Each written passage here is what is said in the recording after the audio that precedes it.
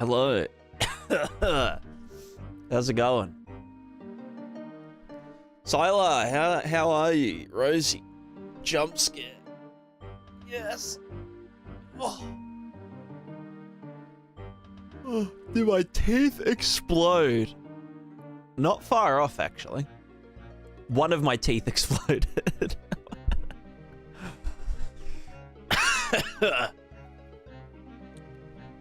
I'll tell the story when more people are here, but yeah, it was a whole fucking thing.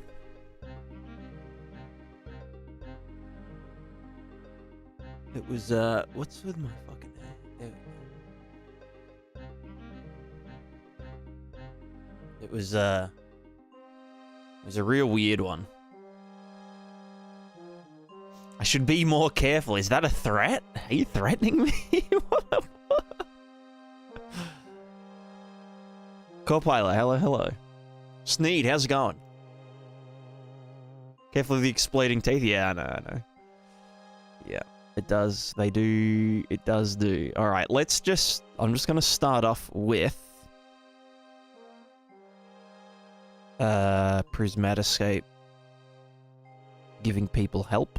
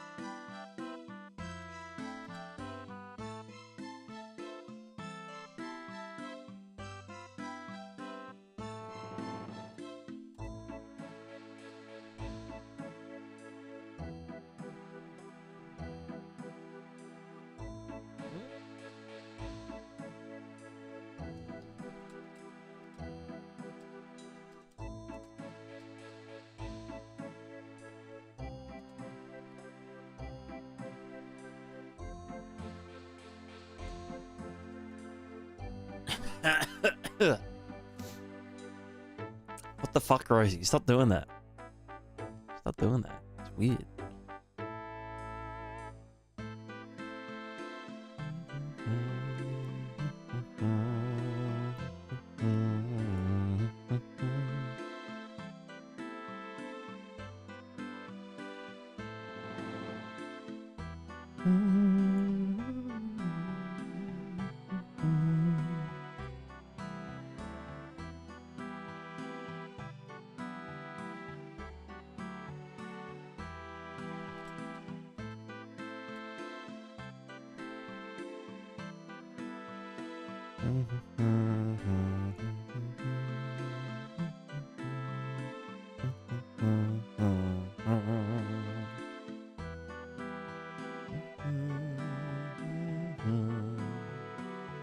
All right.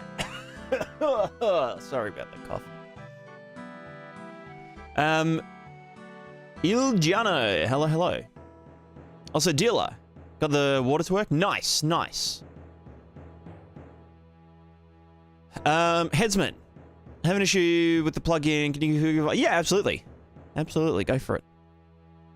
Show teeth. That was one of my back teeth that exploded. I have a moving grid, and I snap it to world space grid, but it jitters when I move.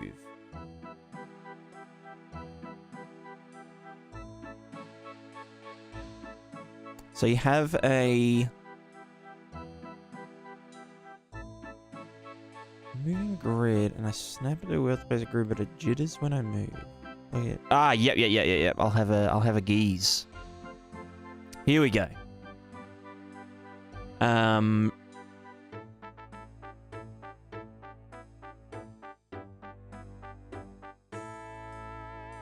you using single layer water or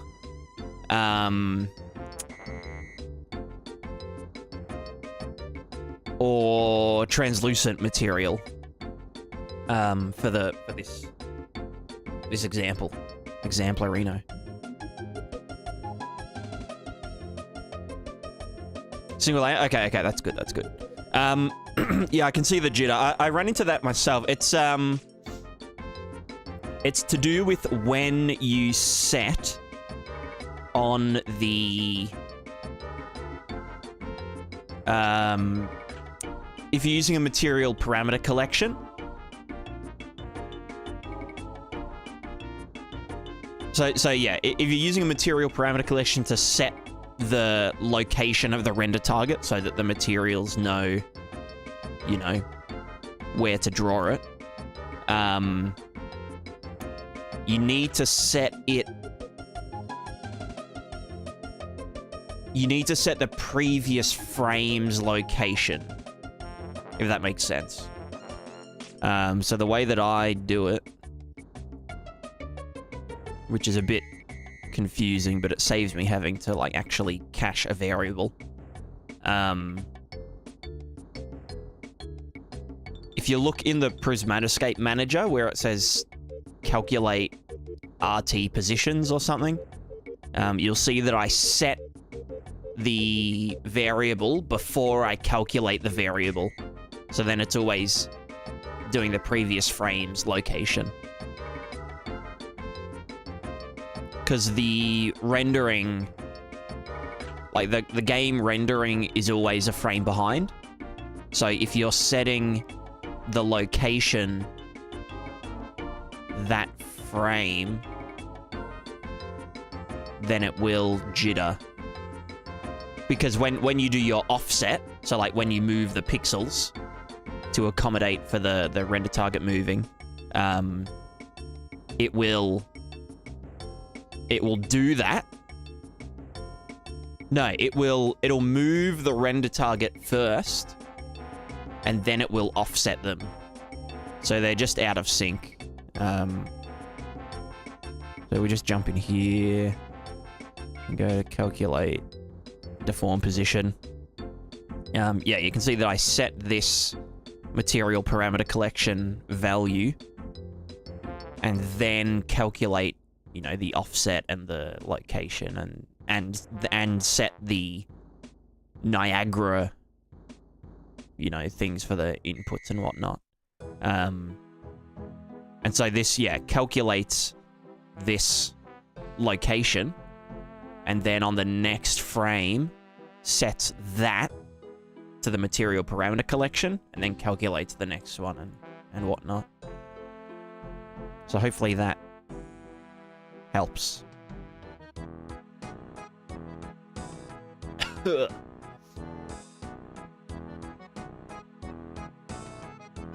a scale of 1 to 10, how much dental drugs are you on?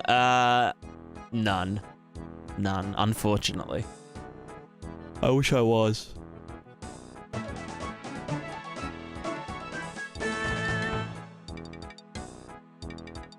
You understand the water grid offset while you do some calculation for the indexes. Water grid. In here? Or do you mean in the...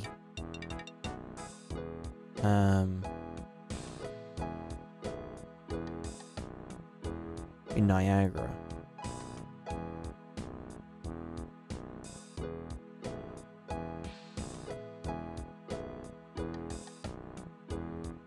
Offset the grid, okay. Offset water.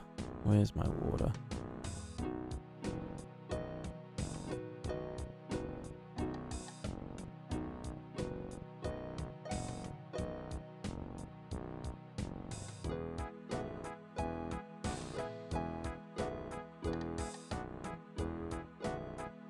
Yeah, that's normal. Delta time. Oh, this is just to fade it out around the edges.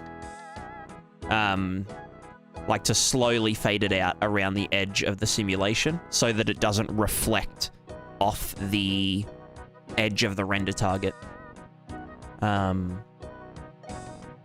So like if we go to here, and let's say this is like at the edge.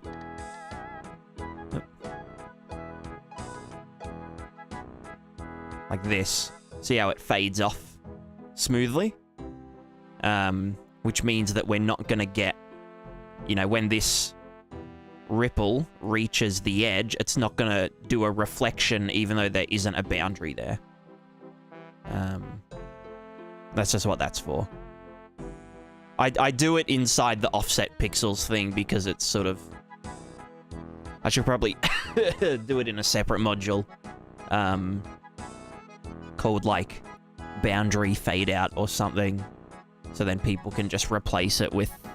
if they wanted to do a square fade out rather than a radial one. But, yeah, I can't be bothered.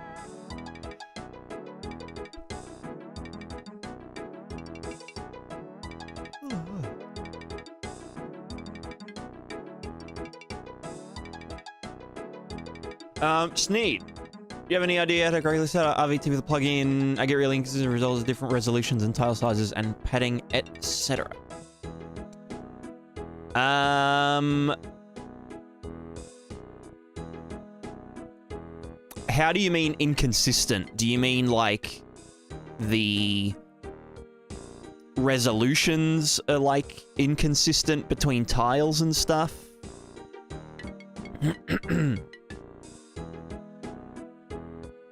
Because I had an issue at some point where, like, I'd be drawing these small things, but they'd be drawing the unscaled version of themselves to the render target and stuff, which was a bit weird. So it's just a problem with the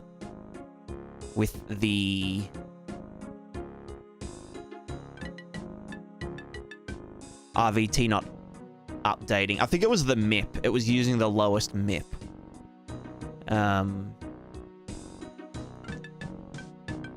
But I think just at the moment,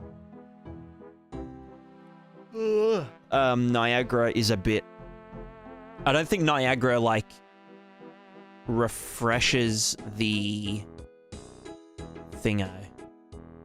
Start drawing using sometimes draws, sometimes it just results in nothing depending on where the player is walking on the landscape. Yeah. Actually, Sandbox had a fix for that.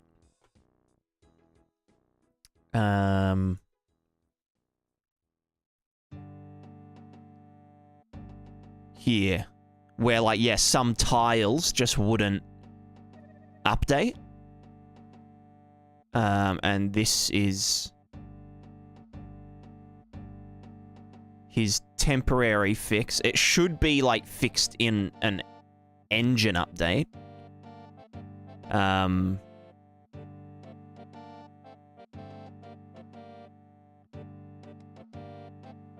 But, like, try this out. See if it fixes it.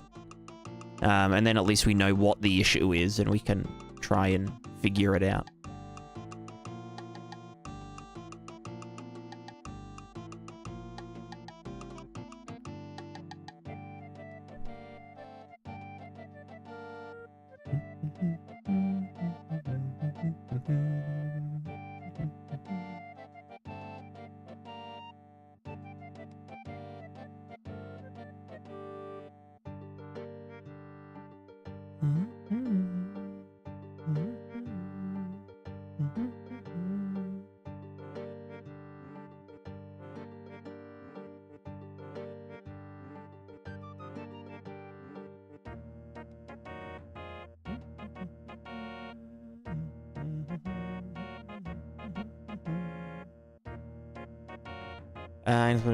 Yeah, let me know how it goes.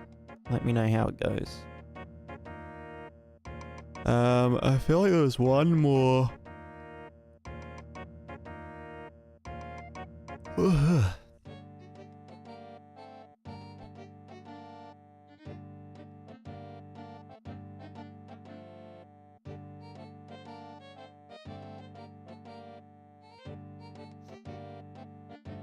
Who's this guy? Let me just check.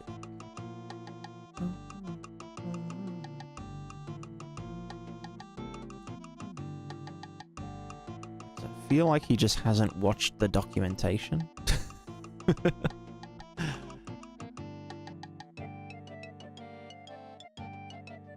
Next update, he'll be fine. You'll get the easy mode functions. Alright, that's all of the... Oh wait, no, there's one more here. Alright.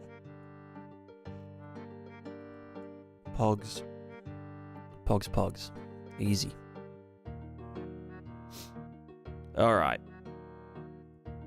Alrighty.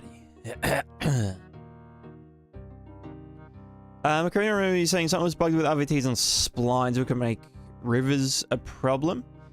It was specifically an issue with splines and custom data drawing to RVTs. But yeah. Do you know where exactly this was put? I'm guessing in the manager. I think you can call it from anywhere. You just have to... There's a function called something console command. Or you could just do it in the console to just to test it. So like Niagara effects quality level or effects. No, I don't know. I forget what it was called.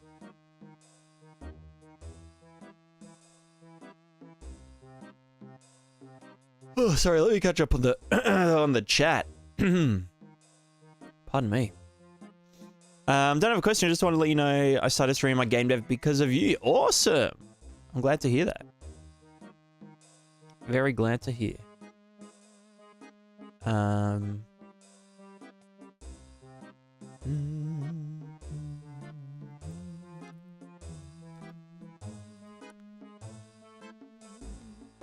Ink Berzin. Hello. Glad I finally got to catch a stream. Yeah, I'm streaming at a bit of a weird time. But, you know, I was awake. I woke up and I chose violence. No, and I chose streaming.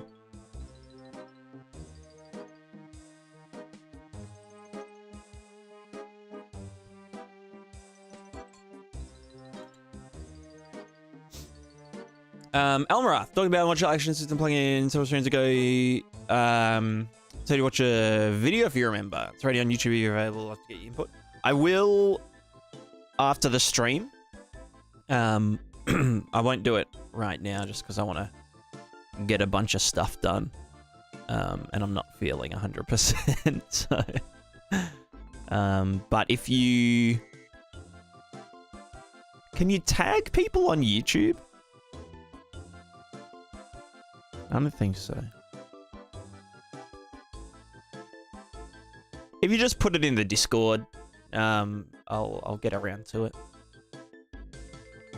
Thanks for got the Charlie. YouTube's been my latest content to binge. Hell yeah. One thing I struggle with is organization of my assets, models, textures, scripts, materials, and Unreal Engine. Do you have any tips on how to keep it organized for such a large project as Prismatica? That's a good question. I used to be the kind of person that would do, like, all of my... Let me get Paint open. That would do all of my... You know, here's, like, my Prismatica content folder. And then I'd do, like... I'd have, like, an art folder. Art.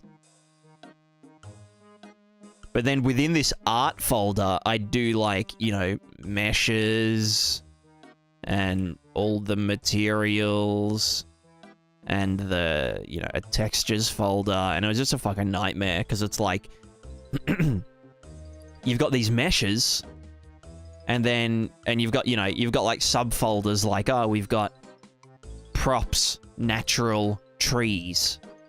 And then, you know, types of trees in folders. But then you'd have that same folder hierarchy in the materials folder. And it's like, now you've got 2 trees folder. And same with the textures and all that kind of shit.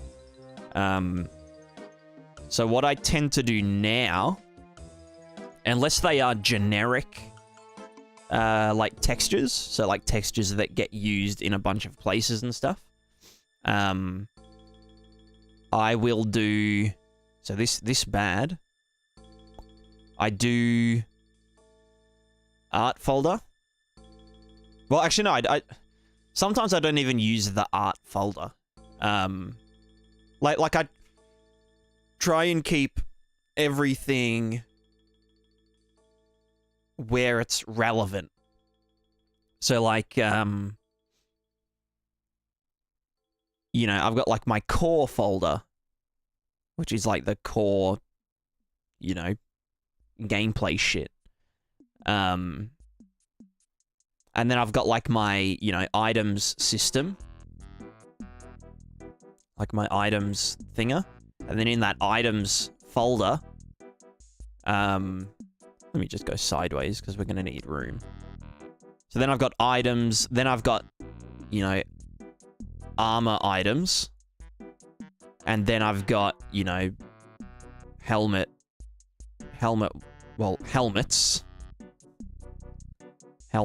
And then I've got, you know, helmet number 1. And then I've got helmet number 2. And also helmet number 3. And I actually put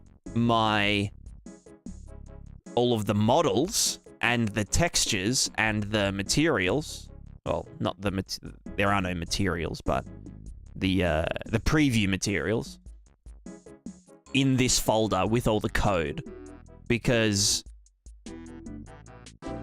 you know, the data asset for helmet 1 that has, you know, all of its stats and all of its values and its armor and its coverage and whatever. Like, the model for that helmet and the textures for that helmet never get used anywhere else. So it makes sense to have those art assets lumped in the folder with that, you know, that helmet. So that's how I try and do things now. Especially since you can just filter, you know, I can go to my... old art folder and just go static mesh. Or just, sorry, use the static mesh. Wherever the fuck it is. Where are you? Static mesh. Just look at all static meshes within the art folder. Or, you know... How do I... There. Or just look at all static meshes within the core folder. Which has the template building things. So yeah, that's how I do folder structure now.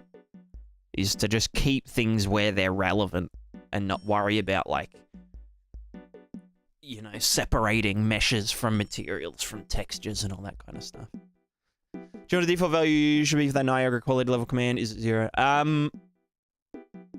It's either 0 or 3 or 4. But yeah, I don't know.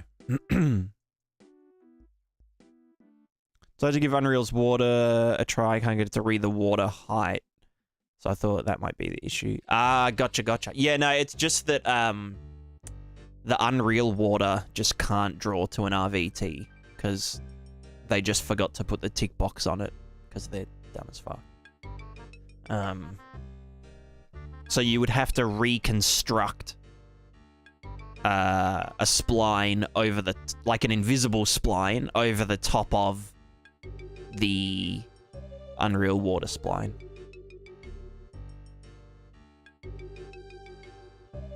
Unreal default water is arse, I can't lie. Yeah, that's what I've heard. That's what I've heard.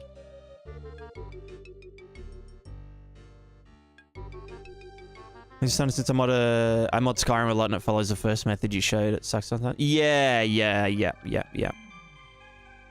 because it's like, you know, if I want to re-import the texture, I have to go into the art folder and look for that texture, but like double check.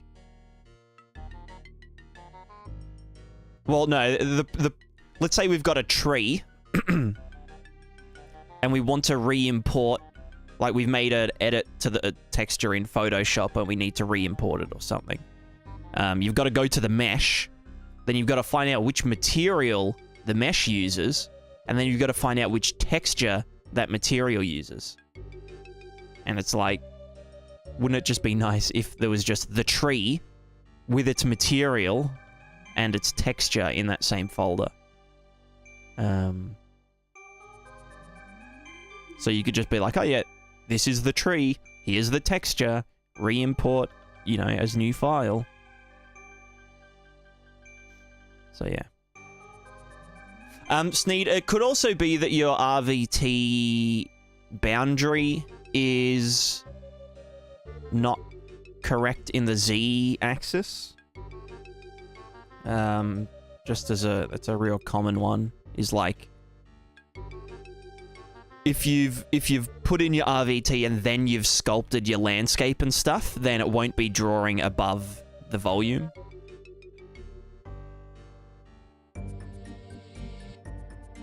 So like if a hill goes above the volume, it will just be blank. So that could also be it. But I didn't want to say that because it sounded too obvious.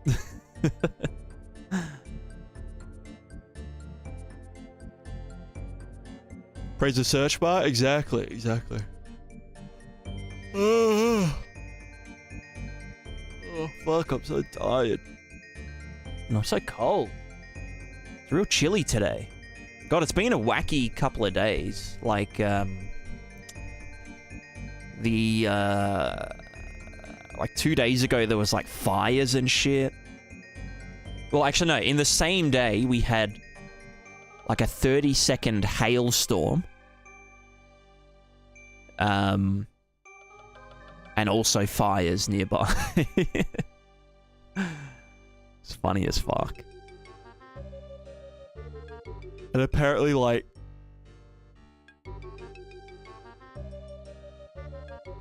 500,000 homes in my state lost power. but I didn't. And it was like Pog, like the one time that I don't have power issues. So that was lucky for me. Although then, even though I did have power, I woke up yesterday. I was like, fuck yeah, I can't wait to start streaming. Woohoo, yeah, it's streaming time. And then I cooked some toast. And then I was eating the toast. And my tooth just shattered. Like one of my back teeth. Second from the back, on the left. On the bottom. My bottom back left. Bottom second back left tooth. Just kind of exploded. So yeah, I'm guessing it was just a dodgy filling. Like I'd had a filling in that tooth. But it just... yeah. Well, the whole thing didn't explode. It was just the a quarter of it. It was a cusp fracture. So it was pretty gruesome. It was still like embedded in my gum. So like it was still like semi-attached. But yeah, so I went to the dentist. Well, I called up my usual guy, who's like this old, really old German guy. Who's like really good. But they were like, oh, we don't have a free appointment for like 2.5 weeks. And I was like, fuck. So I just called up a few places. One of them had one for like 2 days, like 2 days from now. Oh no, it was, well, it would have been today. And I was like, fuck yeah, like book me in, book me in, book me in. And they're like, yeah, hell yeah, brother. Let's book it in. But then I rang around a bit more and I found one later that day, like 2 hours from when I called them up, which is very rare. And then... anyway, so I go in there. And, you know, I'm just with this unfamiliar dentist. I think her name was like Rowena or something. And this, her assistant guy, he'd only been there for like a week. So like I was kind of giving him shit. Like, oh, a bit shaky there. Anyway, so I just said to her, look, just fuck my shit up. Just like, just go to town on it, do whatever you need to, whatever's cheapest. It doesn't have to look pretty. So she was like, yeah, I'll remove the broken part. And then we'll wing it from there. Did an x-ray as well, just to make sure it didn't crack all the way down to the root or whatnot. Which I didn't think it would, but, you know, better safe than sorry. And then, yeah, so she yanked out that quarter bit, the broken bit. And then she was like, ooh, yeah, I could, like, you know, I could reconstruct it, like, with a filling. But there's, like, it's, like, there's too much gum in the way. So, like, you know, I'd have to, like, refer you to a fucking gumologist, and they could, like, you know, cut away the gum and blah, blah, blah, because she's not allowed to. But then...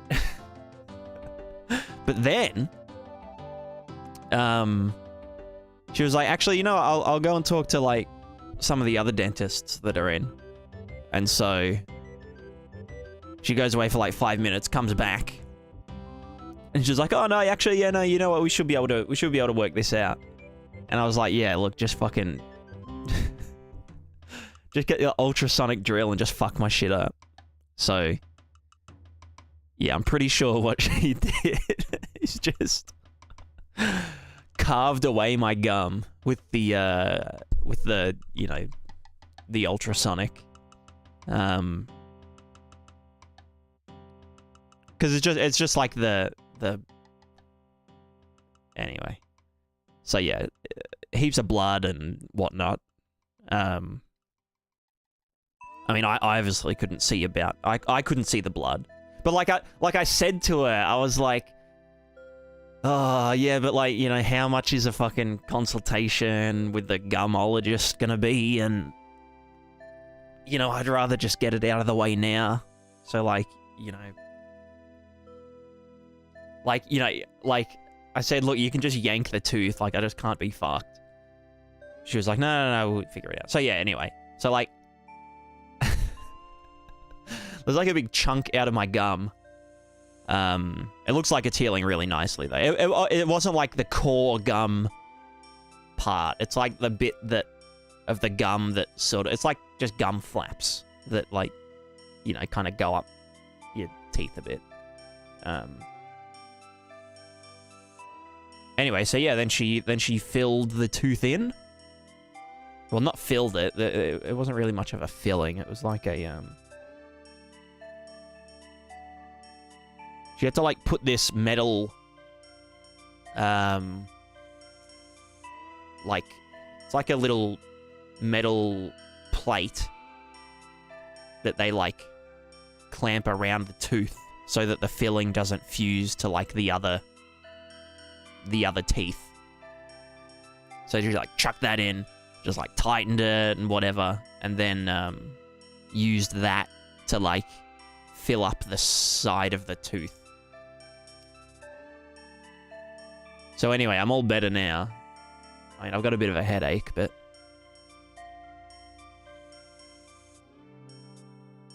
Oh. Yeah. I can still feel where the big needle, the big anesthetic needle, went in. I love the needle. I love the anesthetic needle. Because you can, like... you can, like, feel it in your face, you know? It's wicked. Anyway. Enough fucking dental horror stories. I actually really enjoy the dentist. I think it's very relaxing.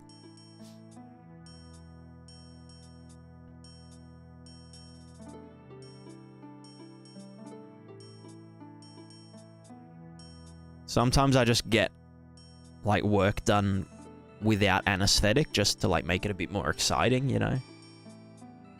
So I don't fall asleep.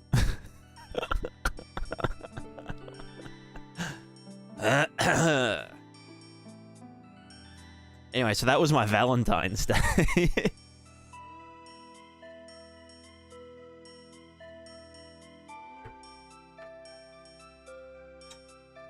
Although, to be fair, I did go to the shops on the way home. And I got some soy vanilla ice cream. So I had a scoop of ice cream as a treat. And it was hella fucking good.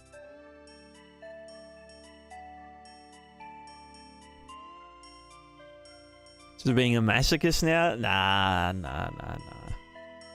Just for a bit of excitement.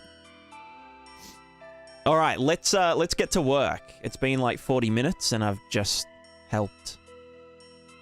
I've just been helping people for 40 minutes. Jeez, when do I get time to myself? So that's why teeth broke for real. On God, Sigma? Yeah, probably. Probably. Nah, I've got very good. What vegetables have high calcium? You can get calcium from soybeans, obviously. But also kale and broccoli, which are like two of my staple vegetables. Because they're just so cheap.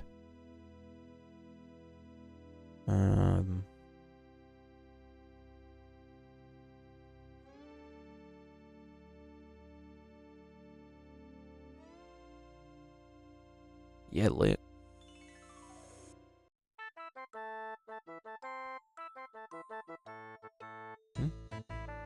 Unlocked a new fear of mine, fillings exploding. Mine are getting old.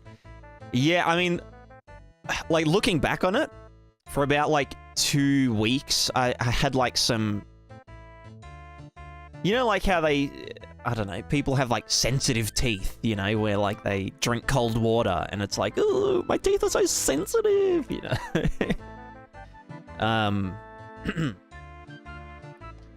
Like I was kind of having a bit of that when I was eating on this side. Like I didn't think anything of it. I thought I was just, you know, that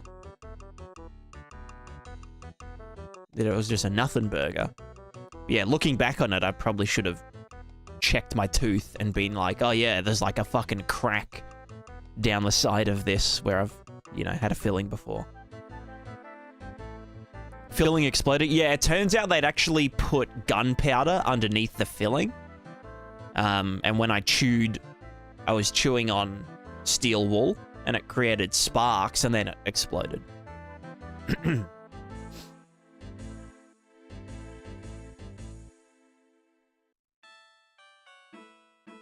No, like the diagram time. Okay, here's gum. Oh fuck, this is getting gross. Here's a tooth.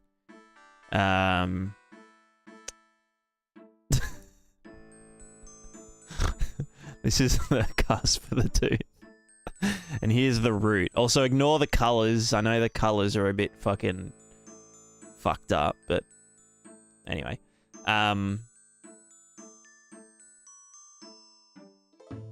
Okay, there we go. So a tooth, we got some gum, we got the root, we got the cusp. So like if you've had like an occlusal cavity. No, I'm not going to talk about my gum.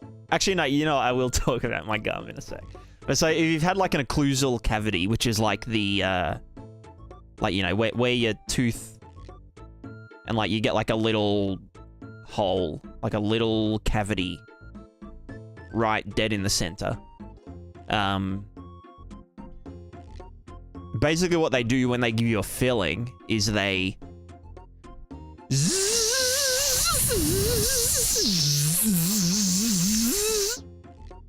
just like they just gut the entire thing, and then fill it back in, you know, with a filling.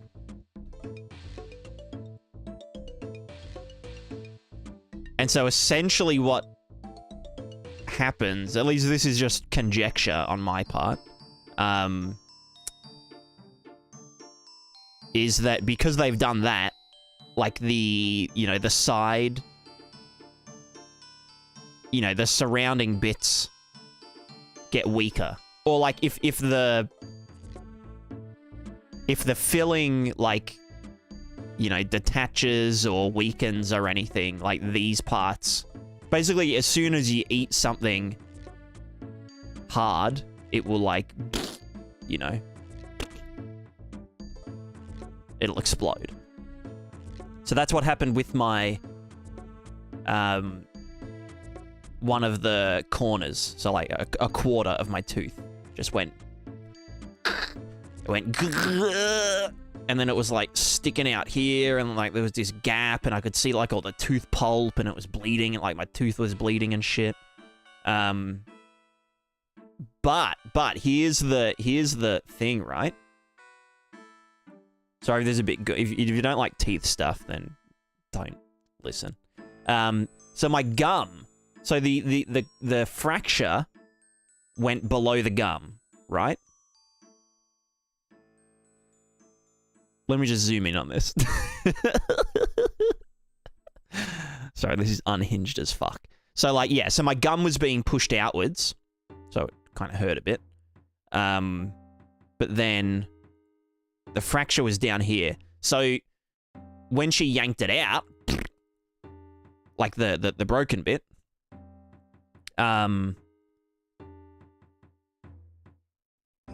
there was still like a, you know, big gum flap in the way, and she couldn't reconstruct it because, you know, you can't fucking put a filling on a gum. You know, this was like a little dangly. It didn't actually look that bad at all. They showed me the photos and stuff. It literally just looked like a tooth socket, you know, gum perfectly round and smooth, but anyway. So yeah, basically she buzzed this down with the tool, and then could work on it from there. And yeah, now my tooth's fine.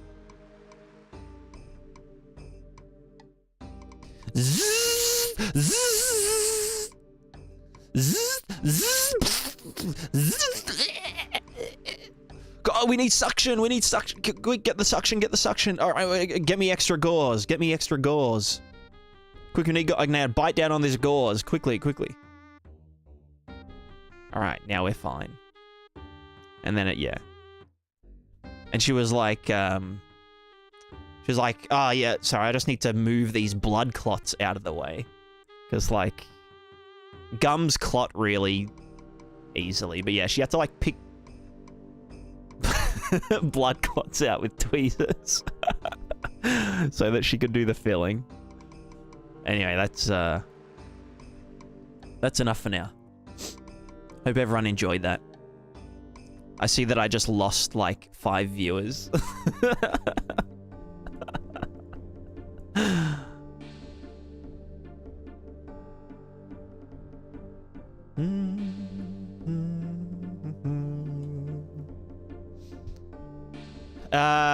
It doesn't look fun. I was just describing my Valentine's Day. Just telling my Valentine's Day story.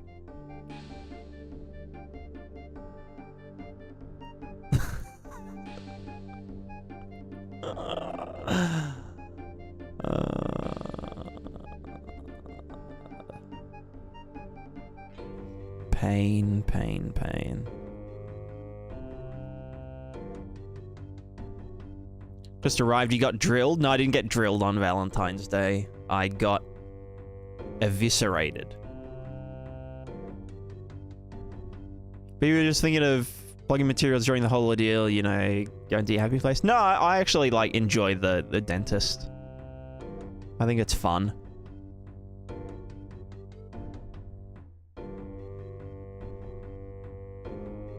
I mean, I don't go out of my way to go to the dentist, but it's fine. It's fine.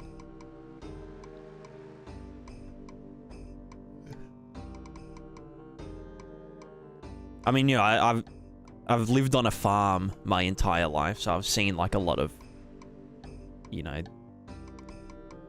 gory medical stuff. So I'm not like I know how it all operates, and,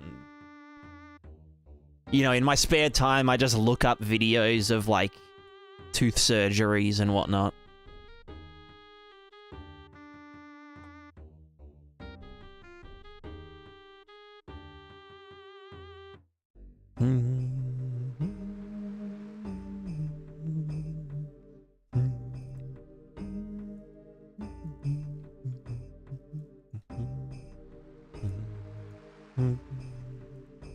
Alright, so last thing before I ship this damn update. Sorry, I'm a little bit behind on the Prismatica stuff because, you know, tooth exploded. I wanted to revisit the way that I blur the peaks, the peak blurs, the blurry peakerinos. And also, why is there water? What is going on here? Get water puddles. Surface height. Yeah. Add. Yeah. Where's the puddles value? Puddle 01.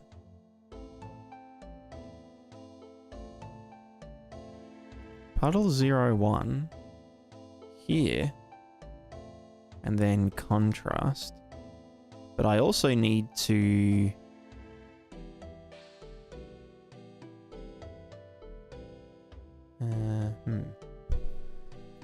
do you know if it's possible to flatten geometry in the material graph somehow? Yes.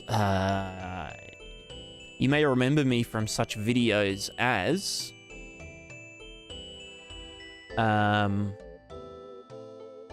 WPO stickers from a couple of weeks ago.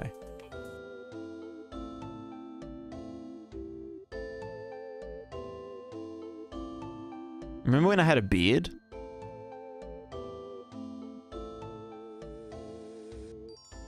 Where's like an example?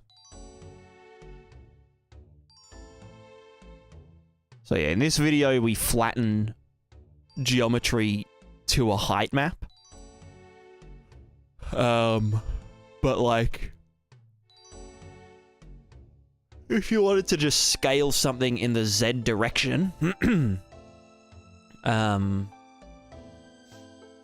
then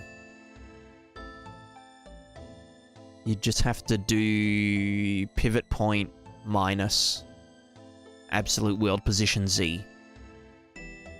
And that would then result in the required offset to splat it down to the ground.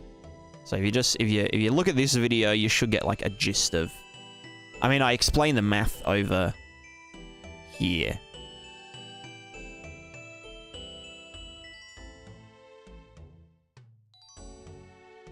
I've made 2 million poly brick walls and wanted to flatten the plaster layered on top of it. Gotcha, gotcha, gotcha. Yeah, so you want to bring...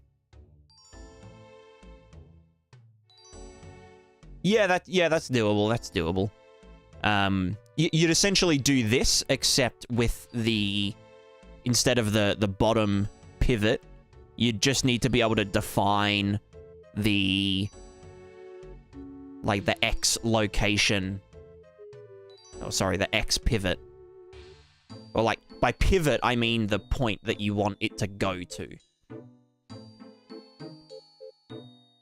So, yes, that is doable.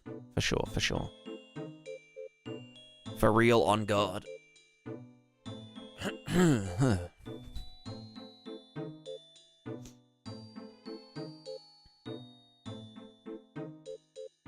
Alright, let me...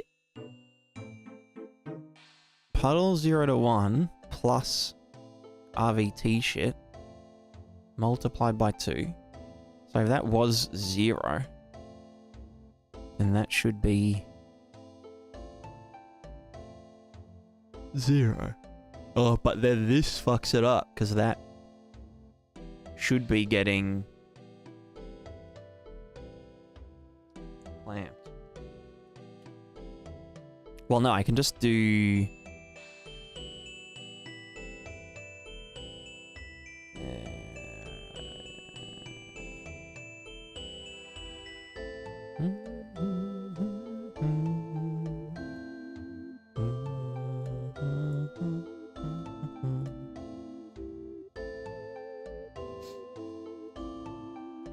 Alright, that should fix it.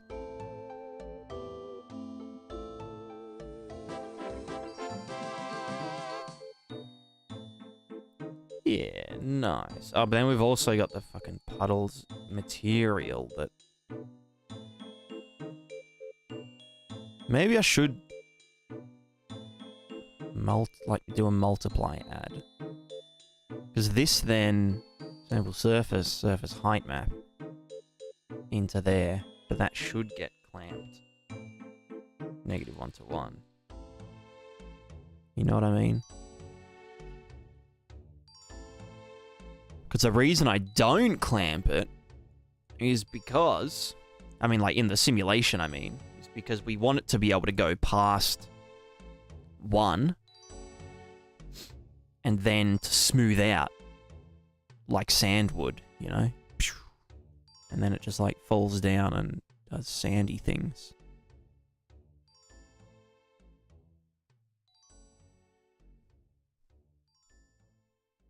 Big cat.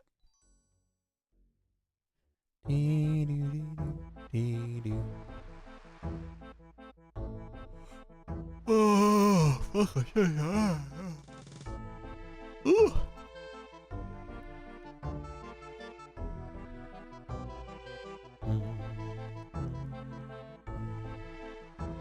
To me, it feels like oddly a great spot for just enough geometric detail for big objects to run without a normal map. Yeah. Yeah. Yeah. Honestly, I'd just use a normal map and a height map and just do bump offset.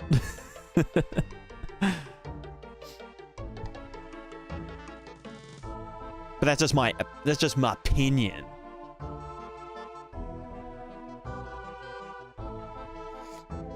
That is just my opinion. Alright, I just wanted to do this blur. Surface blur, deform blur peaks. Because it isn't. It's just real fricked up.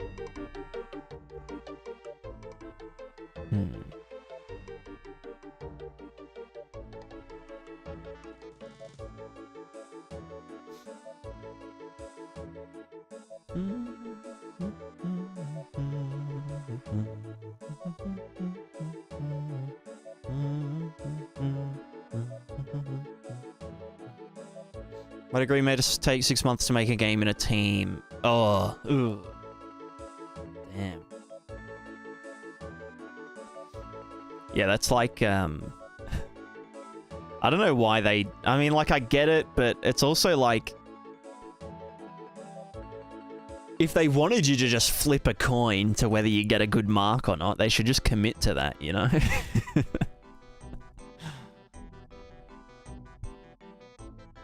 It's like, okay, pay your education fee, and now we just flip a coin for whether you pass or fail by putting you in with completely random people.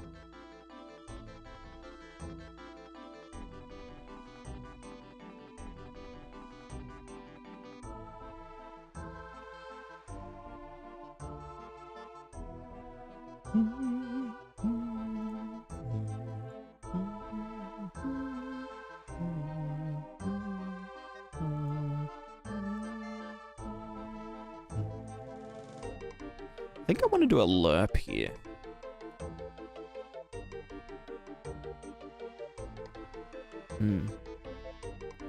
Super expensive Tinder for game devs.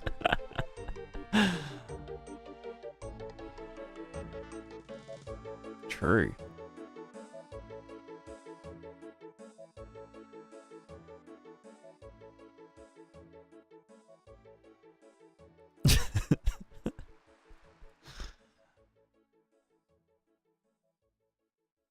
Super hot game dev grannies in your area.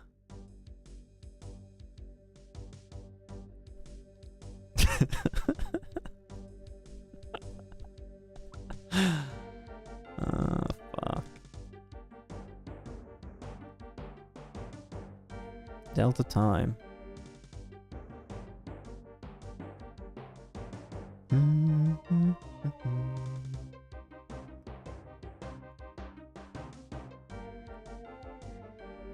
Can I just get a delta time over here? Yes. Delta time. No, that's inverse delta time.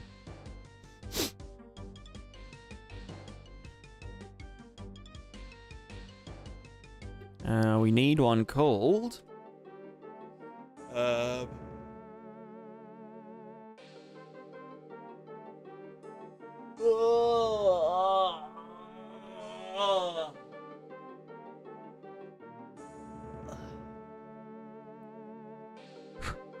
Surface sand blur rate. Bam. And then we're gonna saturate that. And then we're gonna 1 minus 1 bit of it. So this one goes into here. Wait, what are you subtracting from?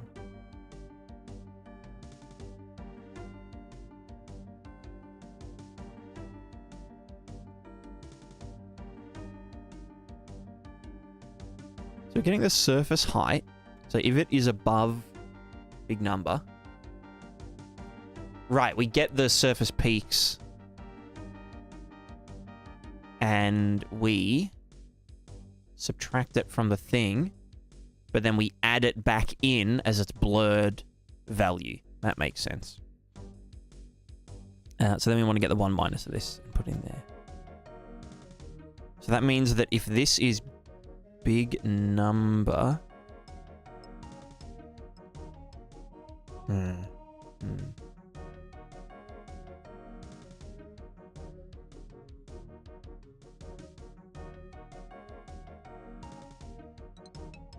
So wait, if it's big number, blur rate big number, the bigger the number, we'd actually want it to be like this, where big number goes down here. Small number goes here. No.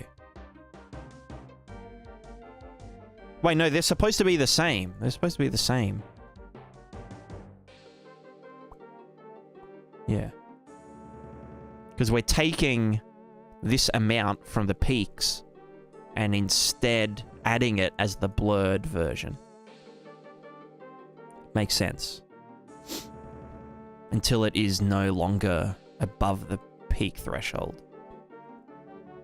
So then this is blurred distance. Or blur strength.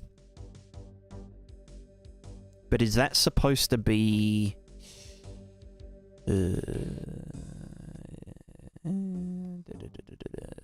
Because that has to be... Well, no, if that was a fixed distance, and then this number did its thing. So, yeah, no, we actually want to not delta time this. We just want to resolutionize. Revolutionize.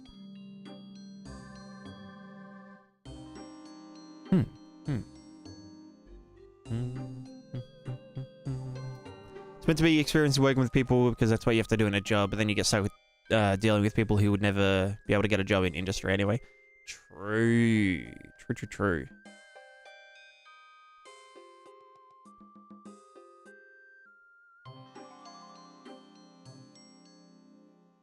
Yeah, sounds like a nightmare.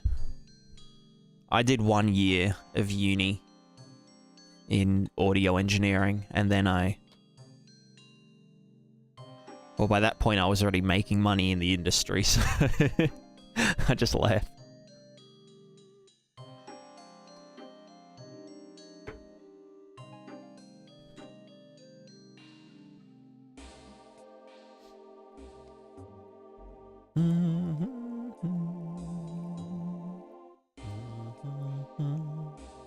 Too many people on equal footing and no consequences usually leads to poor outcomes. Yeah, true.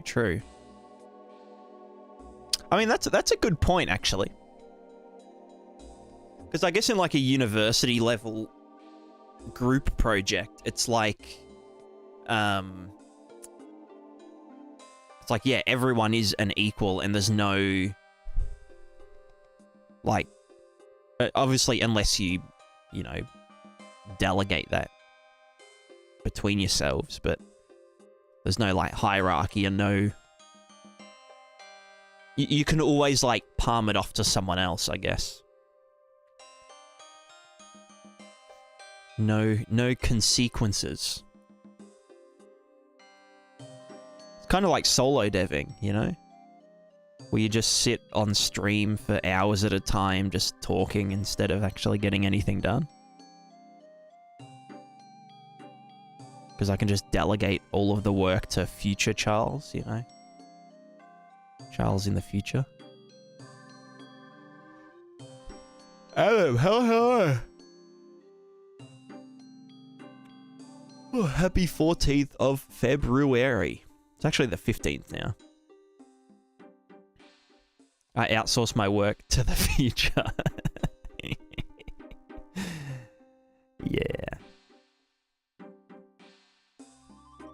Yeah. I'm gonna call this surface peak blur rate. Peak. Yo, this is peak.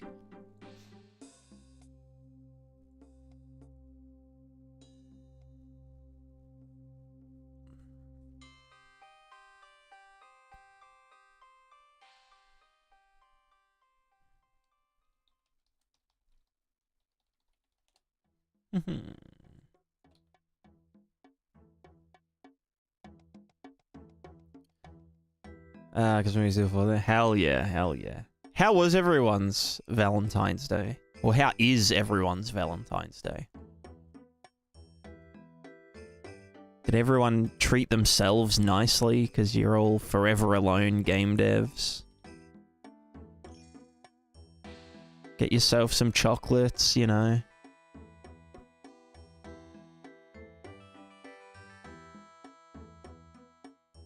Pat your cats. Give your cats some special food. Cry. Have your gums operated on.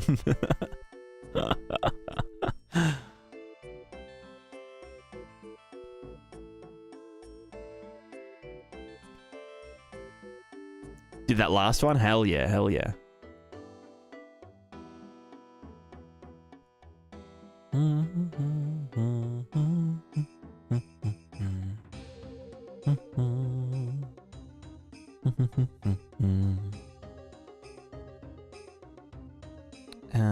I need to set the names of those things. Surface, default, blur, peaks. Yeah.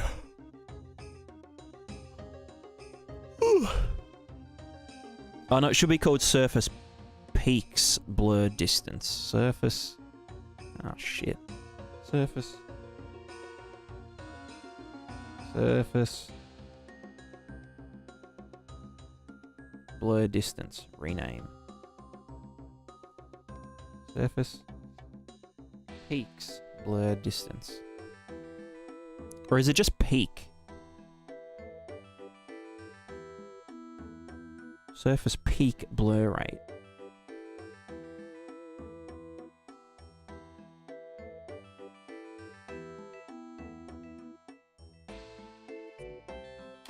There we go.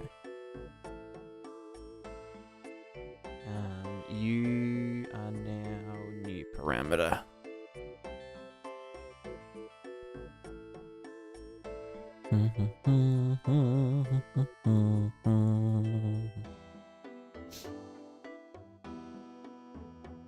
You know, most game dev courses in Australia are pretty easy with your high school diploma. Yeah, yeah. It's the same with most. I mean, anything that isn't like, you know, being a doctor. Being a doctor man.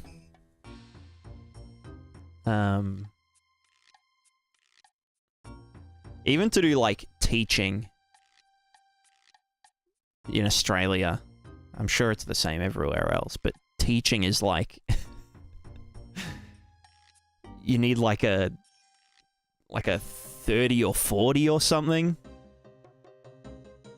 to study teaching.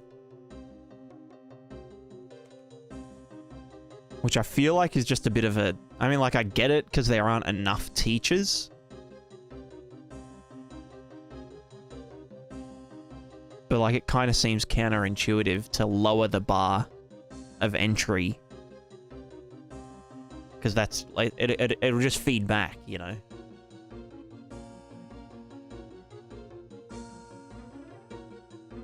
But, I mean, I guess people can become good teachers without being good students in high school, of all things. You know what they say. You know what they say. If you can't do, teach. That's why I run an educational YouTube channel.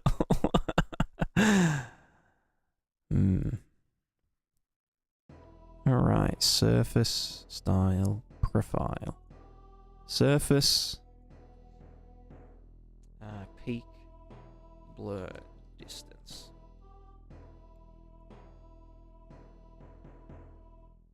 What was my ATA? I can tell you my ATAR was higher than my attendance rate, that's for sure.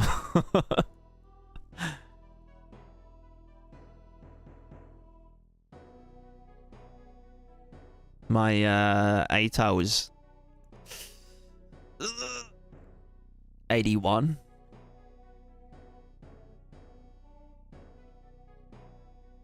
which is actually pretty good.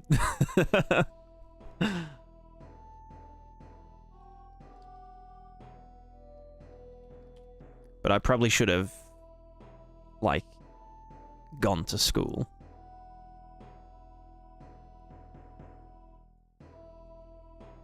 But, like, I kind of just had, like... I chose just all of the like, minimum viable... what are they called? Subjects. Like, I just did general mathematics. I did media studies, which I was the dux of. I did music composition, which, because I was already, like, you know, in all of the, like, I was in the school bands and already doing music, you know, in my own time and whatnot. So I duxed that subject, dunking on everyone. What else did I do? I did a Cert 3 in audio engineering. I forget what... sound production? I forget what they called it. Sound production. I've got my certificate hung up on my wall. So I just dunked on that one because I was already, you know... Basically, I just chose subjects that I was already good at so that I didn't have to do any homework to, like, get a good mark. And all my teachers were like, at, like, parent-teacher interviews, like, if Charlie just, like, applied himself, he could be, like, you know, really, you know, get really good marks and stuff. And I was just like, fuck you. I just want to play video games. I just want to play RuneScape when I get home. I don't have time to, you know, do homework. I have to cut U-logs to make money in RuneScape.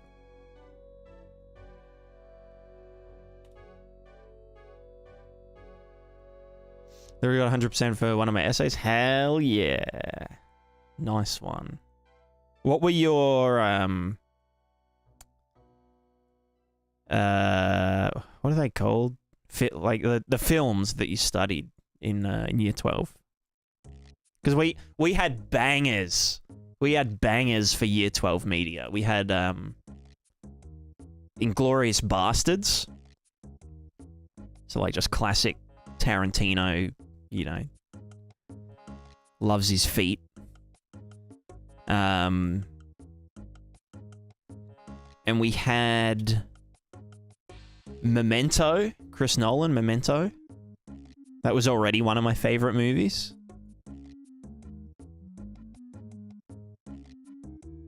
And then I feel like there was another... I feel like there was another one, but I don't think I was at class for any of it. But we only had to write on, like, 2 of them or something. 2 out of 4. I can't remember how it all worked.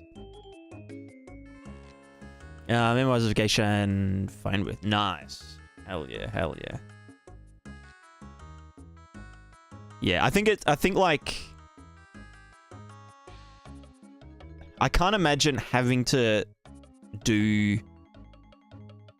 like, study something that was, like, just boring as hell.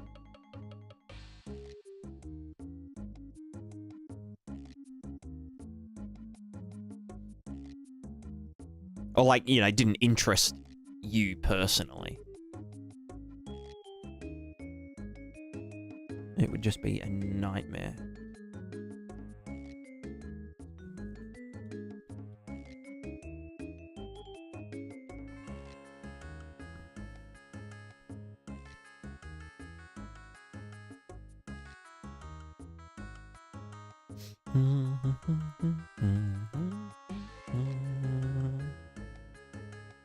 Should teach RS in schools. Yeah, true. How to get good return on investment.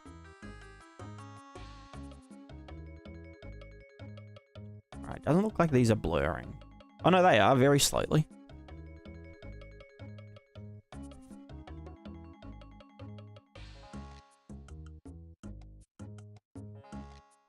Let's have to study all the TAC ads. Oh, god damn.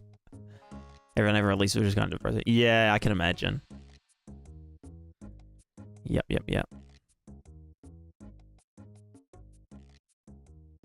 I see a landscape deformation? It's just a tessellated plane or a subdivided plane. It's fake deformation. Exactly. How would I go about tilting grass blades from the pivot point? Great question. Material functions, bender. Like this. So you use a rotate about axis node. The pivot point is going to be the pivot point of the grass. So you'll need to figure out what the pivots of the grass is, either by having them pivot painted. That one's on you. I can't help you with that. Position is just the vertex position, so just absolute wheel position. The rotation angle is the rotation angle from 0 to 1. So 0 being 0 degrees, 1 being 360 degrees. So 0.25 would be flattened. And then the rotation axis is the axis.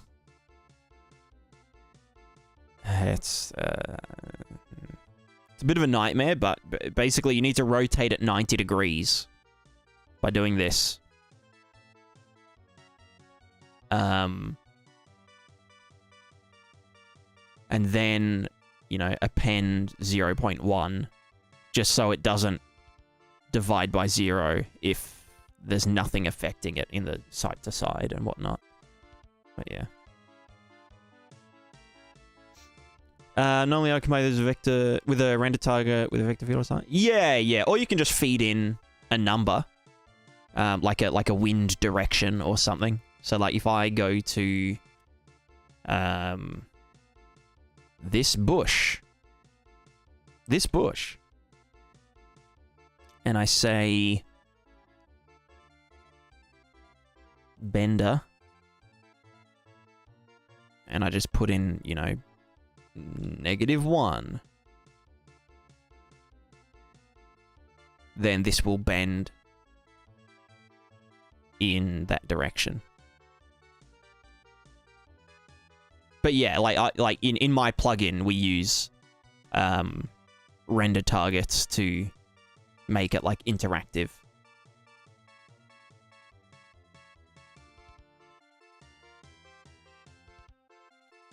Although in this one, I do some stuff. So I have like a global wind input in the new thingos I've been working on, which just, you know, add wind, like a global wind, which then the material functions just use. So that was like times 10 or something dumb.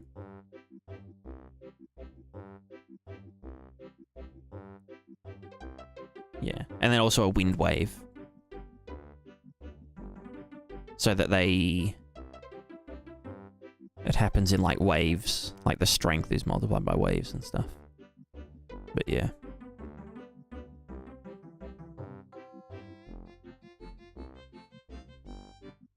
So basically, yeah.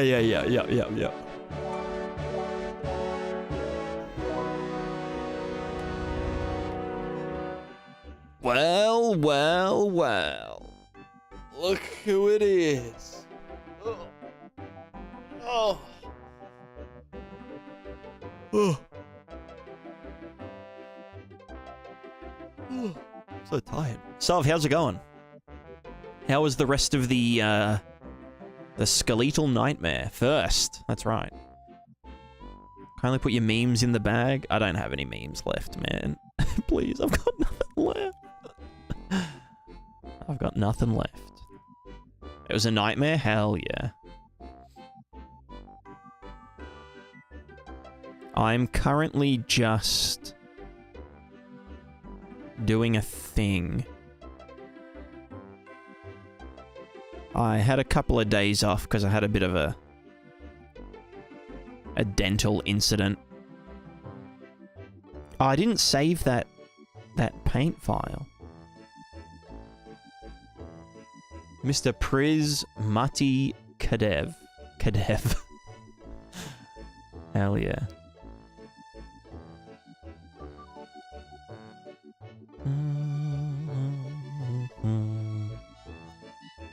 But yeah, I'm currently just plodding my way through this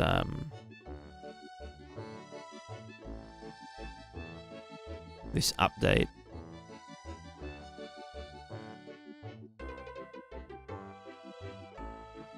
Not plotting, plodding. Plodding.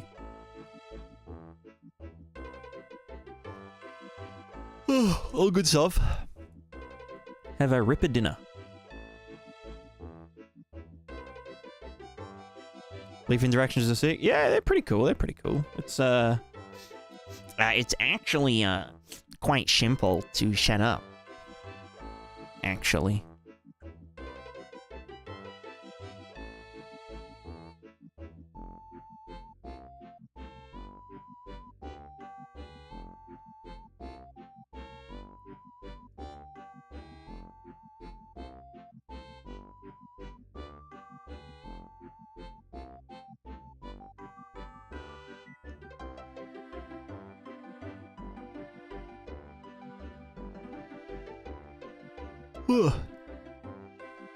I'm stunned. Wow. I'm blushing. Ooh woo, I'm blushing.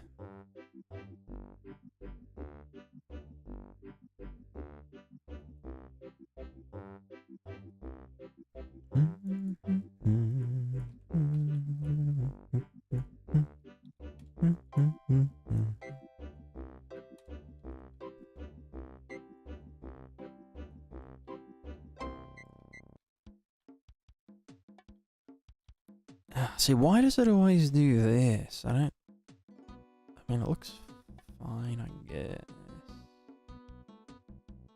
Okay, that's blurring like giga fast.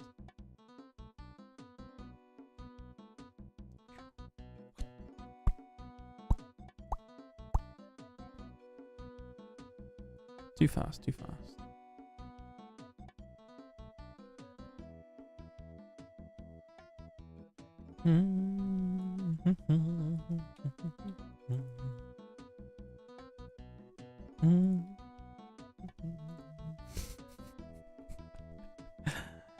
Ooh woo.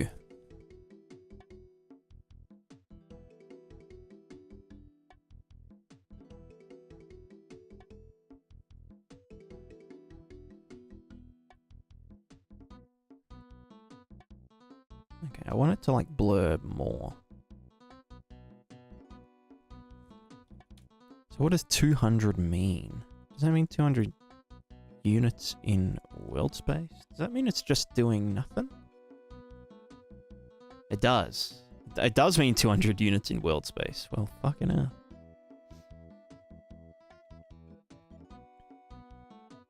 It's like, oh yeah, let's just... we're just gonna blur it. Oh shit. Also, yes, the character does move faster now. Because I had to test out the calculation for like speed versus wind input. Because, like, you don't want them to kick up heaps of wind when they're walking, but then as they get faster and faster, you want them to, you know, do windy stuff.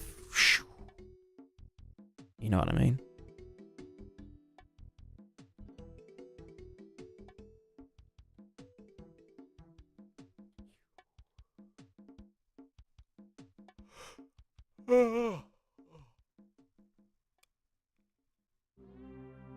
Oh, I'm so tired. Maybe I need a coffee. Maybe I'll grab a coffee. It's currently mostly in CPP now. Thanks to Sovereign Dev, who just raided us earlier. So yeah, the core shape gather loop is in C++. So it's very, very fast. Very fast. I'm telling you right now, it is very fast.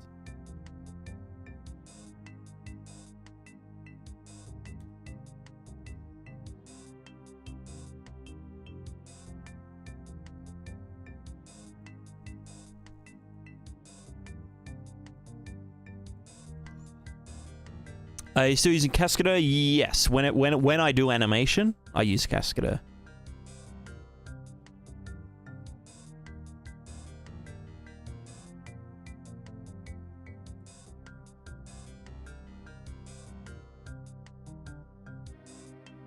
Okay, so that is slowly evening out, but it should probably be a bit larger. Maybe do it at 5. Very fast plus plus, that's right. Very Higgs speed.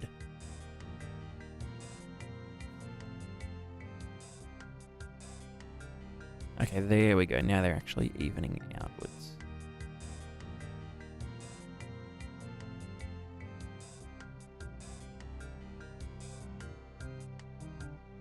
Ooh.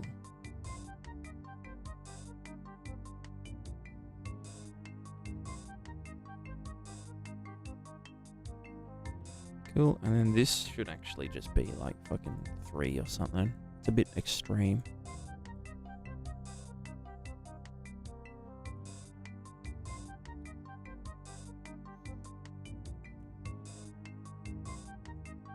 Alrighty.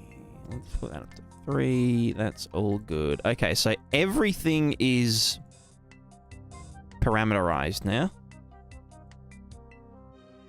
Everything in the plugin is parameterized. Go team.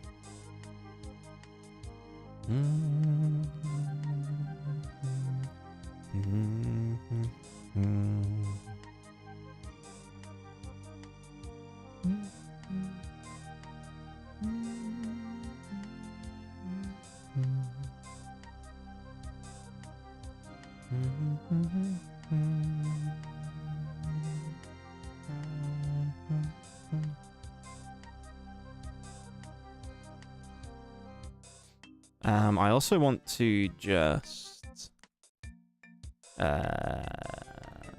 resolution, deform resolution. Nope, surface resolution. 512 times 1.5 input resolution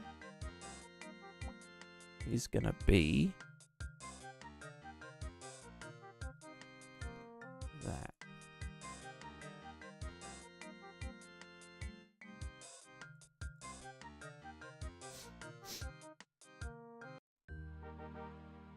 Yeah, so this does blur in world space units, which is good.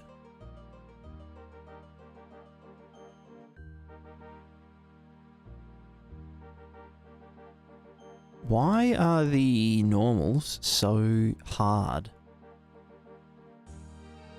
Like WDF.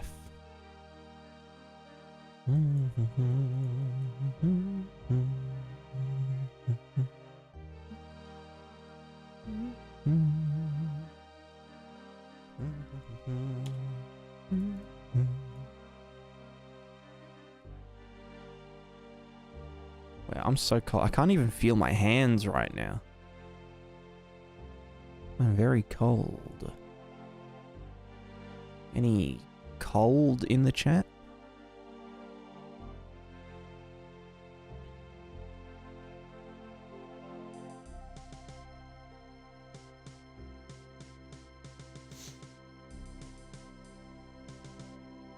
Alright, that looks good.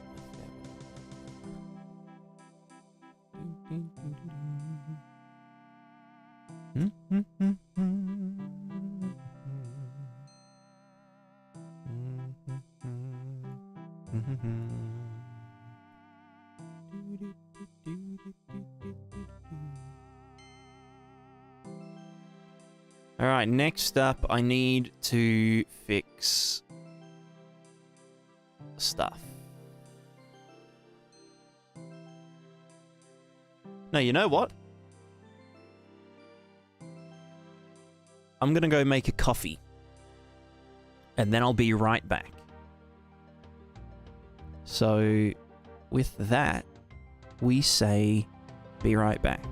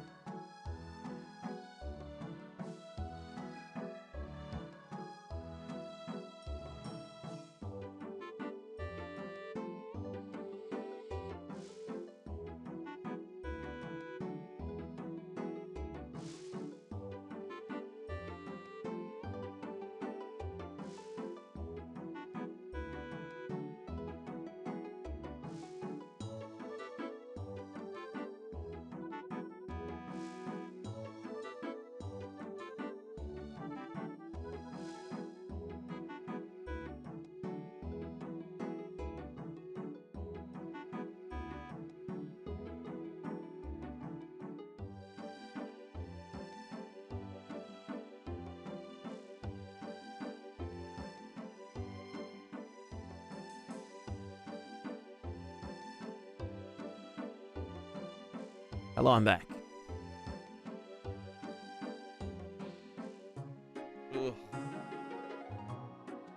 Why do I look like an actual corpse?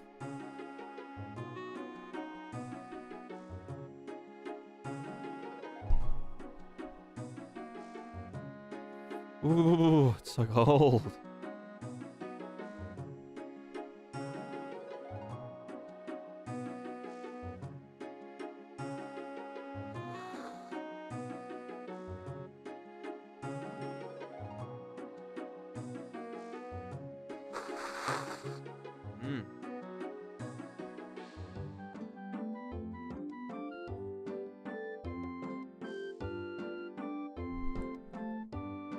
Alright, does anyone use gameplay tags in their game? Or JSM Blueprint only, is it recommended? So, gameplay tags are basically just hierarchical enums. So if you think of like a, let me get paint open. So if you think of an enum, an enum farm. Enum farm. You've got an enum. Enum.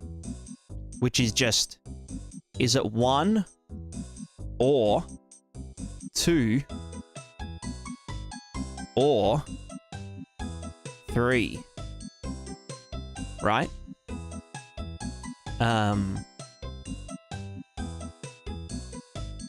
So that's what an enum is, right? And you could do like an array of enums, like an enum container, where it's like, yeah, you know, this guy is 1 and 2, and this guy is 2 and 3 or some shit. It's a bit of a nightmare. So what a tag is, tag. Sorry, let me turn the music down. A tag is basically just an enum, but with a hierarchy. So it's like tag, action. So action might be our first tag, then offensive, and then melee, and ranged, and then we might have defensive, and we might have block, and we might have dodge.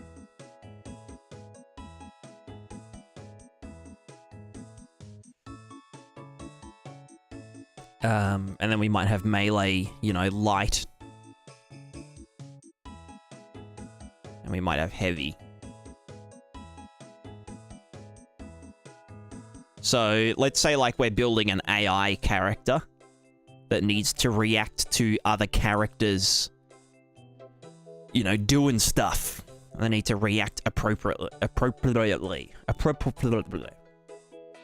What we could do is have our actions have an action tag that describes it. So, you know, a light attack would have action.offensive.melee.light. Or quick, or whatever. But then on the AI side of things, when we broadcast that action, which I won't get into broadcasting actions, that's a whole thing, but the AI's behavior tree or state tree or whatever your AI is doing might say something like, this is a really shit example, but if melee, then dodge.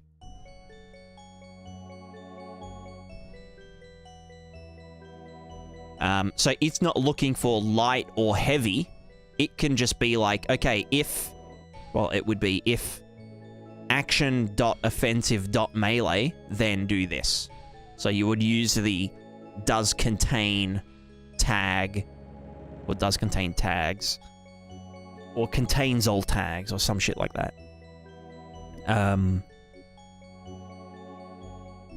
So the attacks can say that, yeah, I'm a light melee offensive action, but the AI is just looking for if it is a melee offensive action.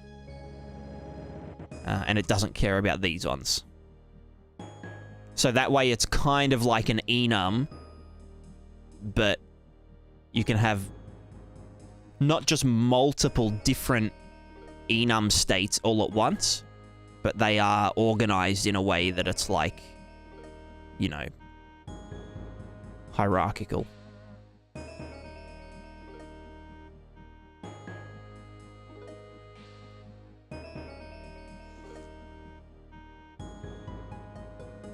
So then maybe we can just say, like, if action offensive in my direction, then we start aggro, you know? So we don't care if it's a ranged or a melee or a light or a heavy or a thrown, you know, thrown range or shot range or whatever. If it is just an offensive action, then we aggro to you. And so, like, yeah, it's got a bunch of different other use cases. Yeah, you could use it in anim BPs for sure. You could use it as a... I've thought about using them in an equipment system. So rather than equipment slots being, you know, blah, blah, blah, blah, blah. You know, like you have a helmet slot and a body slot. You could do, like, tags that have, like, a... How do I even explain it? Basically like what Exanima does, where, like, you can specify that, like, you know, a torso armor that's, like, a full plate with gauntlets included, takes up the body, shoulders, arms, and hand slots. So then if you try to equip gloves, it will just search through, what do you currently have equipped? Oh, something is occupying these tag, you know, these tag locations. And you wouldn't be able to equip the gloves over the top of the gauntlets that are built into the suit of armor.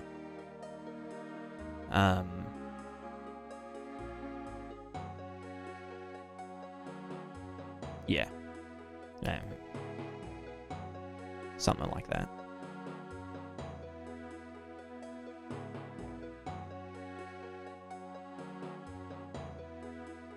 You end up using? Yeah, I use them for a few things. I use them for, well, AI stuff. I use them for item types. So, like, for items, I have item tag. And then, you know, a bunch of different, like, classifiers. Like, this is an ammo. Ammo type. You know, this is ammo for a arrow. Or a bolt. Or a fucking something else. Or then you've got, like, you know, item weapon, which is specific. I mean, everything in my game can be used as a weapon, but this just means something that is, like, explicitly a weapon. And then the reason this is nice is because we can then set priorities on different containers. So, like, if you pick up an arrow, we can say arrow, search through all of our containers first to see if any of them prioritize ammo or arrows specifically. And if there is, we put it into that container rather than our main backpack. So if you've got a quiver, we say, hey, we've got a type item ammo arrow. We want to look for a container that prioritizes ammo arrow.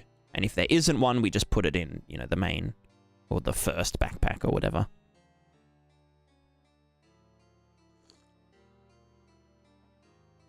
Same with, like,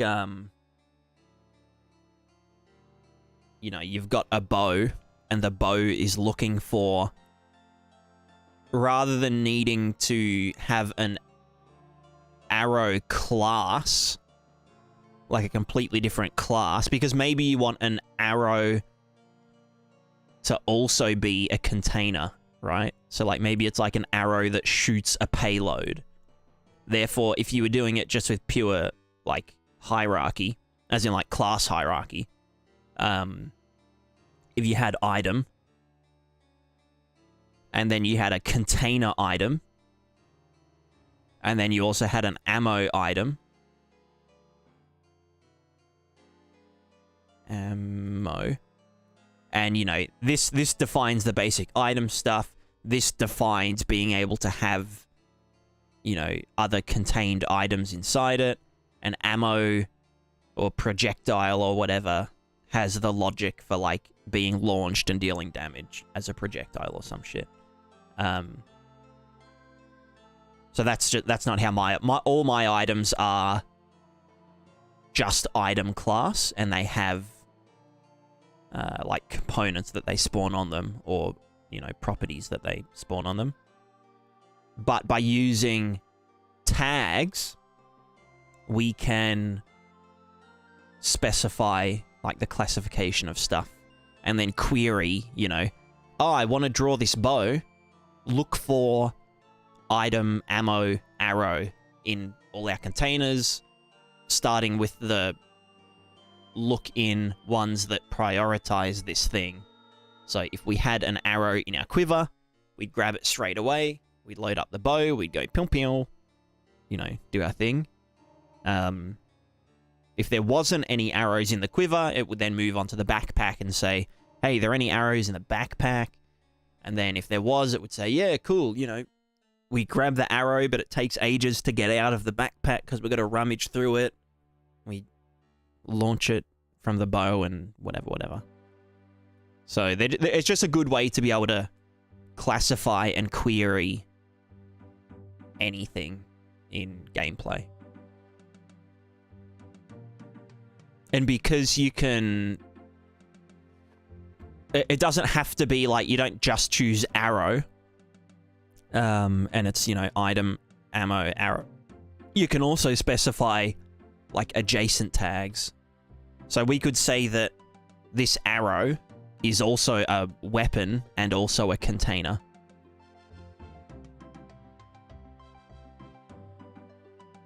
But it's still an arrow. It can be everything, but it is still this. Whereas an enum is like, it's either this or that. Or you have to deal with like an array. Like, you could use an array of enums, but that's kind of just like, this basically, if you select arrow, it will automatically contain ammo and item in, you know, this sort of array of enums. So it's just better. It's just easier. Well, because you're using built-in damage system in Unreal? No. Because it sucks.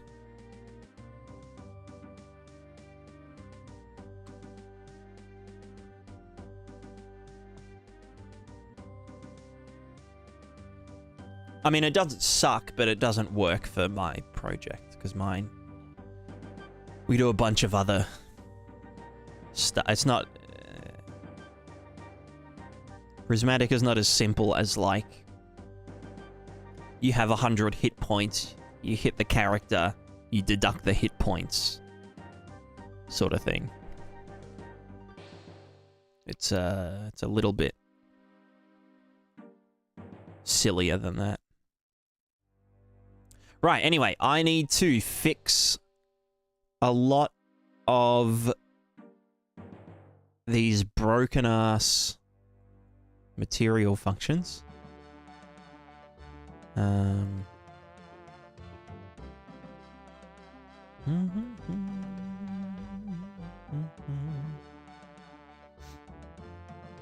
inventory is enum array. I need this. I could have made it more modular. Well, even more than that, I mean, again, it depends on the game, on the project. If all of your items are static, so like they don't have, you know, individual durabilities, if there aren't any like modifiers on them where it's like, you know, this is a sword but sharp, it's a sharp sword, therefore it does extra damage and whatnot, then just doing like, you know, an enum or just specifying the class of the item that's going to get spawned is fine. But you might want to look into, if you want it to become more complex than that, using like objects as items. So like the way that my inventory system works is that items are... Think of objects like actors, but they're not in the world. So this says, hey, I'm like this little packet of data. I'm an item. This is my durability. This is my, I don't know, other shit. Basically just a bunch of variables and whatnot. And then like when that item, let's say it's like a helmet, it can be in a container and it's just referencing this little packet of stuff. Or it can be equipped on my character's head.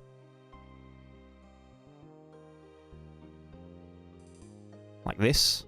And that is just referencing this same packet of data. So then, like, you know, if I take an arrow to the head and it bounces off the helmet, I can be like, oh, yeah, we deduct durability from the helmet. So now this is 0.5 or something. And then when I take the helmet off and put it in my backpack, it's like, hey, you know, it's still referencing that same item object. So we don't have to, like, transfer all of the variables from one state to the other. They just reference, or, you know, have a pointer to this sort of floating data in cyberspace. Can I make a list of gameplay tags? Yeah, you can. There's also a type called a gameplay tag container, which is a tag that can have multiple tags. So it will be, it will say item, ammo, arrow, comma, item, container, and whatnot.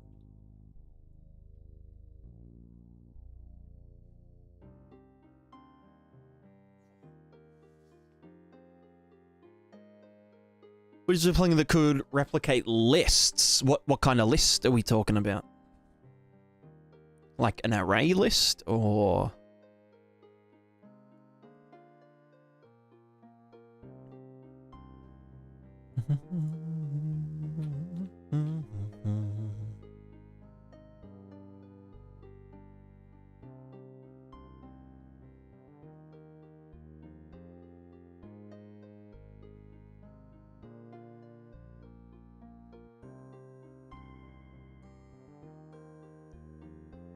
Alright, so what's broken?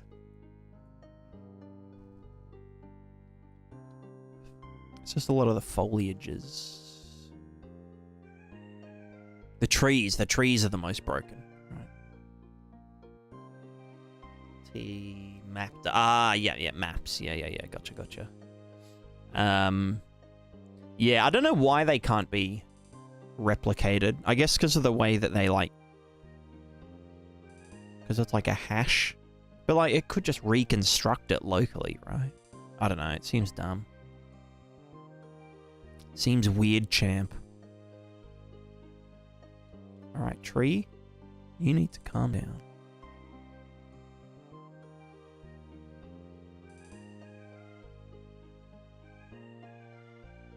Wiggler. Wiggle amount. Wiggle max angle. Very small. And speed. Very slow.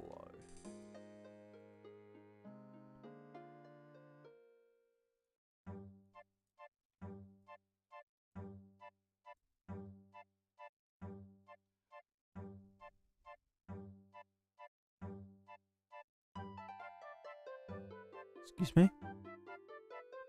Oh, no, that's the... Wait, is that jiggler or wiggler?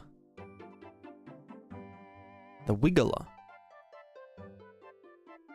When you're adding to wheel position offset. Yeah. Ah, we've got more.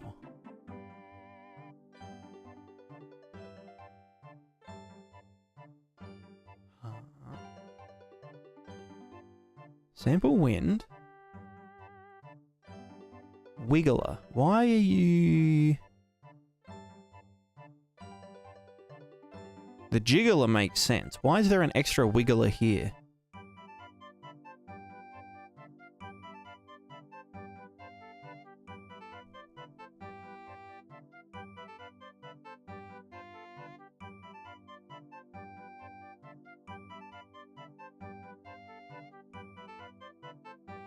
Well, you know what? That can just not exist.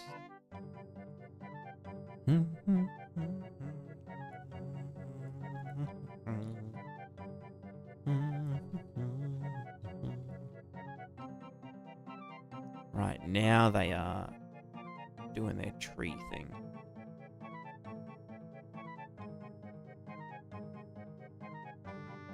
Right.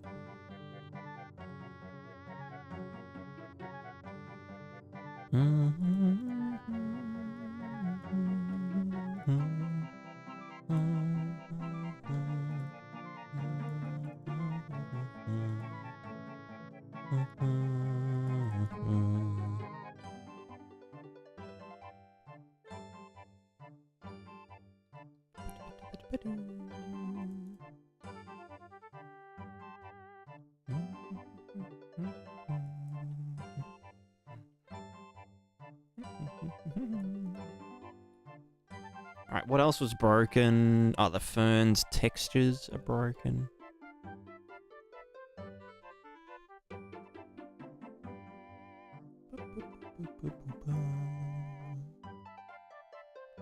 They're otherwise fine.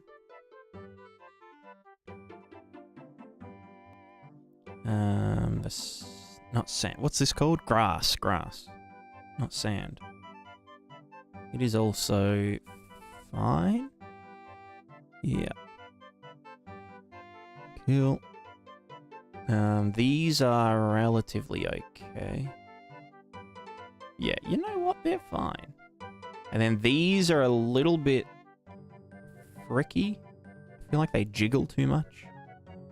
I like their jiggle speed is too...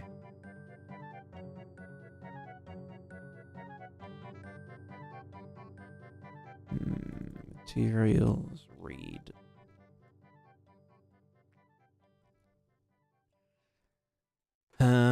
Right, because I got rid of the parameters. We want to wiggle speed slower and the max angle lower. 6 degrees. Because like things that are really tall, they shouldn't wiggle as much, you know? And then what's your bend max angle? 45. We'll go like 33.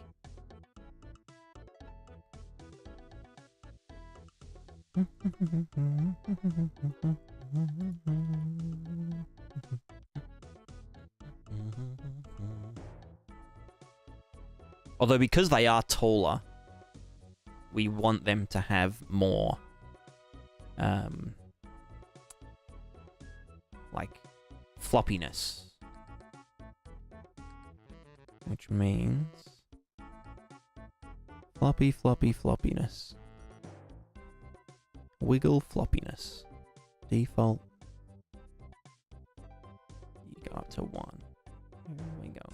This new version with the parameters available on Gumtree yet? Gumroad, not Gumtree. But not right now. It will be in a couple of hours. Yeah,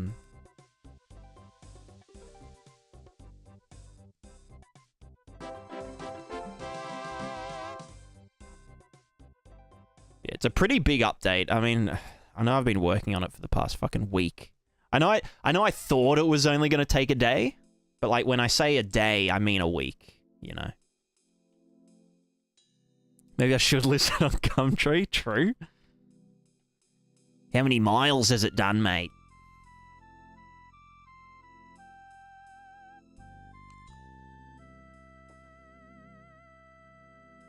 Selling legally purchased plugin for Unreal Engine. Is there a reason you use constants here and not expose them as parameters, or am I missing something? So that's a really good question. I used to do them as parameters, but then I realized if you ever wanted to, in like kind of weird edge cases, if you ever wanted to use like the jiggler, but you wanted to use another one of it for like a different part of the same mesh, so maybe you had like a branch jiggler and then the leaf tip jiggler, if the parameters were inside the material function, it would be getting used in both of them, which, you know, is a nightmare. So you can, like, I would advise when you make your, you know, materials and stuff to use parameters if you wanted to change it between, you know, different thingos and whatnot. But just for these example ones, I just do constants. It's also cheaper to use constants. So if you are making a, if you're making a fern master material, then using a constant will be cheaper because it can optimize and whatnot, because it knows that this is never going to change. Meaning the material here and not... Yeah, gotcha. Yeah, just for the example materials, I just couldn't be bothered. But yeah. But that is a good question.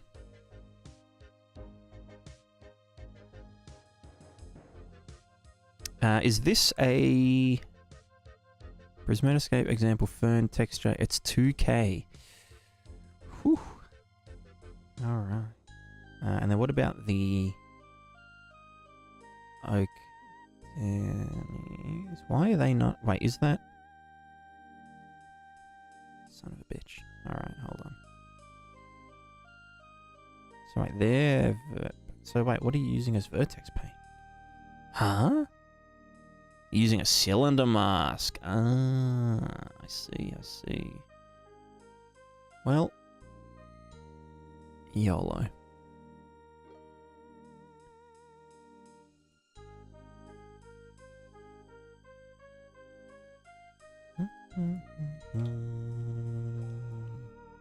Let me just export to the props in and out thinger, and then we open up perfectly legitimate Photoshop copy from 2015, and then we get that file.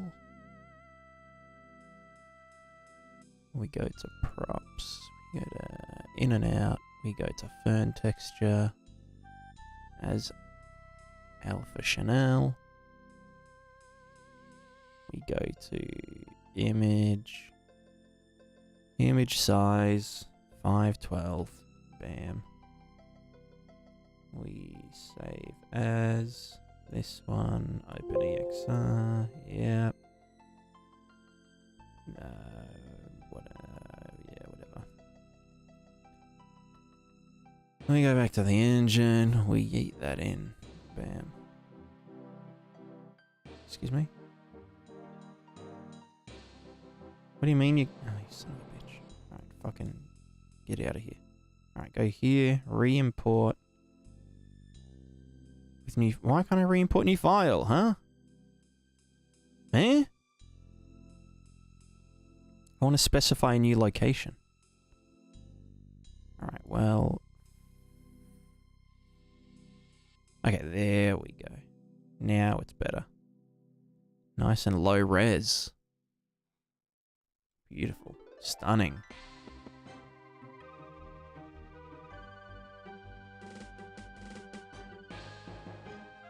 Eh? Is that because it's using sharpen?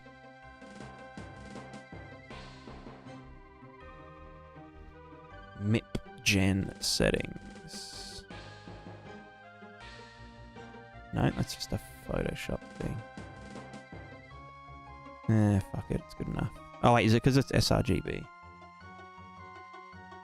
Nope. It's just a Photoshop thing. You know what? It's just an example. It's good enough. We take those. There are 5 workdays in a week, but 7 workdays in one GameDev day. That's correct. That is correct.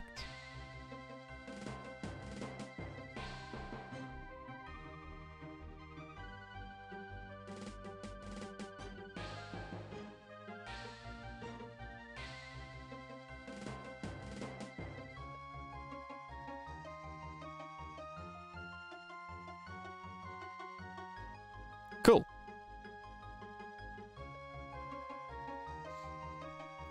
This is... What's this called? Using tip locations as a double sampler.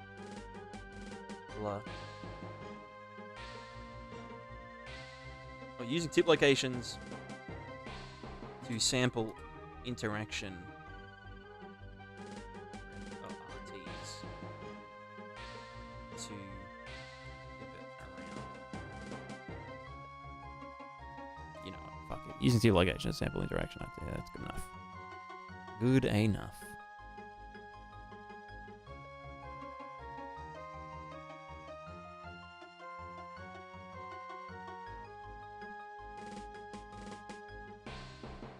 Single.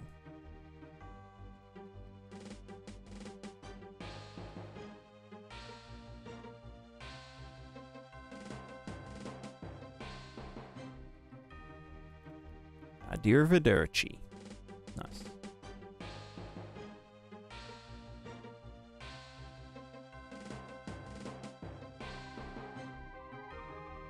Is something on the pessimistic side? No, it's the grind set. It's that GameDev Sigma grind set, you know?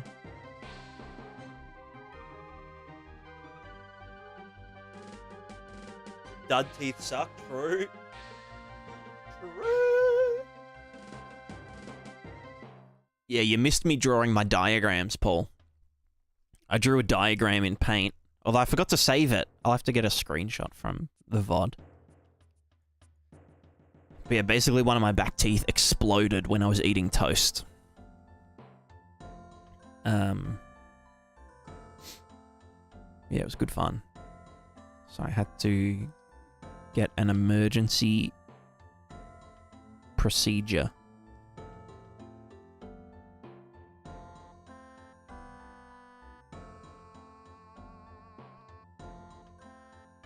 I mean, it wasn't like an actual, like, oh, I was going to live or die emergency, but, like, if you leave it too long, then it'll just get infected and shit, and they'll have to yank it. But, yeah, they just reconstructed it.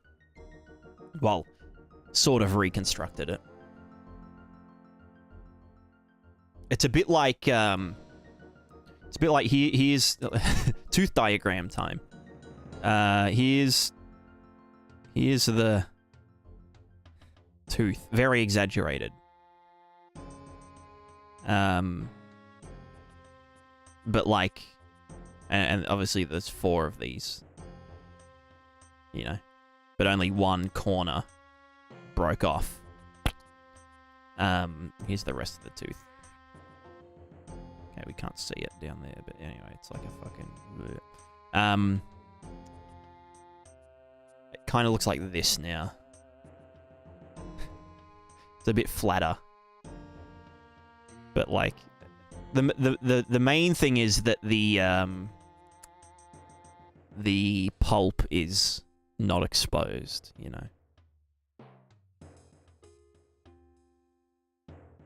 It'll still do chewing fine, but yeah. I don't even think I chew on that side of my mouth.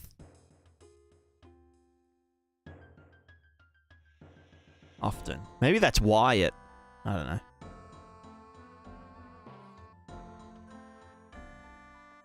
Relax that jaw. I mean, legit, I'm a really bad clencher. I'm a real bad jaw clencher.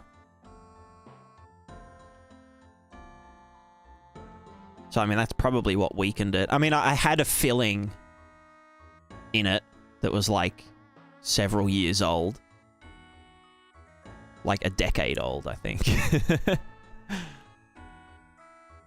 Because there was a period when I became an adult that I didn't go to the dentist for, like, 6 years. And I had to get, like, 3 or 4 fillings back to back. And that was a good time. Nothing like major.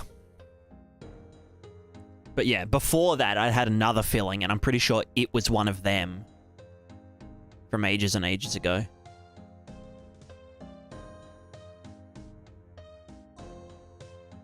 Dental insurance won't cover it until it's that bad? Yeah, yeah. You'd think that an insurance company would...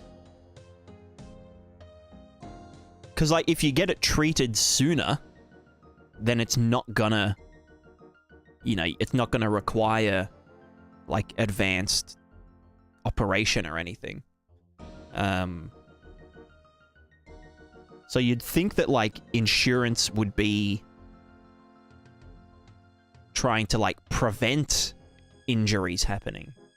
Because it would save money in the long run.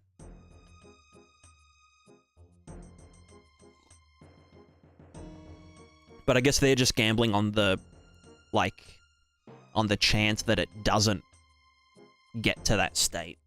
Or that you die before it gets to that state. I don't have any insurance. I just had to pay out of pocket for this one. Although it was only... I mean, I say it's only $500. But, like... That's like a month of my Patreon fund.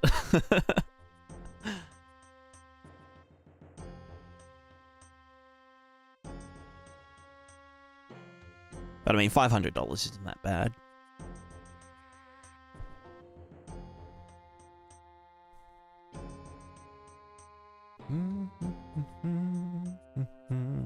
How much is...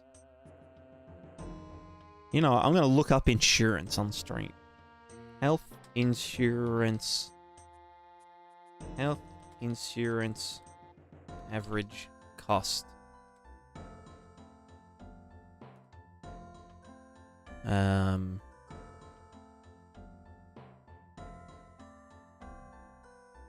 Let's get health insurance. I'm just kidding. I'm not gonna die soon.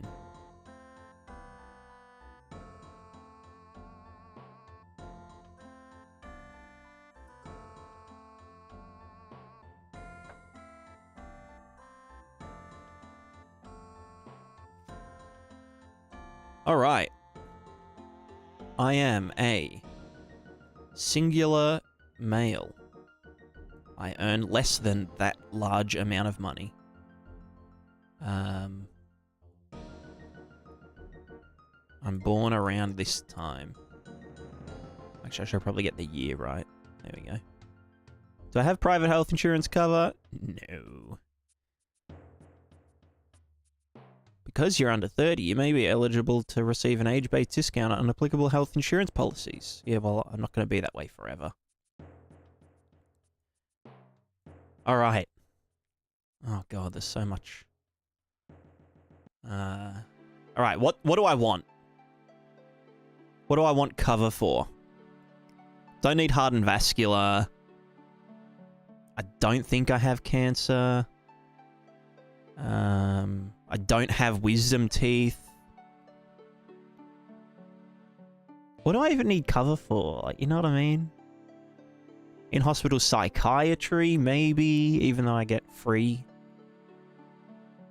psychology with Australian healthcare. POG.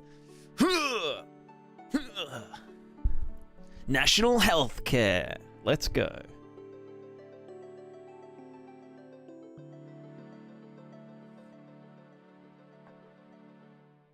In Europe, the lowest you can get is... Oh, and you have the lowest you can get. It's 100 euros monthly, but it covers everything. Okay, okay. So that would mean if I broke a tooth twice a year...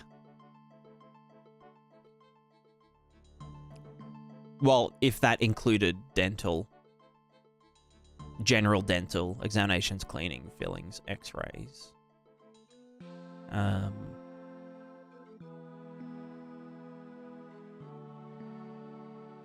Oh, I'd like minimum cover to reduce my tax. Now that's kind of pog. Yeah, that's a good tick box. Limited hospital benefits, blah, blah, blah. Yeah, you know what? We'll just fucking do that. So you can just get insurance as a tax write-off. Makes sense.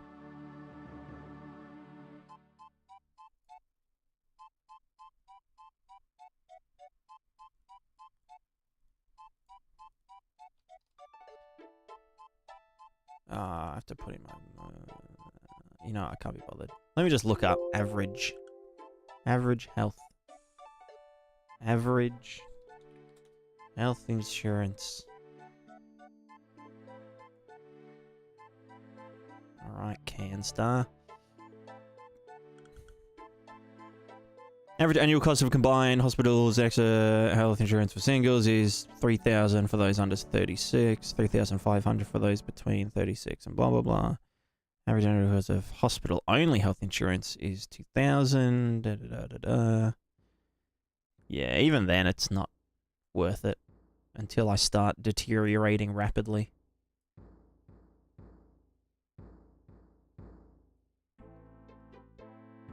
But how does this work here is that you have to go to a yearly checkup at a dentist or, you know, be covered by insurance that year.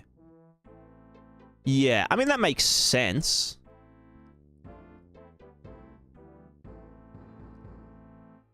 Depending on what the point of that is. I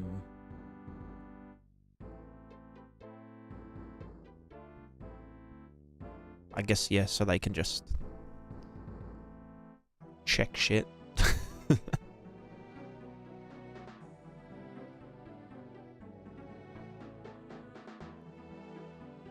don't know. I feel like the only real time that I'd ever need, like the only thing I'd ever need insurance for is for dental, because everything else is just covered by the system, by the man. Like this one time I was in a mosh pit and I took like the back of someone's hand to the face really hard, and like my tooth went through my lip, and it was like, you know, it was brutal as fuck. And so I just drove myself to the hospital, and they're like, oh yeah, you know, you've really fucked this one up. And they were just like, yep, yeah, look, just, we're gonna stitch it back together. It's gonna hurt. And I was like, nah, I can't feel it anyway. Like, it's just go for it. Just fuck my shit up. So yeah, they just stitched it back up.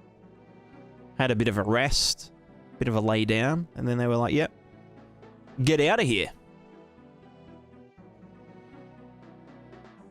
And I was like, how much is that going to be? And they're like, good one, good one.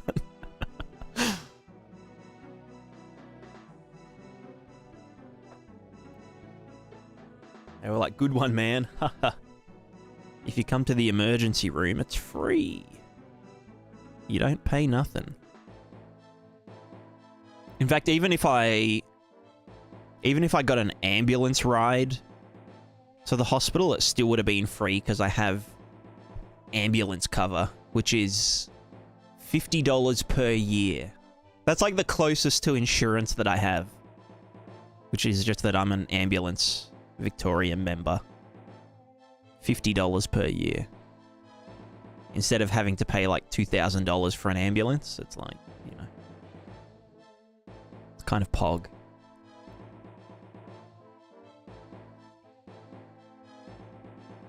And Americans are like, yeah, but you guys pay more tax. And it's like, well, you don't pay more tax if you commit tax fraud. Am I right, fellas? You know what I'm saying? Classic. Part of the elite ambulance member club. True, true. Yeah. But I'm very, very grateful. I say every time I bring up healthcare, like the main, I don't really care if, like, you know, I have to pay for, you know, a few $100s for something, but it's like the anxiety of weighing up between, do I go and get this lump checked out, or do I not eat for the month, you know? It's like just having to weigh that up. Like, I just cannot imagine having to, like, to deal with that, you know? Because, like, someone like me who's, like, really stingy and really, what's the word?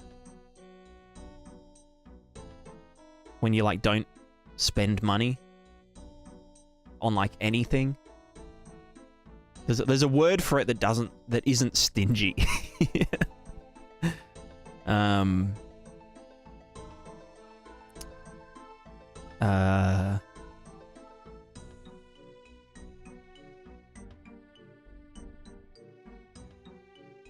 There's a word for it.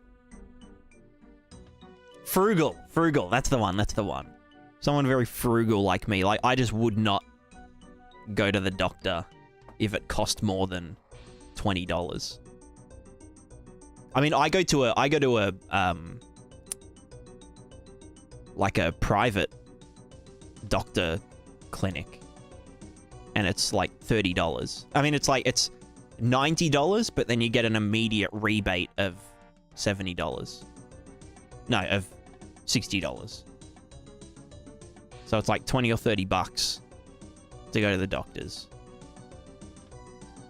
So, like, you know, if I've got, like, you know, oh, my arm is itchy, you know, I can just be like, just pop into the doctors on the way home, and, you know, they'll be like, oh, yep, you've got arm cancer. And I'm like, fuck yeah. I'm glad we found that early. I don't actually have arm cancer.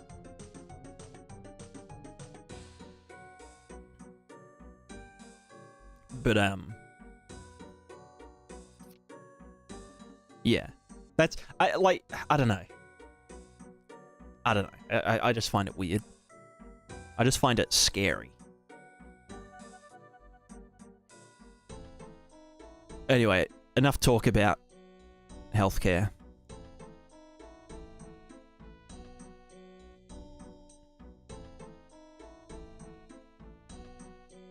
And more talk about Prismatica. I think this is done now, right?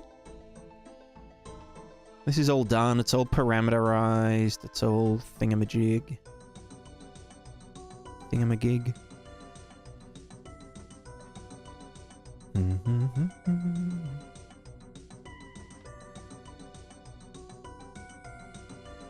Yo, he fast AF, boy.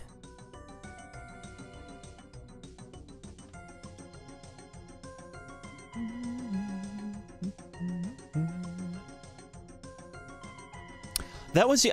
So yesterday I was gonna film all of the videos for the new update for, like, the pivot, because I keep forgetting that I've done this whole pivot painting script thing.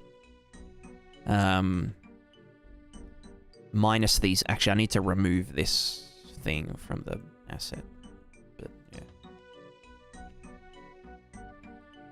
Yeah, this whole, like, pivot painty script, which is really good. I keep forgetting that that's part of the plugin.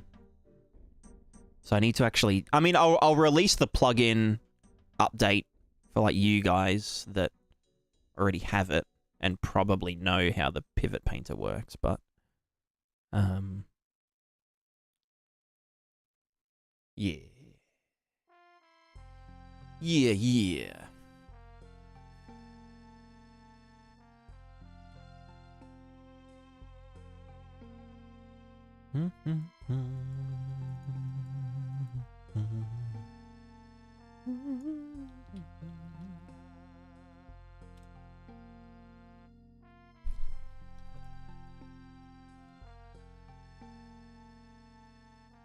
Right, so I need to just put this map in my own stuff. Prismatica, maps, pivot paint tester level here, move here.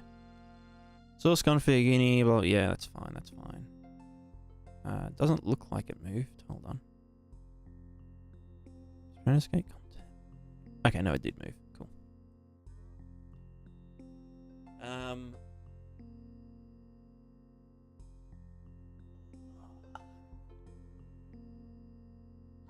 Oh, I also didn't do the mini ferns thing. I don't think. Did I? What are these using? They're just using single large bush WPO, which is not correct.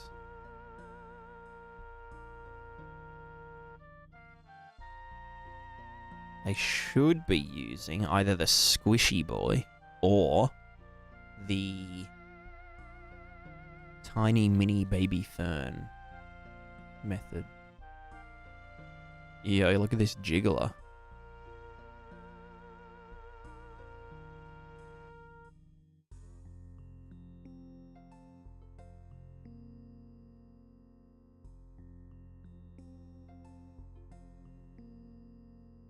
That looks super satisfying.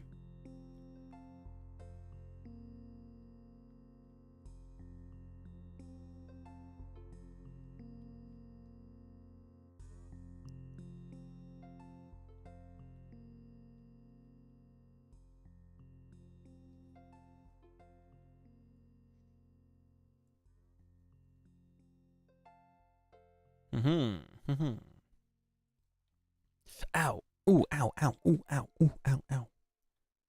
Man, stepping on thistles sucks.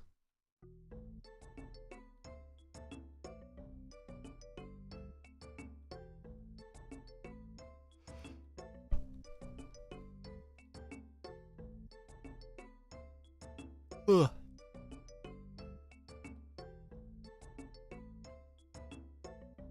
Using the color wind? True, true. Yeah, this is the dust blowy thinger. Code.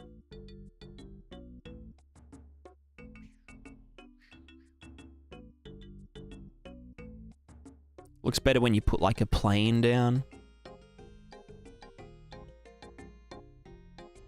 I have like a material that it's in the other level. Where like there's a 3D plane over here. Nope, over here. That like unmasks itself. It looks kind of like volumetric, you know? Casts shadows and whatnot. Looks kind of nice.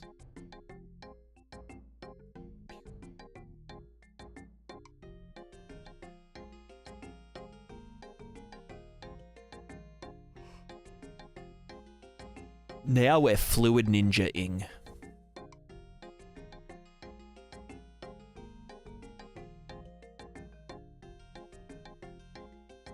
Yeah, there's a lot of funny tricks you can do with just one render target.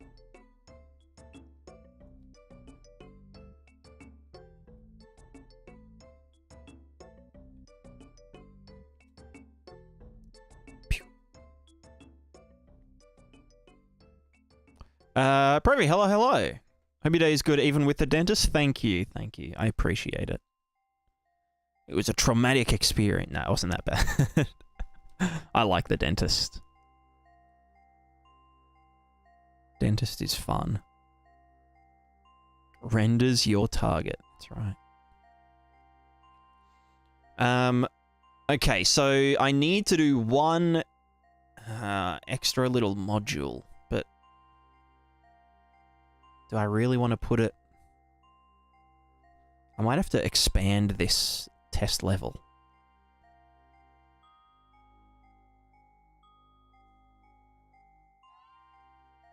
Also, I might rename this one to be like sand deform. So like not worry about the foliage and stuff. Fake tessellation WPO sand thingo.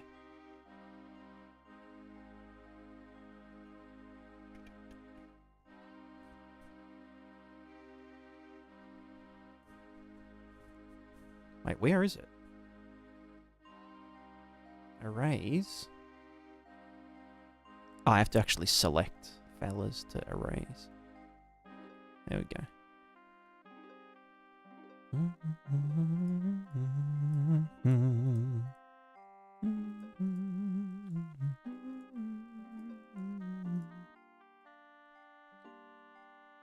Oh, and then actually, if I put the oh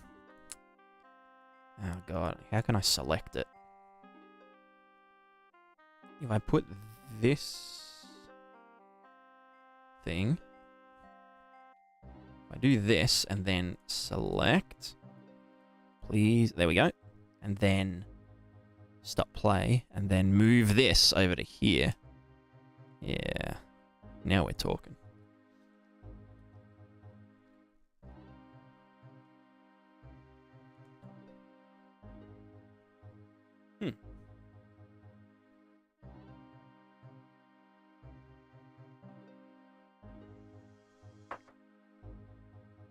That's some good coffee. Good coffee.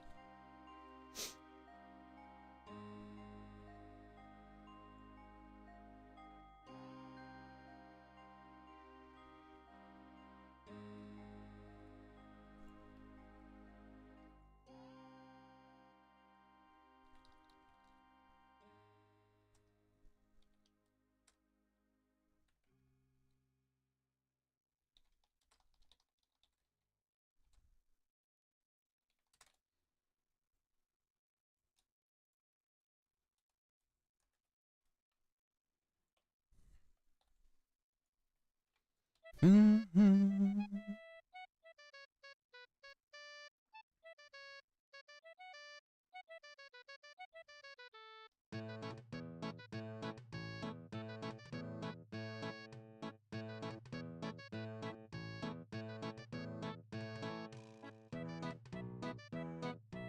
we go fast enough, then we'll kick up the dust. Ready?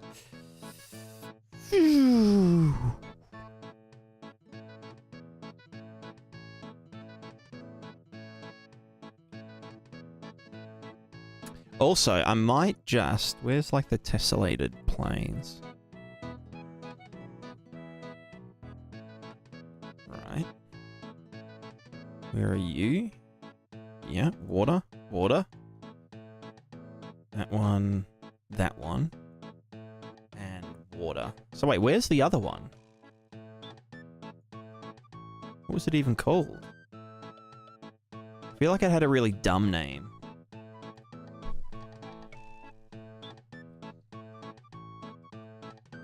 Wall thick 7. Alright, let's call this dust. Oh, I know, is that gonna... Okay. It just renamed it in that instance. This is called dust. And then what I'll do is convert this to an actor.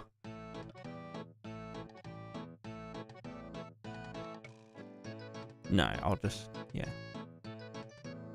Just a thingamajig. Also, there's something here.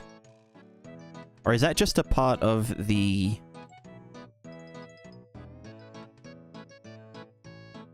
What is that? Okay, that's fog. But why the fog it doing there?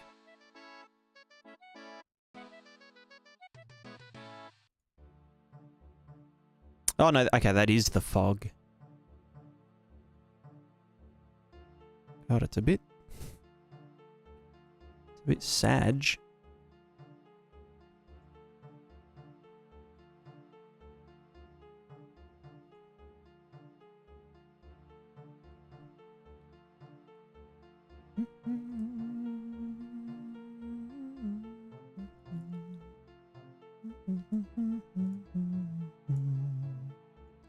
That's better. Alrighty.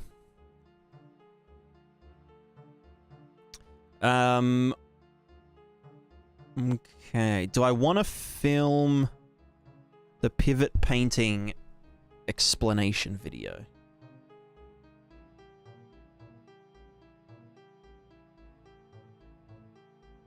I mean, I am kind of in a lot of pain, but like, if I don't do it now, when am I gonna do it? You know. Although I might actually stream later tonight. At like 9 o'clock, so like 9 hours from now. Which I was gonna do yesterday, but then I just kind of passed out.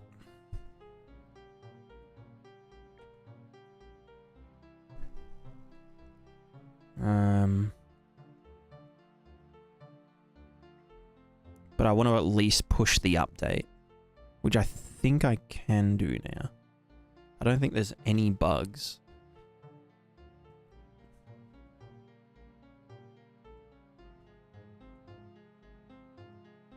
I'm so glad I did that temporal smoothing with the wind. So much better. Temporal smoothing.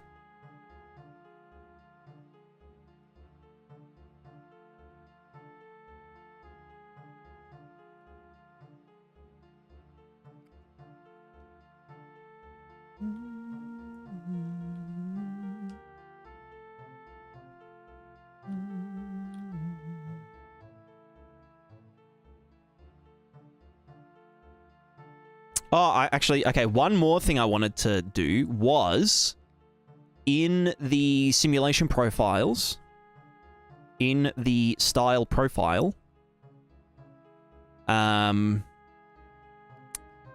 wanted to have a function that can be called...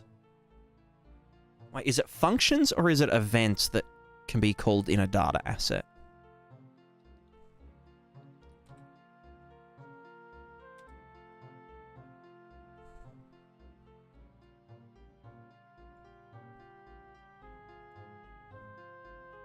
Call in editor. So if I now go to one of these, apply right now, there we go. Because then what I can say is, fuck, how am I gonna get the... Oh, I can get the Prismatica. Wait, can I get the... Yeah, hey, the Prismatica world subsystem. And then get the manager. No, what's the... I forget how to get a reference to the manager.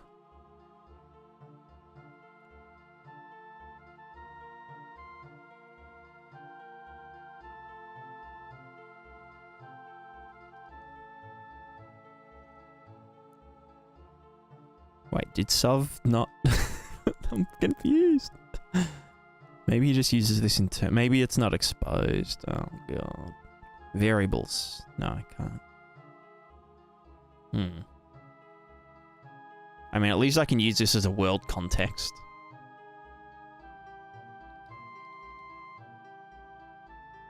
It's not from there, is it? No. Get Prismatica manager. Is it world context?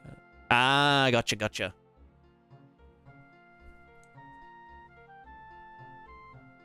Yeah. Prismatica. Oh, from here? But it isn't, context sensitive. No, hold on. Get Prismatica Manager, but that's from these ones.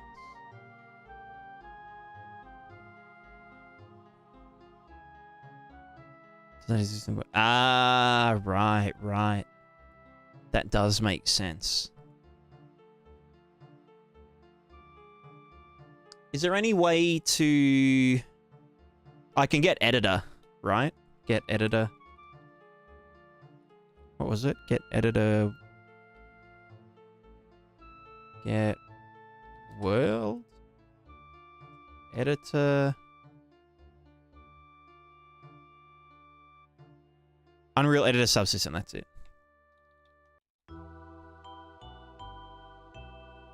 Yeah, you know, I do this somewhere else, right? I do that in my pivot painty in here, which then gets editor world. There we go. All right, can we do this? Is this allowed? Can we get editor? What was it called? Get editor world. No, I can't. Wait. No.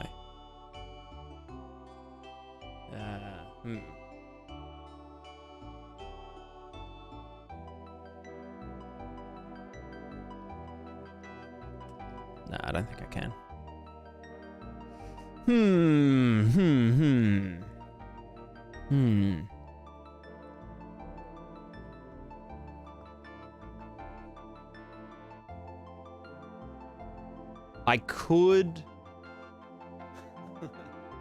I could reroute it to an editor utility, which then sends it on to the manager in the world. Because basically what I want to do is just make it so people can reapply the settings without closing and then changing the settings, you know? So they can be like, oh, I want to go to, you know, the wind and, like, you know, change the wind speed, you know, to 100 and then apply right now, and then it would do the wind stuff. But yeah, I'll BRB as well.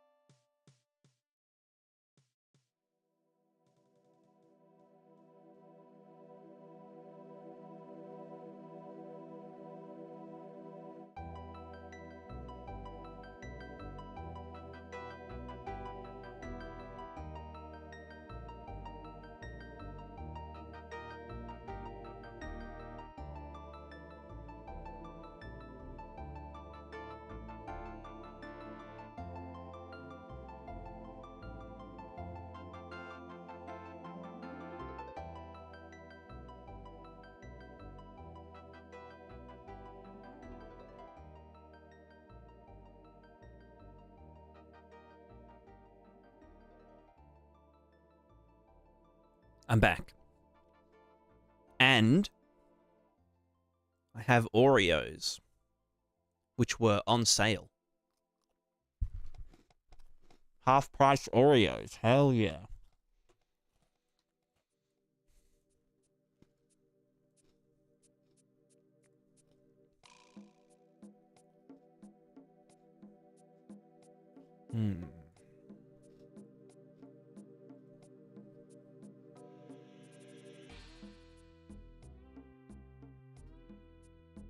Post-dental surgery Oreo strat? Hell yeah, brother.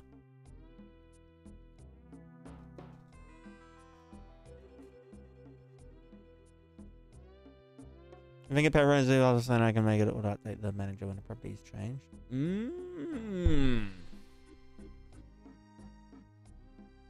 True.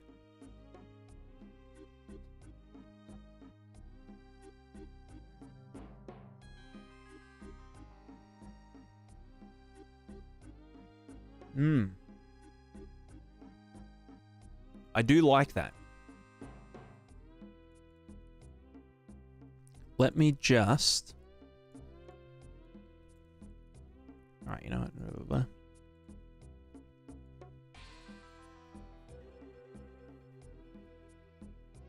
Let me think. So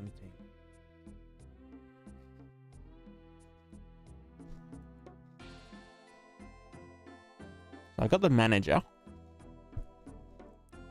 We've got the...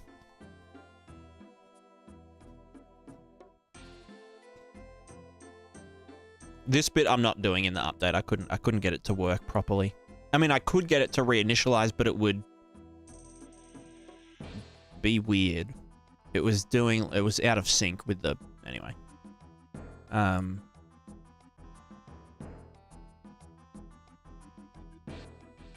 Yeah, so I guess all you need to write, Sov, is just... now my restream expired. Hold on. Continue as Prismatica, and now it... And then the page never loads. So now I have to, like, manually do Prismatica.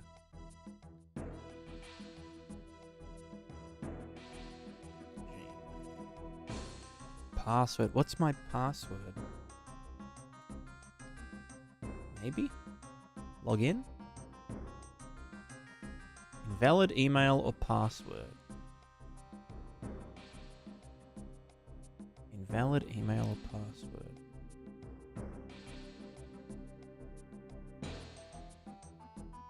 Is it my Twitch one? No. What? Alright, hold on. Can't it just, like, wait until the end of the stream to, like, break, you know? Hold on a sec. I need to, Can't see the Twitch chat.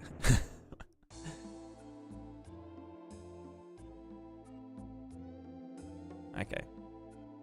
Oh, no, I can just look through OBS at the screen. I can just look at myself.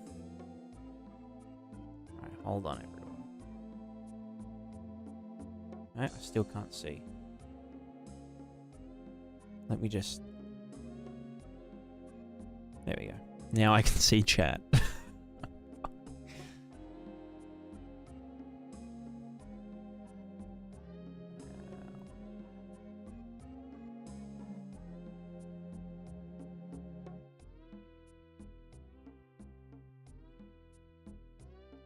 Paul, hello, welcome. Hello, thank you.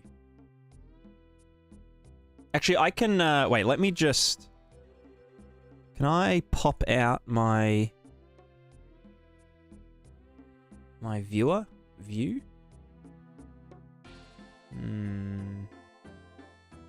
Multi-view windowed. No, that's multi-view scenes, but I just want to see.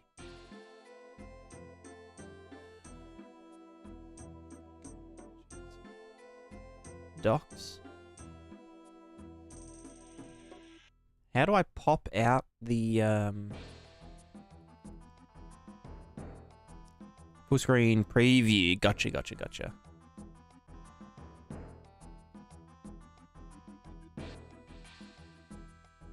Full screen interface? No. Full screen.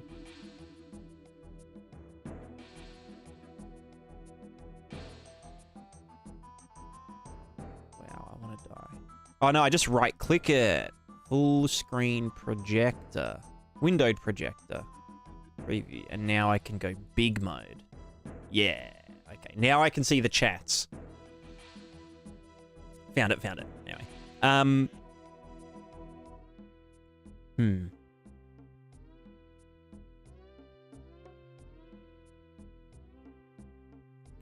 Let me just do a thing. Let me just see if I can get this working.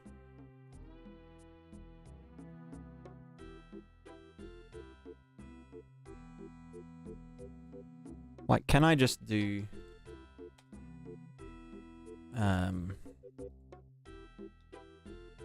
Can I just get asset? No. How can I, like...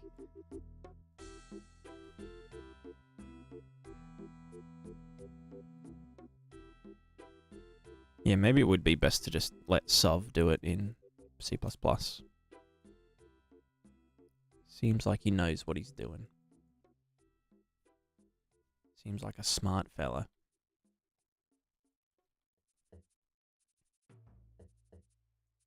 So all we'd want is a Prismatica profile C++ data asset class. And then we just reparent this to that one. And then everything else would be the same, yeah. But we'd have to define this function. Apply profile in... No, we could just do one called refresh profile, or on profile changed or something, and then it could call a thing on the manager that's just called on profile refreshed, on refresh, then reapply all style profiles, which just goes through every current simulation style and applies its parameters to the Niagara system. Wow, look at that slow wind. Very pog.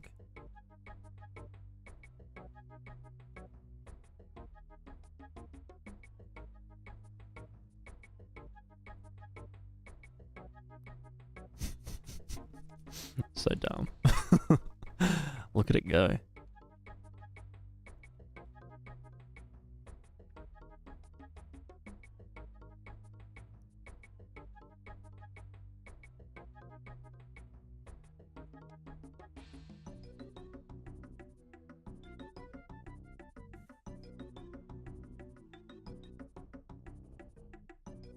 Yeah, it's a pretty cool effect.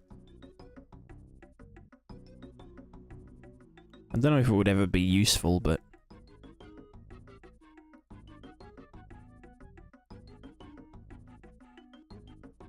What was the default again? 2000. There we go. But yeah, especially just being able to easily change the, like, the curl noise. The curl strength.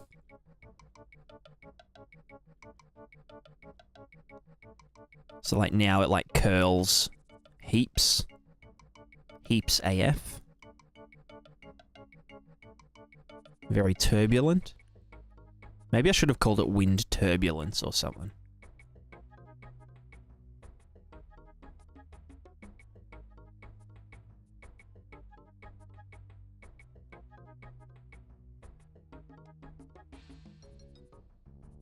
And then the size. The curl noise size is like way smaller.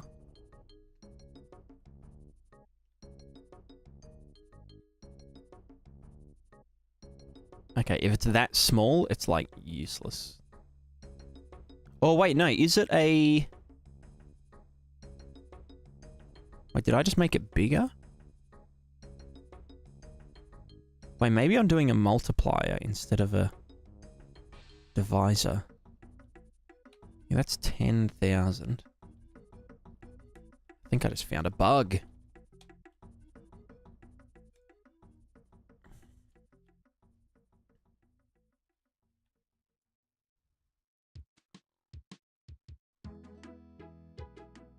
No, I think it's correct. I think that's very big.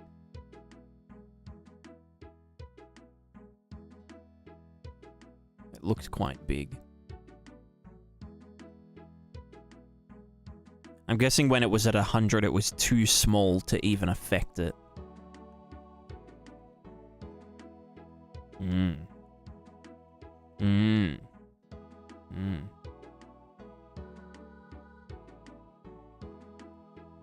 Anyway, so that's all for simulation styles. All done. The pivoty stuff. Well, we now don't need this bit. This can just be another little platform.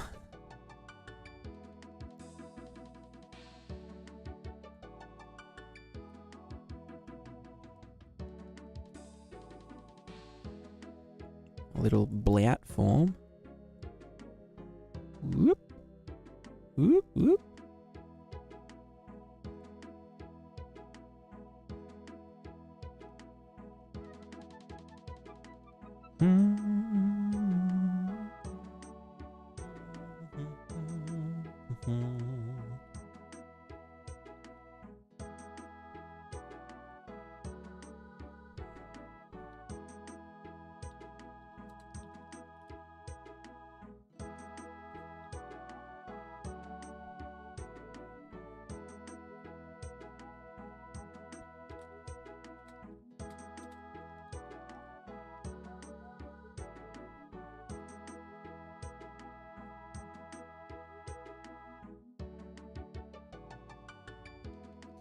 Alright, let me just get a couple of meshes and materials.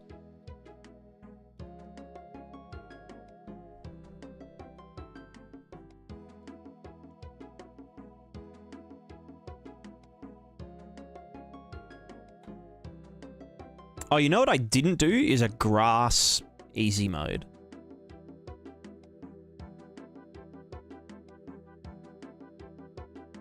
Which would probably be handy.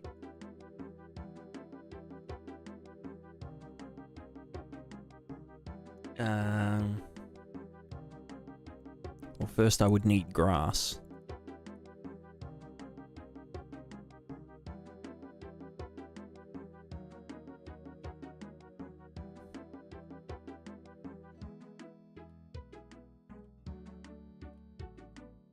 Oops.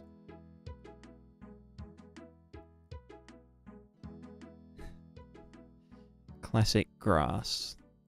There we go.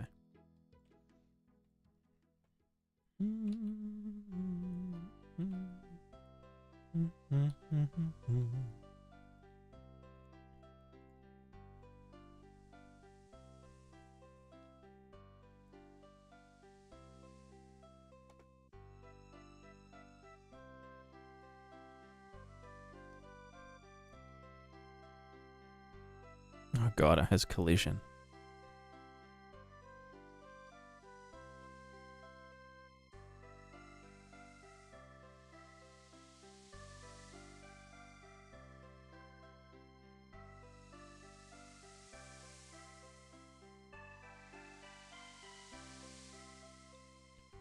Alright, let's do a...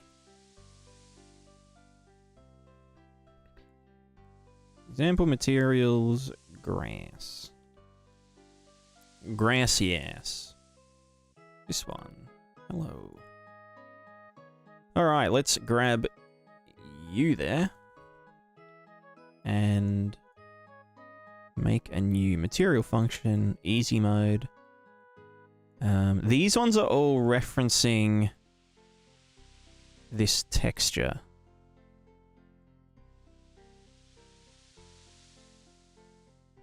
Which is fine.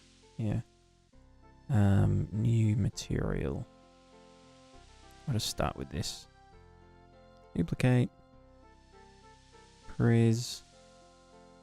Grass. WPO.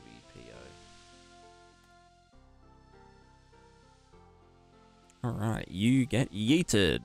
Except for that input. the global wind input. You can... Do we need the corrected normals output? I guess we do, yeah.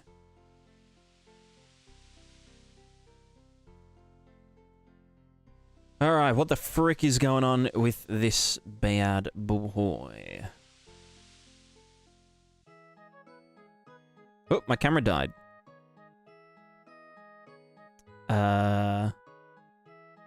BRB.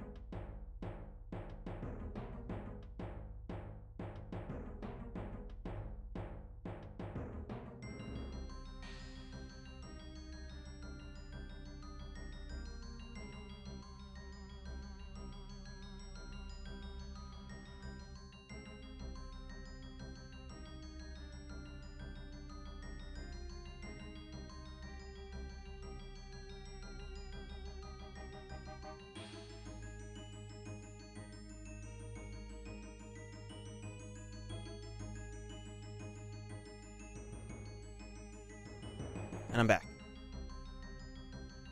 Hello.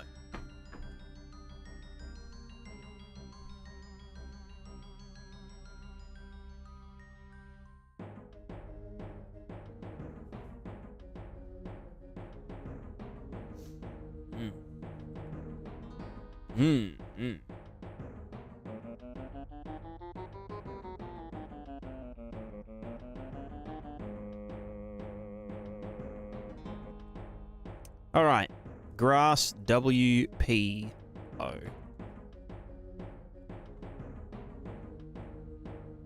So I kind of don't want to use this for the grass anymore. Well, I never wanted to in the first place, but this stuff here, I might do it.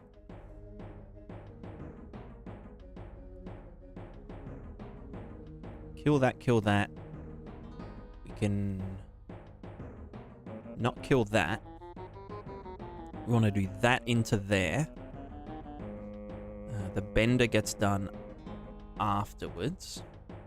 We have the corrected normals to blend. Keep the roots in place, blah, blah, blah. That's just the pivot input. But we know what the pivot input is because we have Pris pivot 2D. Bam. Which is just the... I mean, I can literally just get text coord.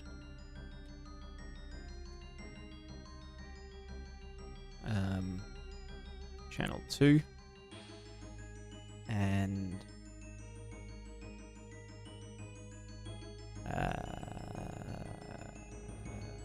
transform. Position. And we want to... Can you just transform a tufa? No, you can't. It'll get angry. Right? Right? Yeah. Okay, so we need to either append it here. Yeah, well, yeah, we do need to append it there. Just do your thing. Give us the thing. Do the thing. Well, I guess because that is the pivot point, which is, yeah, at the ground level. Right, we want to yeet that into there. Do all of our stuff. Yeah. Right, we've got the wiggler. You were doing your thing. Wiggle max angle, floppiness, whatever. Wiggle speed is fine. That's all good. Use scale factor should be... nay? No, it should be... yeah, no, that's fine. Then this is this here. You're going to go into there. I might even... I don't know. I feel like for grass, I kind of want to do...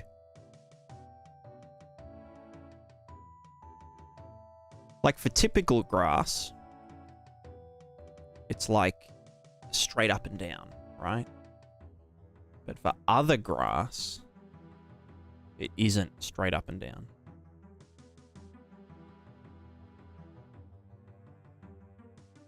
Because I was looking through my asset harvesting session. Also, where's global wind? There you are. Global wind, add wind simulation. Simulation. Cool.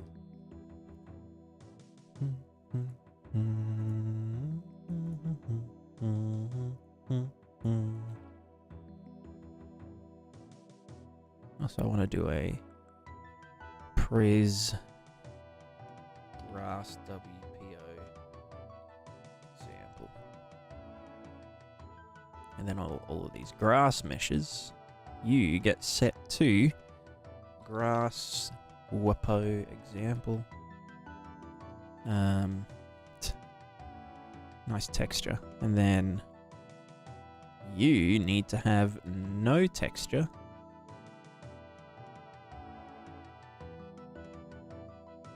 Well, yeah. Don't need that.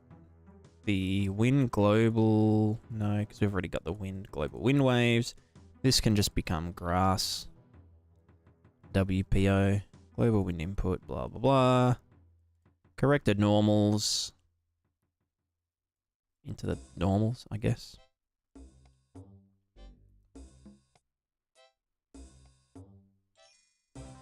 So now we have our wind waves, which are just fake wind simulation things.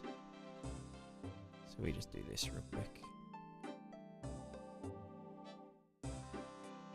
Then we'll be able to see. Yep, wind waves, cool. And that piggybacks off of the inbuilt material functions. So we don't have to run our wind in parallel to the interaction stuff. It just uses the interaction stuff to do the thing. Also, it could probably do with a lot more floppiness.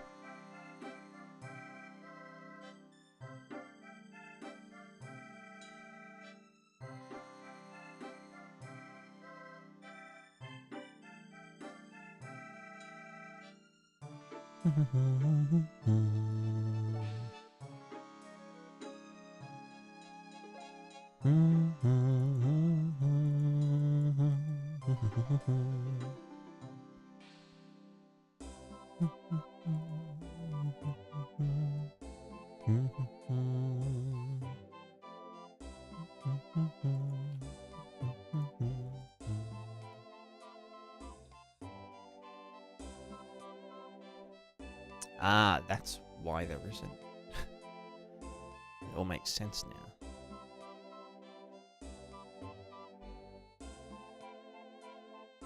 I mean, it's fine for these ones, actually. I guess we don't want it to scale factor.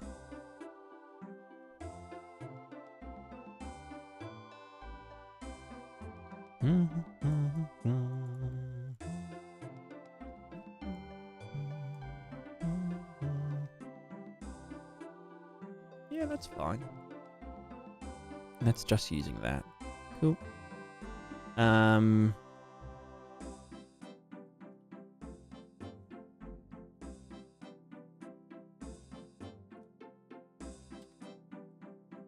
Kill. Kill, kill. So I just wanted to open up the old... Not the old. What is it? Unreal Projects. Where...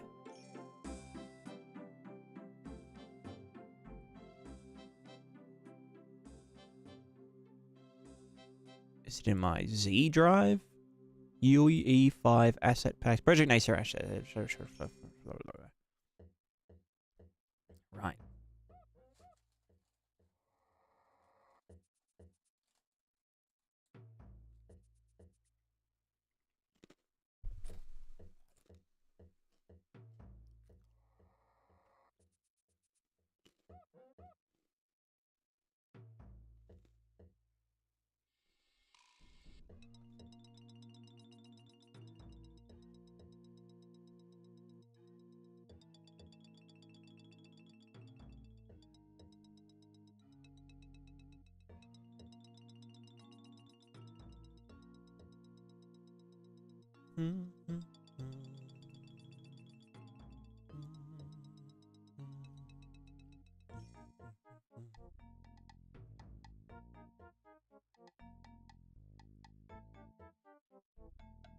Hello?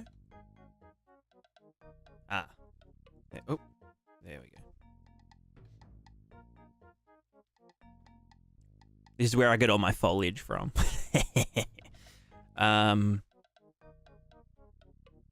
Yeah, something like for this kind of grass, where it's like bent over and stuff, or I need a good example. Okay, well, none of them are good examples, but yeah, I'm thinking like maybe for some grass, you'd want to be sampling the interaction from the tip of the grass if it's already bent out of the way. You know what I mean? So that then it will bend based on... No, but the grass is like small enough that that shouldn't matter.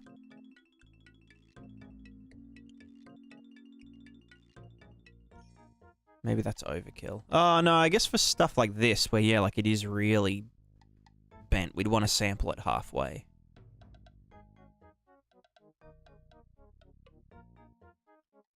Probably.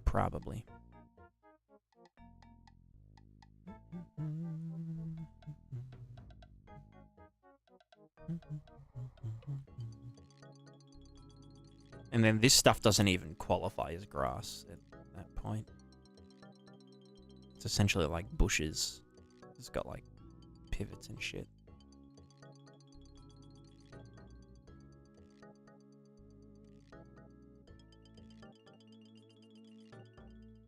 Wait, why are there less optimized grasses than the cinematic grass?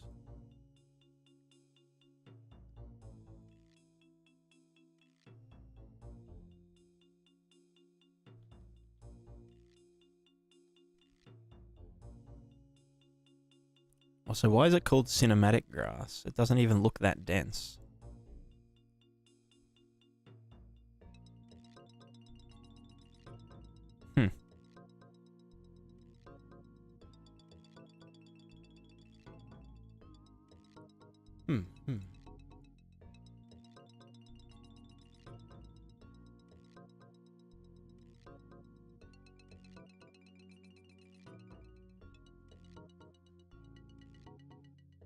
Yeah, anyway, we'll just go with this for now.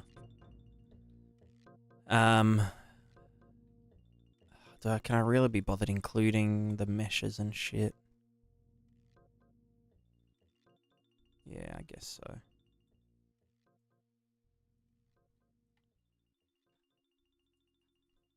Can I, though?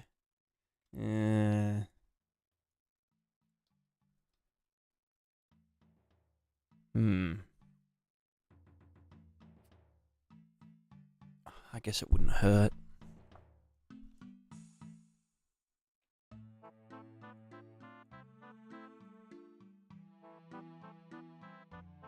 Although I do need to...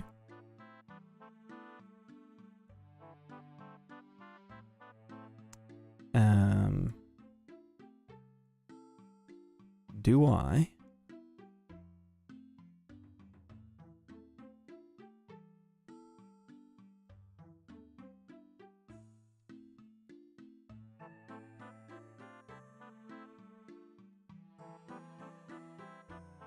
Yeah, no, I do need that texture. Prismatica, art, something, flowers, something, something. Show me the texture. Flower Atlas Pact. Alright, we need to copy you into there. This is called Prismatiscape. Flowers Pact, and then I also need the ground plants. There's fucking 2 of them.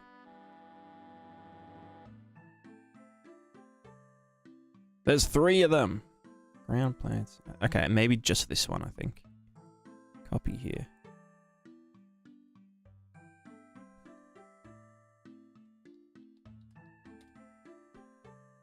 But then we need to export them.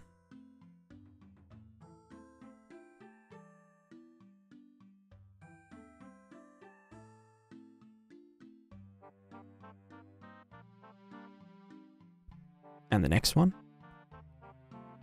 Hello? The next one, please? Okay, there's the next one. Jesus. Oh, what did I just... Oh, fuck. Cancel.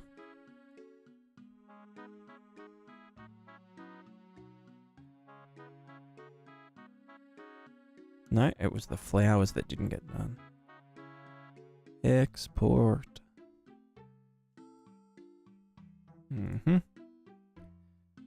Photoshop. Photo. Artie, hello.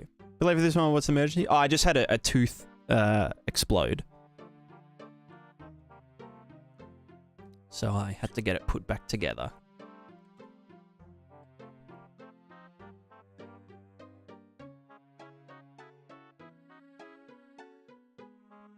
So I'm in a lot of pain. But I had to like carve out a section of my gum with the dental tools. Because I was like, brother, I'm not going to see a gumologist. Just fuck me up. Just go to town. I give you full permission to to use the ultrasonic drill to carve out a section of my gum so that you can repair my tooth.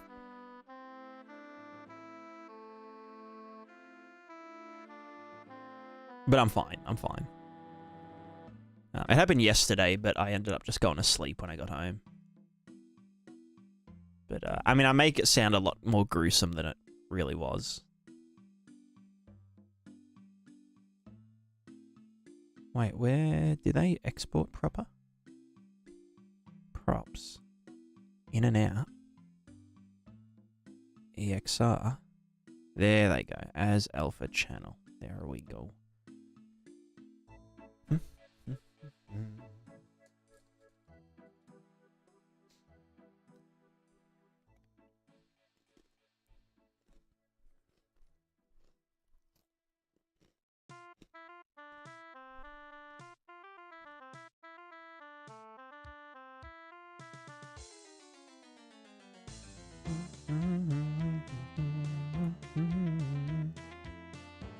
Jesus Christ, that's an 8K fucking texture? What the hell were they thinking?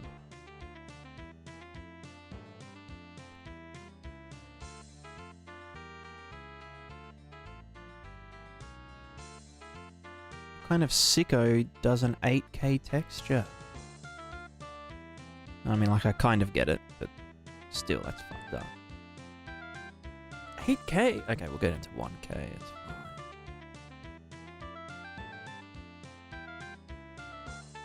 This is the Flower Atlas. Yes. Yes.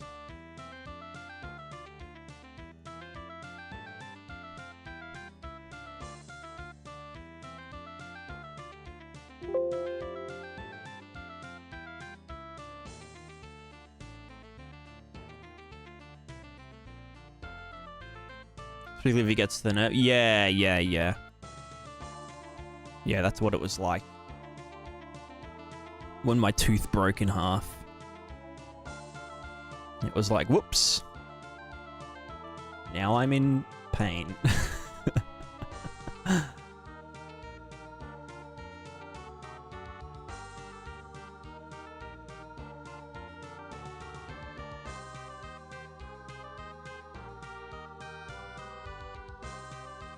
Right now I just need to re-import with new file. Flowers combined, blah, blah, blah. That's one. Import done.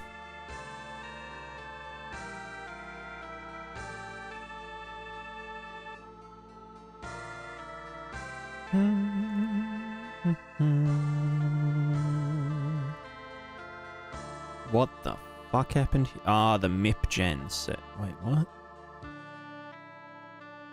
My brother in... Oh, because I've got an LED bias. Yeah, duh. I was wondering why it was so low res, but no, I'm just dumb as fuck.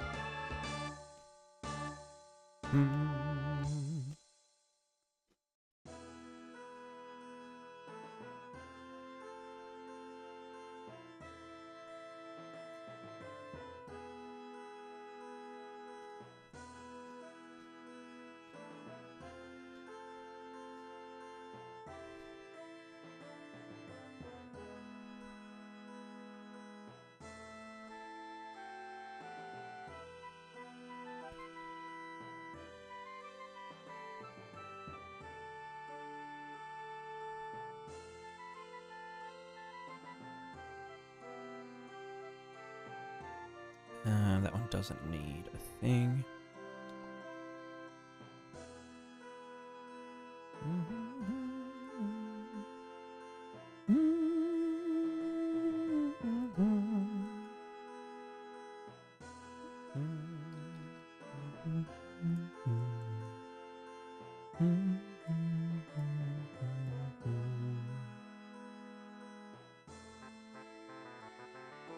Is this a Prismatica one? Let me just...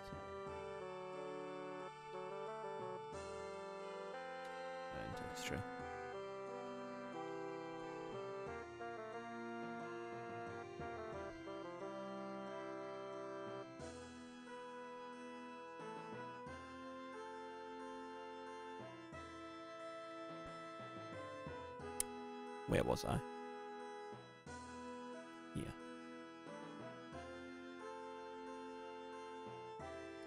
Rubber plant texture. You will probably get yeeted. Well, yeah, yeah. Like, I get it, but yeah. This one, the bush, is using the flower atlas.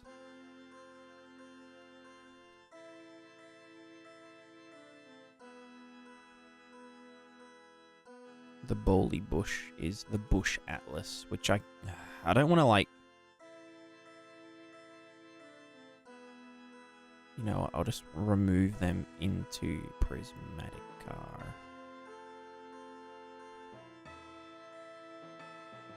Just into the dump. Content, dump. What's that one doing? Ground plans 01. That one's fine, so I just need to move that. The thistles use a thistle atlas. You get dumped.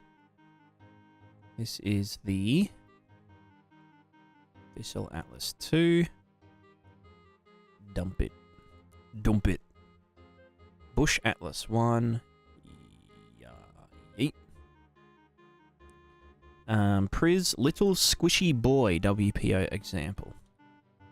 You are using the Flower Atlas.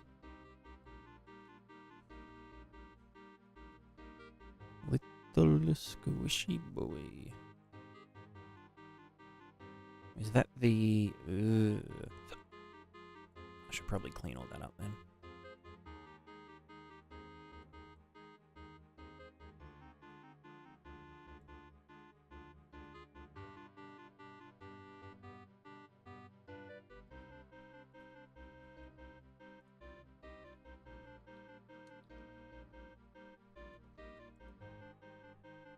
Oh, the RuneScape place has just been banging out those Kurand tunes.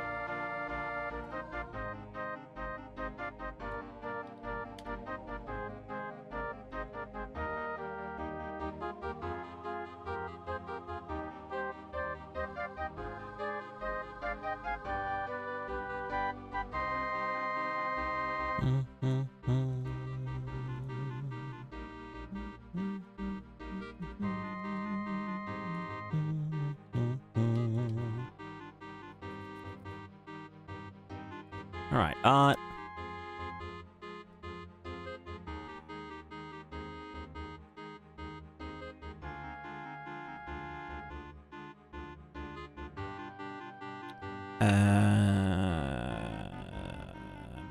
meshes, study meshes, natural foliage, ground plants. Hello.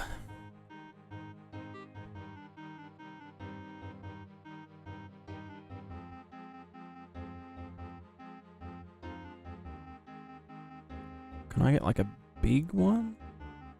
Oh no, that was a flower. Flowers. Flowers. We'll get this.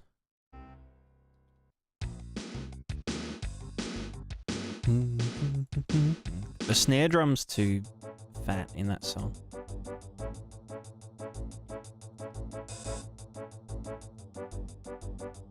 Alright, let's get this. Copy it here.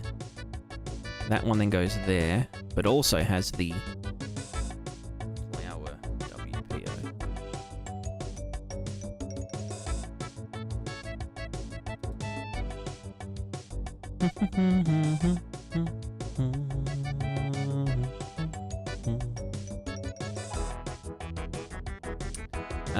Yeah, that ain't it. Hold on. No, flower WPO. Wait, no. What, is it? No, that's the clumps. Clumps.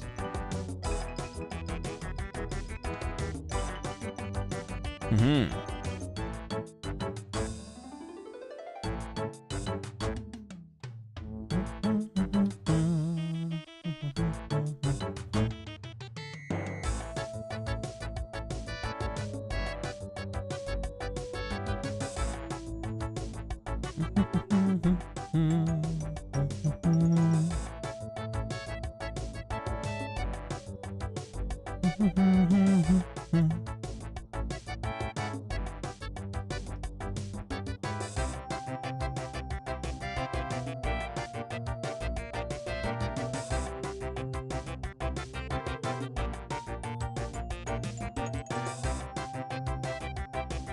Oh, it's the wrong one. It's this one. There you go.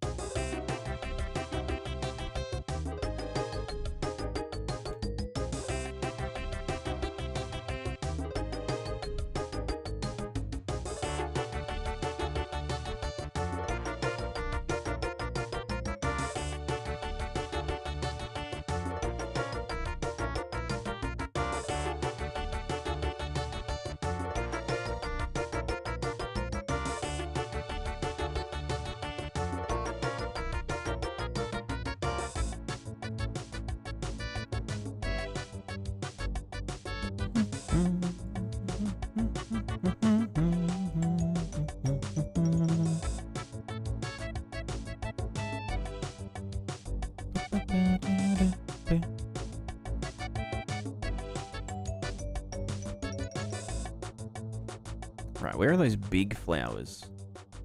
Here they are. Where are the biggest ones?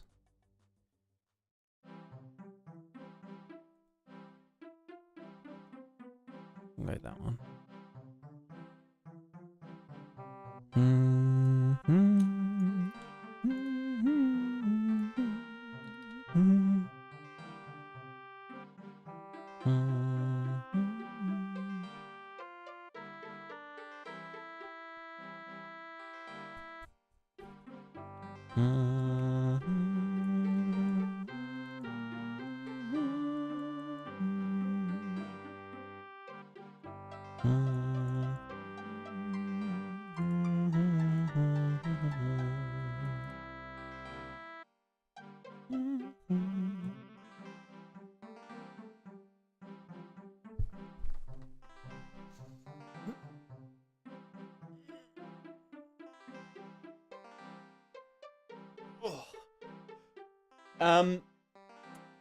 Roman.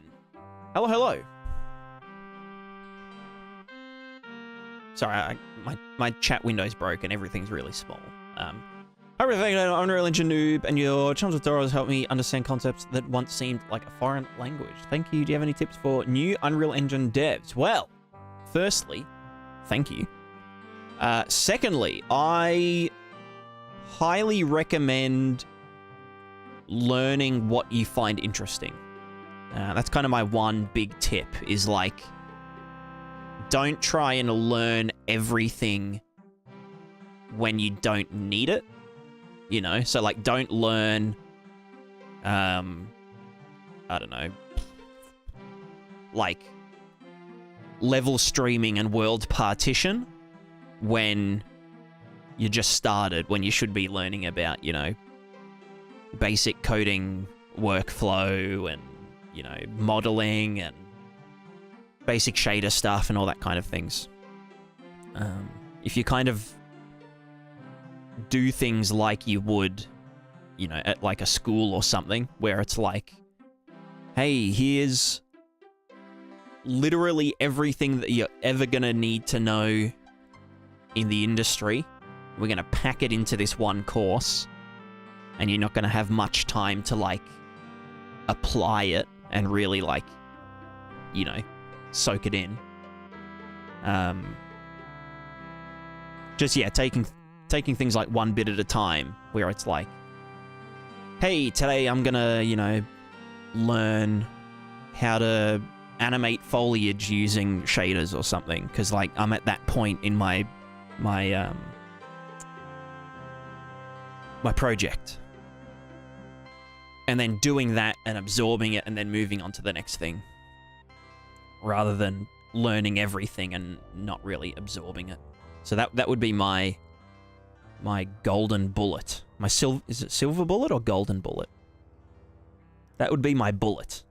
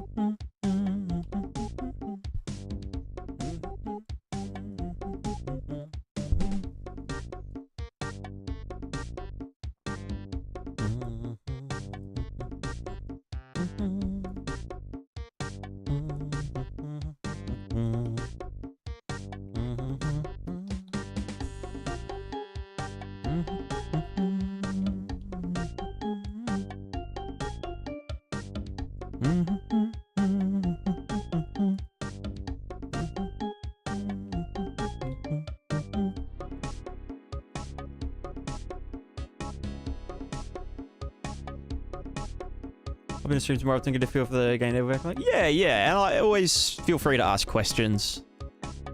I mean, in this stream specifically, but, like, just in general, like, every indie game dev is very happy to answer questions. All of them. 100% of them. And if they aren't, then they're not a real game dev.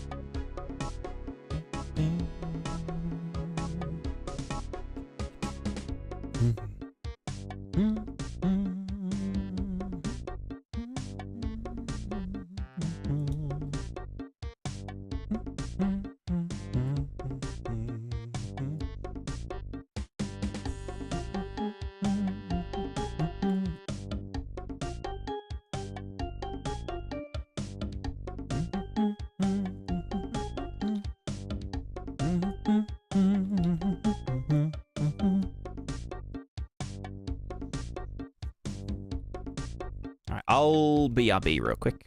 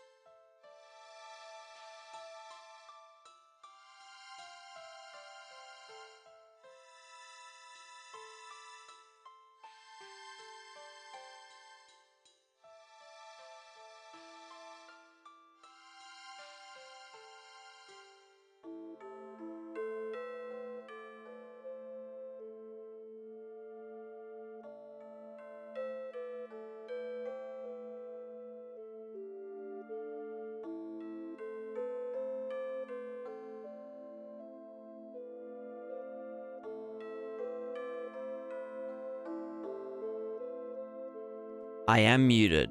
I am muted. Thank you for notifying me.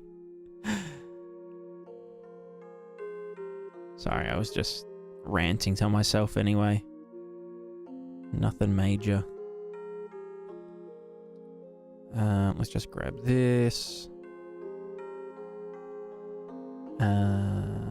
Modeling mode. Where is attributes? Paint polygroups. Hold on.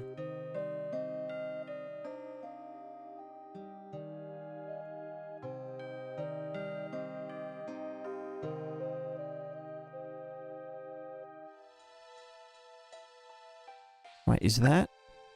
Oh, that's connected. I don't like that.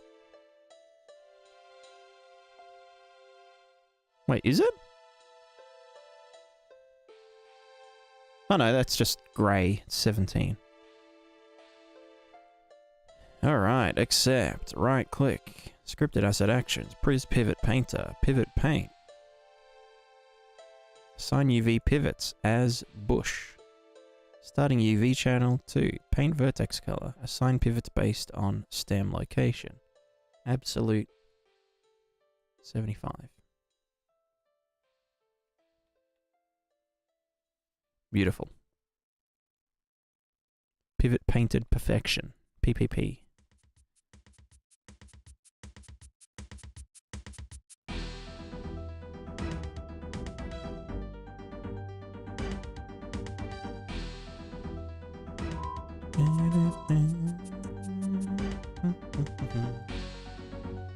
Someone told me at 11 they were going to call me in half an hour and they still haven't.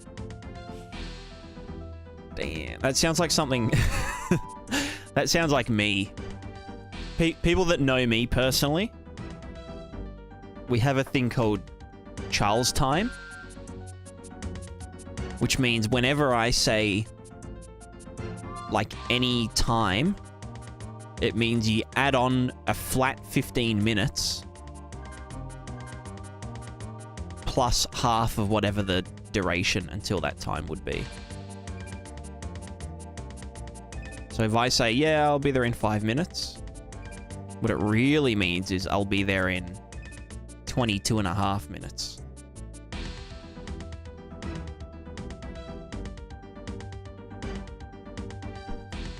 And that's why I don't have any friends.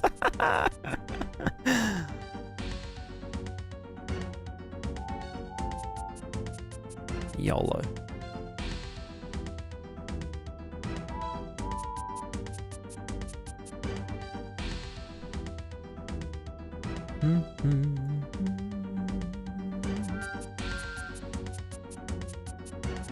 I have the same thing instead of plus 15 minutes. It's whatever I say times 2.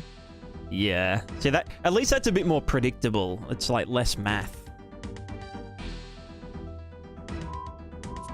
And it scales a lot better. It's like if you say, oh, I'll be there in 1 minute, then it will just be 2 minutes. Whereas whenever I say I'll be there in 1 minute, it's 16 minutes. You know, it's a flat 15 minutes of me losing track of time and not being like urgent with anything. I just don't have a sense of urgency. It's like nothing matters, you know?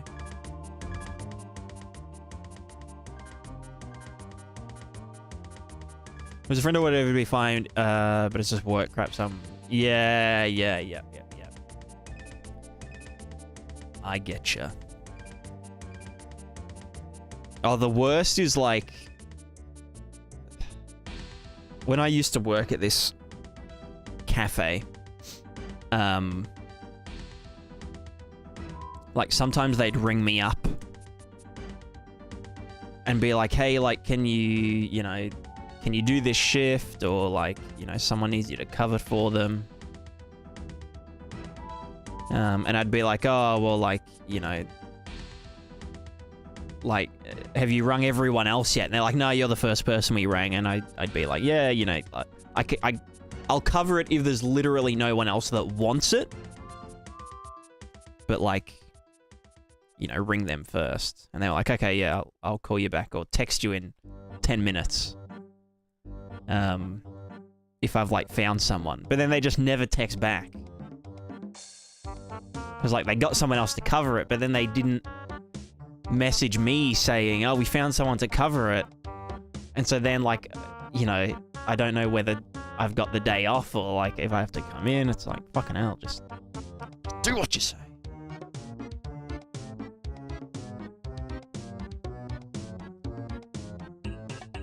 Don't have a sense of time. Yeah, I'm the same. I'm the same. I'm not bound to the concept of time. I've transcended time, you know. Which is just like a fancy way of saying I'm a complete degenerate. The degen life.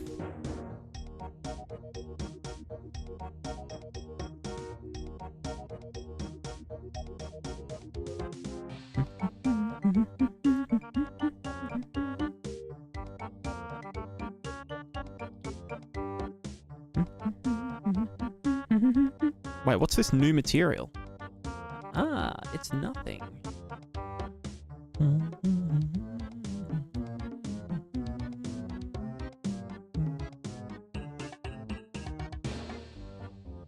Have you ever hidden truth through abstracted fact? I get you. I mean, isn't that just called, like, lying well? Doesn't every good lie contain... Every good lie is based in truth. Something like that.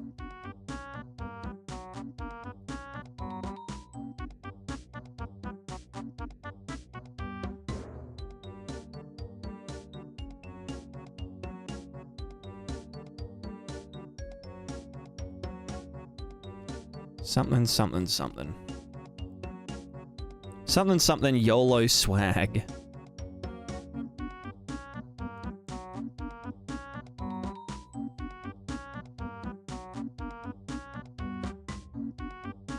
Way. That just reminds me of, the Mighty Boosh. The Hitcher. When he goes, way.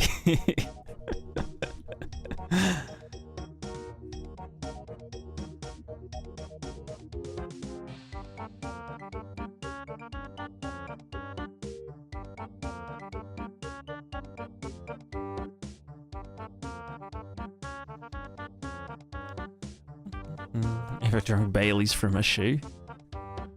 You want to go to a club where people wee on each other? Some say Old Greg is like a big fish finger, but big like a garage. Imagine a fish finger is as big as a garage. That's enormous. Just got out of the shower and my face smells like I got dragged through a mile of minty redwood sap. That... It sounds nice, but...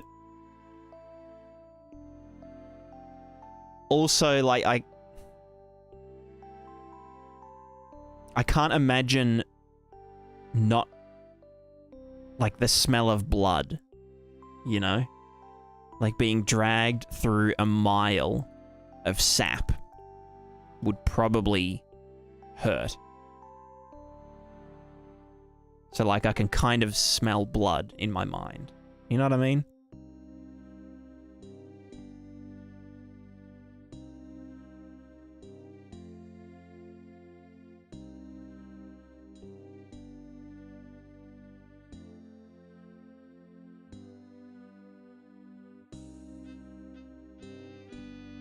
Beard hair is really cool, so it's like sanding my face whenever I put product on it. True, true. Yeah, I used to know that feeling, but now I don't. I'm now a young man again. Actually, I've kind of already got... I feel like it was like a few days ago that I shaved my beard off.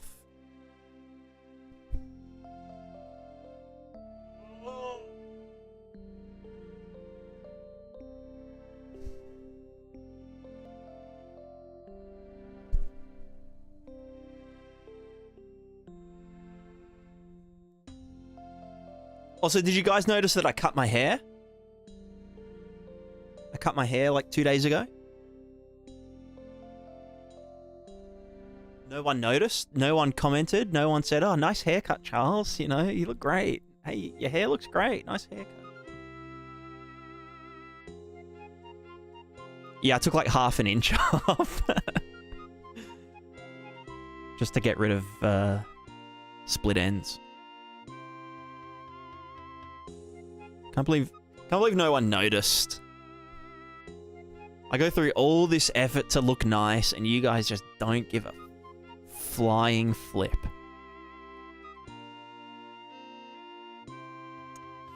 Did you do it yourself? Yeah, I did it myself.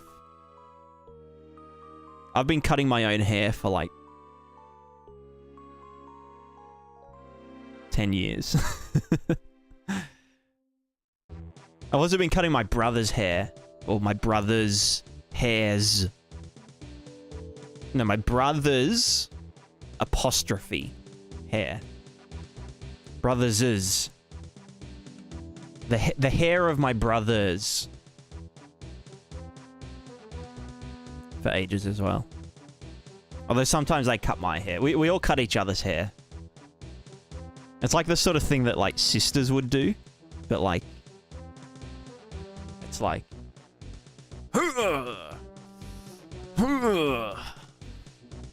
We're like brothers, you know? It's like manly. It's like barbershop, you know? Like... It's not like hair salon vibes. It's like... barbershop vibes, you know? Get the single razor out. Try not to like...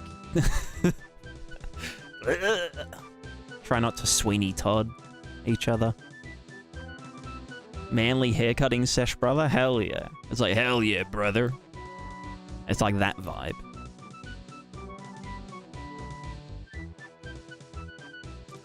Because, like, I'm so manly.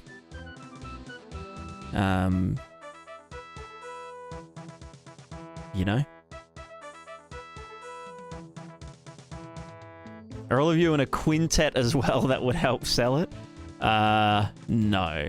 There aren't enough of us to make up a quintet. We'd be a quartet. Although I'm the only good singer. Or at least I'm the only trained singer. Alright, all these examples are in.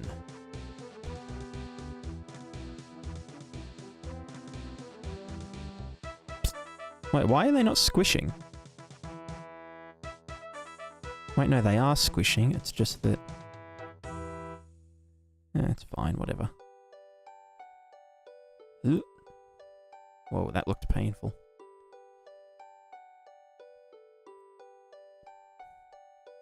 Tried teaching my ex how to cut my hair. We ended up breaking up. Not because of the hair cutting thing. Yeah, fair. It's like, hey babe, you know how like you asked me to cut your hair the other day? Well, it's over. It's over. It's not you. It's also not me. It was the hair cutting thing.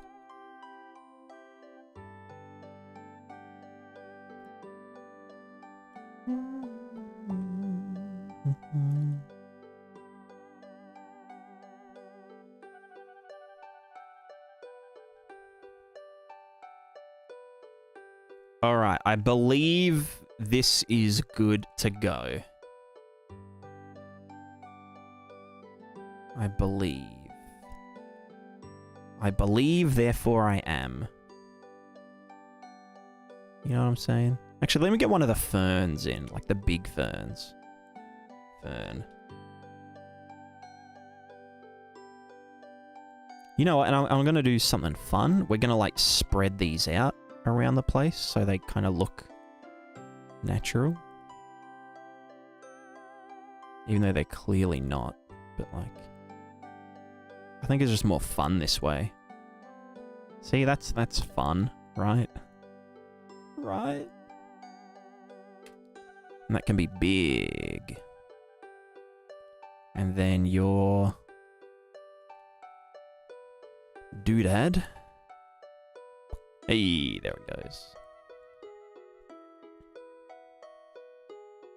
Probably the fact that I couldn't fly a plane, that's gonna be it. She ended up dating a pilot after me. God damn. Yeah, that sucks.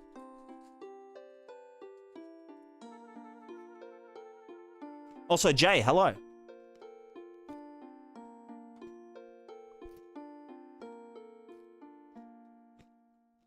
But in fact, girls only like pilots. That's right. If you're not a pilot, don't even bother.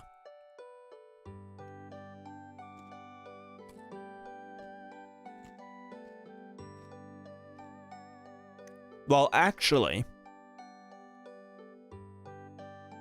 statistically, the most preferential occupation for a male partner for a heterosexual woman is a paramedic. Statistically. Well, from surveys.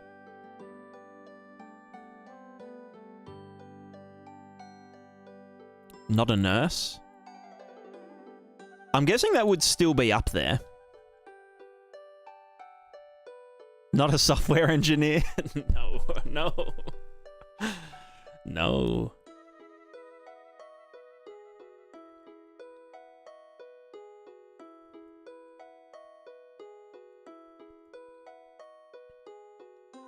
I only got into this game to pick up the shit.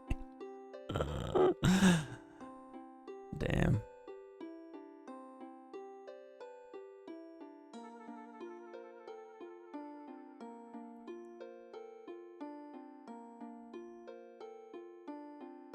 Oh, wait, what the frick's going on here? What are you... Huh? Why is that parented to that? What the fuck?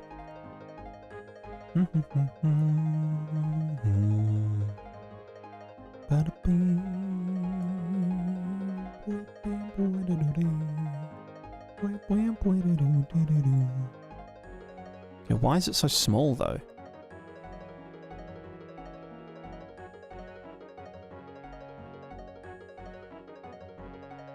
And, like, where is it? Huh? Where are the reeds gone? What the flip? Huh? Is it just the... Is it the WPO?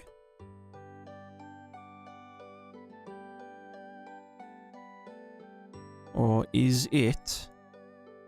the opacity? Ah, maybe it's the opacity mask. Oh, I know.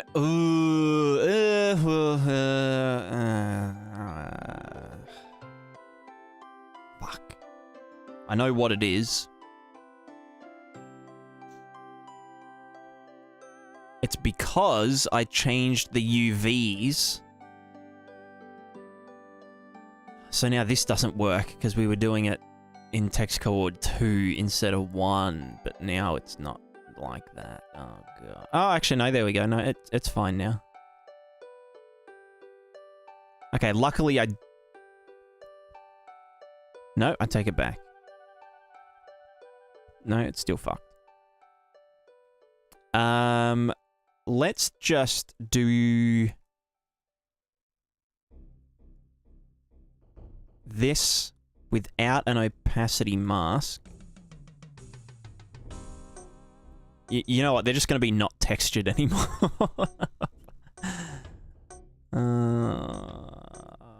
Grill myself. Grill myself.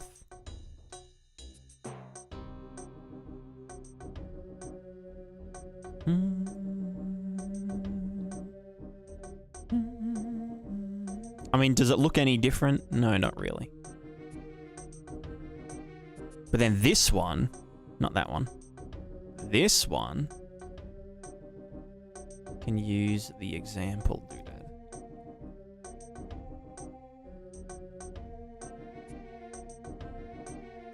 Example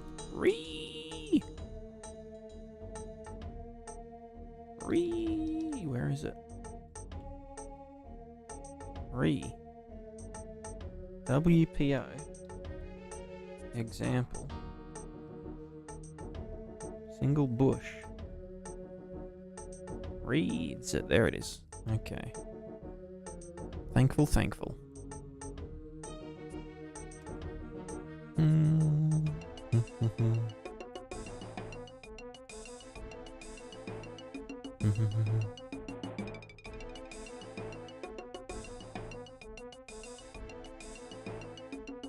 Jay, I have a mind-altering material question. Go for it.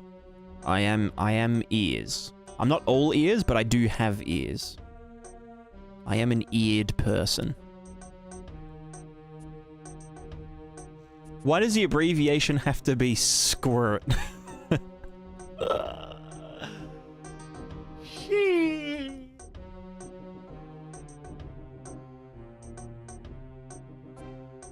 Yeah. Yeah, it is a bit yikes.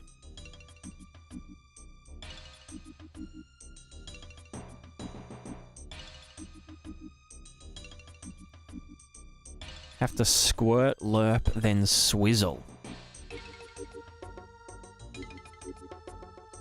Yep.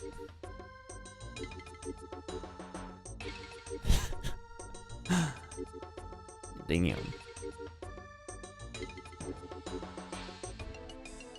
Does this one multi-sample? I think it does, do? Use double sample. Big ferns. There we go. Alright, I'm going to package this plugin. Let me just double check. So all the components work. Example BPs are all good enough. Characters fine. Materials are all fine, hopefully.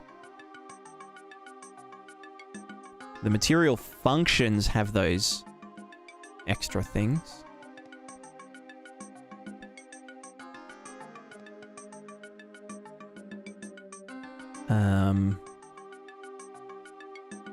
The Niagara stuff is all, yeah, fine, whatever. The pivot painter is... that doesn't exist anymore. You can get yeeted. So, pivot painter, it's all there, and I don't think it's referencing... Oh, is Geometry Script a plugin that isn't enabled?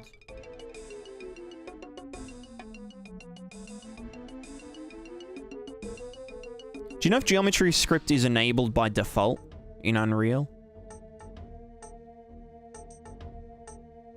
I don't know. YOLO.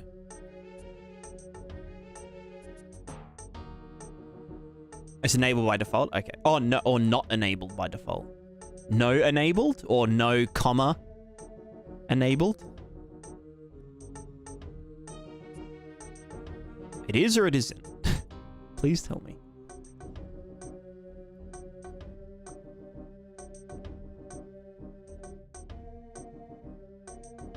Can I enter the... Oh, yeah, true. Yeah, I can do that. Plugins. Prismatica. Edit. Dependencies. Geometry scripting. Is there anything else that would be happening there, or is it just geometry scripting? Or is like the modeling tools? Modeling tools. Modeling. Model. Mesh modeling toolset exp. Modeling tools editor mode.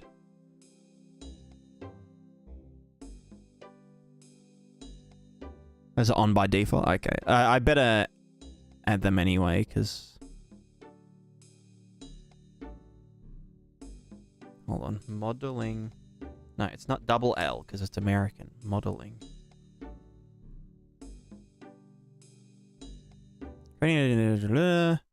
Static mesh editor model mode.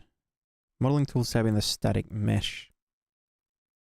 So this is the editor mode where it's like you click here and you go to the modeling tab. So I think that's what I want. Yeah, just the editor one. Editor.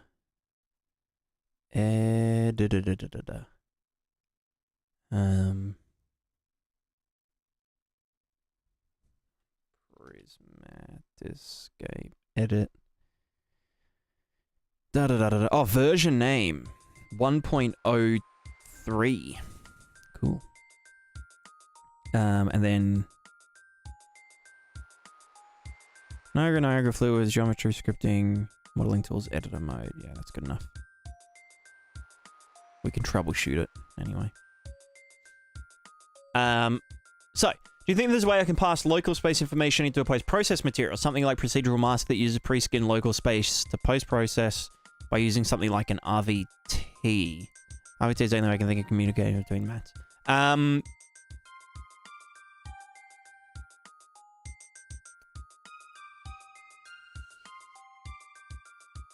Post-process can't read from an RVT. That's one thing that is wrong with that. If it could, then that would be kind of pog. You could offload the RVT to a render target to then sample in the post-process material, but YOLO. I don't know why a post-process can't sample from an RVT. It sounds kind of dumb. What I would do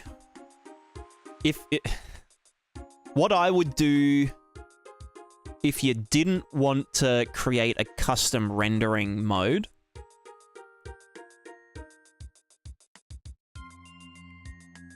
what you could do, and again, this is really dumb, but you could use the subsurface rendering pass and pass in RGB values from there and then recall it in the post-process. But everything would have to be right. Everything would have to be a subsurface material. But yeah, you can get subsurface color in a post-process.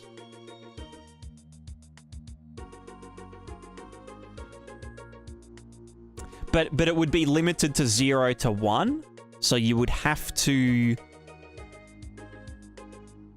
normalize it somehow. I don't know. What's the idea? What's the effect? Because it might just be something worth doing in the material itself. Or creating a custom render pass. Because then you would have, you know, a buffer input here. Called, you know, local space thing. Local space buffer.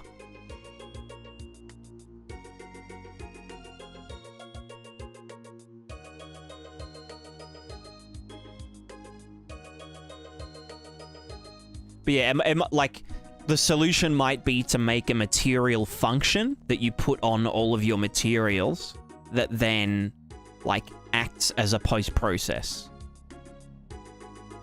Somehow. To some degree. So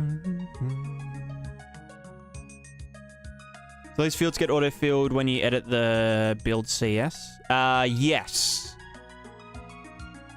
Yeah. Well, this, these things here will add it to the build CS. So this is just reading and writing to that file. Yeah. Exactly. How would I deform a single mesh with a spline? Is it possible without WPO? I was searching in Unreal Forums, but there's a video about it with WPO, but he doesn't explain how he does it because he wants to paywall. Hey guys. You wanna frick Unreal Engine every day? Well, now you can with my Unreal Engine course. My exclusive Unreal Engine course, available only to the first 100 subscribers.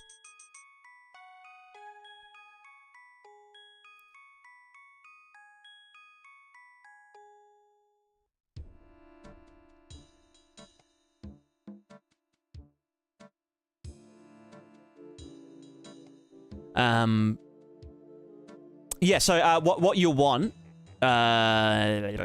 exactly is you want to use a spline mesh component because it literally deforms the like its job is to deform meshes. So like in this example, I have a road which is a plane, and the spline mesh component, not to be confused with a spline component that is spawning meshes along it. But yeah, its job is to do this. And like if I changed this, actually, can I change the mesh? Spline.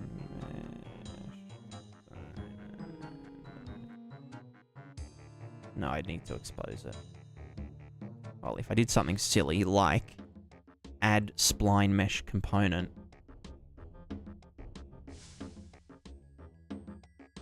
spline static mesh,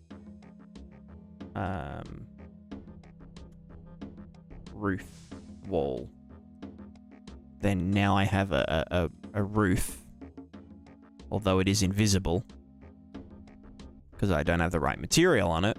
But yeah, you can see here, it stretches that boy out. So whatever that guy was trying to sell, he's dumb as fuck, because it's literally a feature of the engine.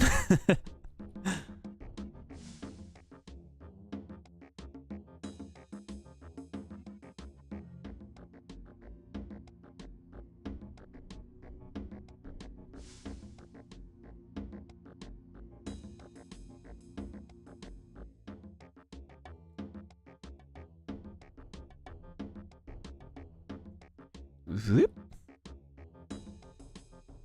Right, what was that using? Test 3. There we go.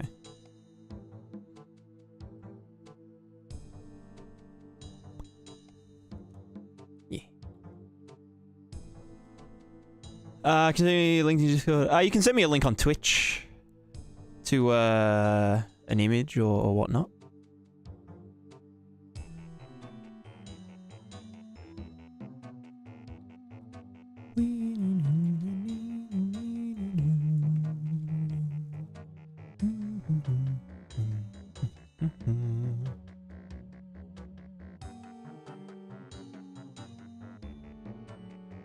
Oh.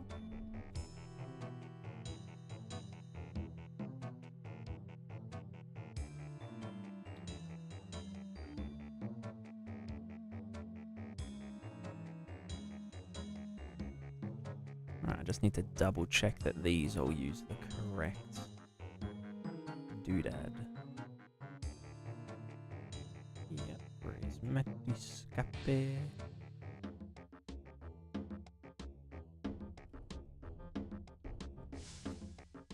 No, reads. Oh, that is the right one. It's just named incorrectly.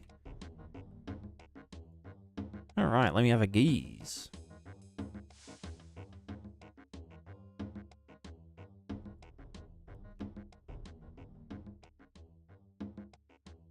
Ah, I see. And what, they want to just do that with WPO?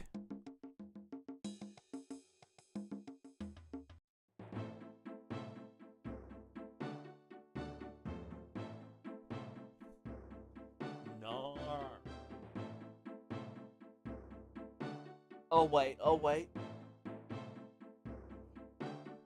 I'll wait. Oh, you're back. Okay. So is this all getting done with WPO?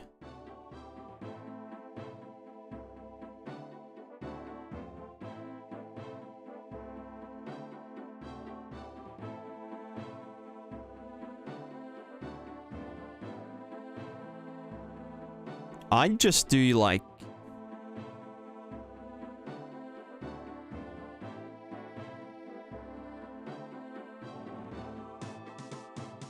I mean, like, I get it, but, like, it's kind of dumb. But, like, I get it. So, wait, he wants to paywall this. Could you share the code?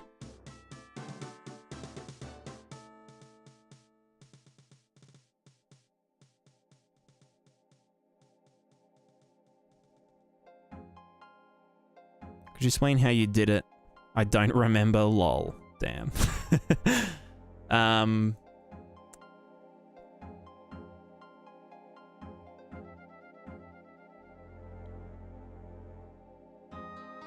It could be that, like, here's the spline.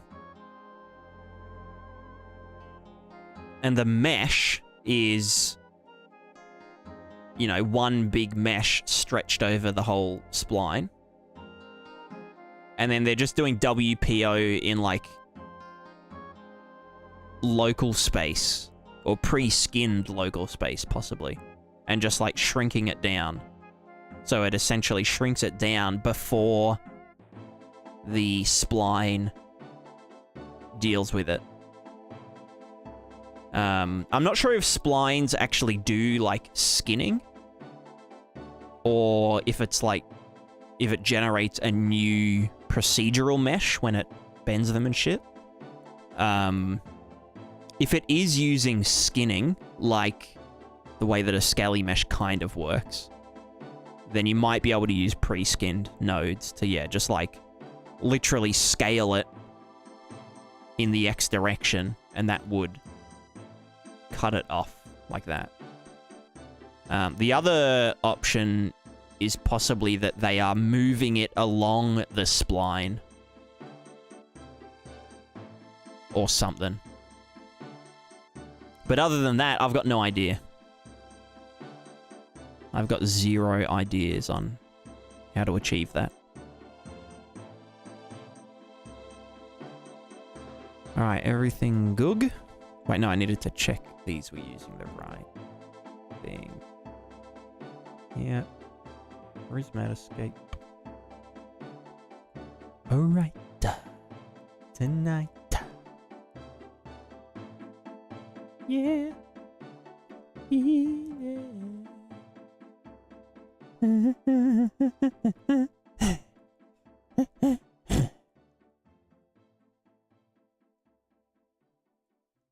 Alright, there shouldn't be any broken references.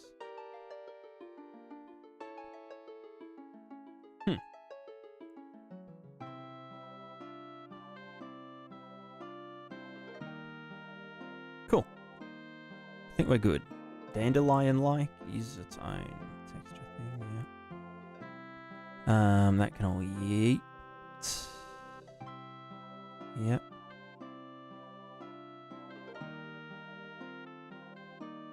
Cool. Alright, and then in here we have the everything else should be fine, including these, which I have set up defaults already.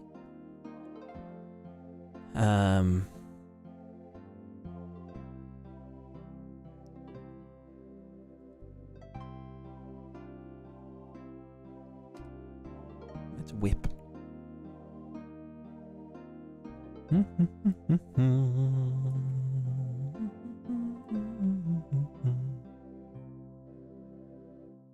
Cool. It is time. We go to the Prismatica game UE5. We are going to git bash. We are going to git add-a.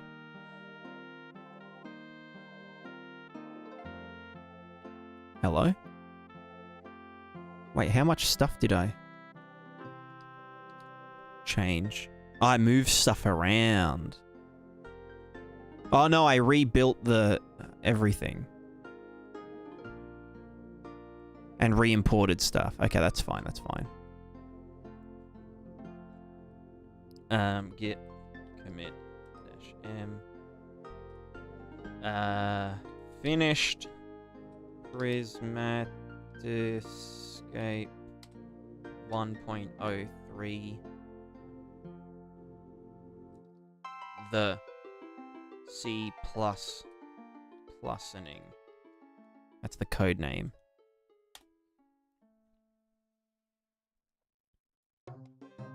Cool.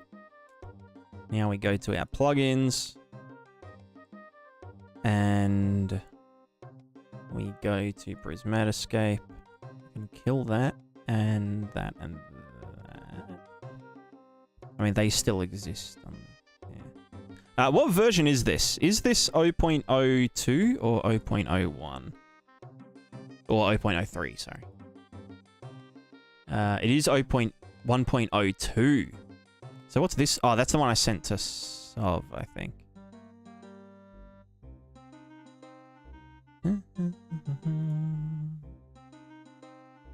Anyway, fuck, maybe I should just change it in the...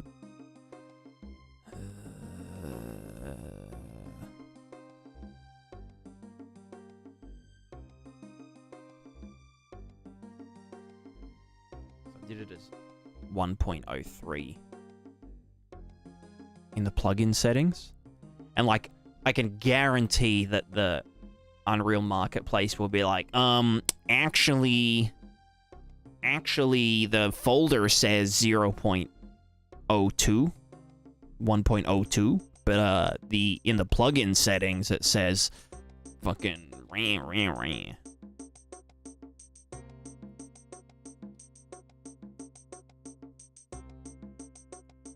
That's it, that's all I think. Alright, plugins, Prismatica, right click, send to zip folder. How big are they? 57 megabytes. Pretty good. Prismatica v1.02. Ah, there's already one that I... hold on. Delete. Prismatica v1.02. There we go. That's it there. Does anyone want to test it? Any testers? Anyone want early access?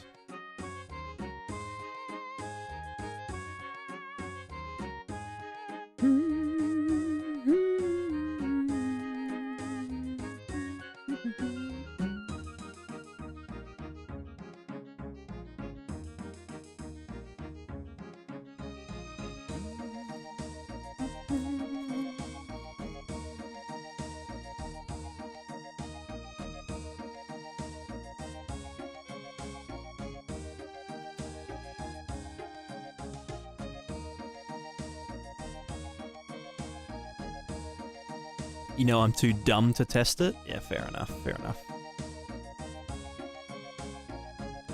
Exactly. I mean, yeah, if you want it.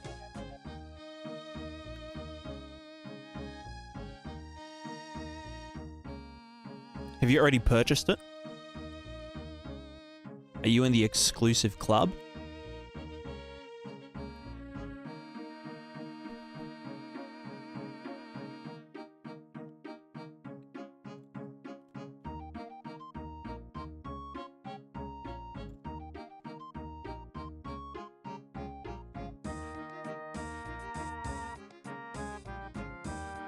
Not exclusive? Damn.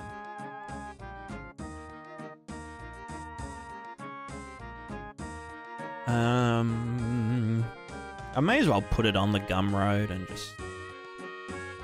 But I know a friend who knows a friend? Okay, yeah. Makes sense.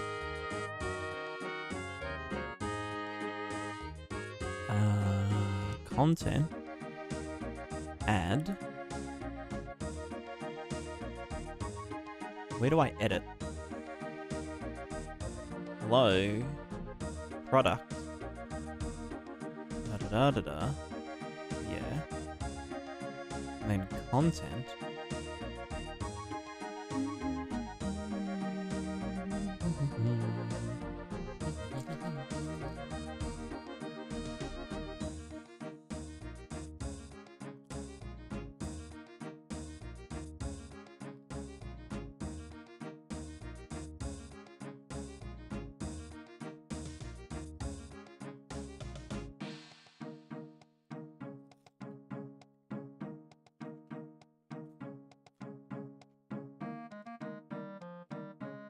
How do I add another... Oh, right. Link. No. Insert file. There it is. Computer file.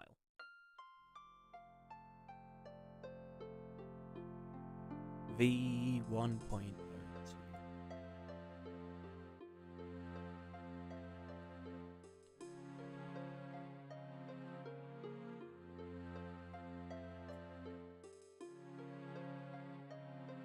Ow.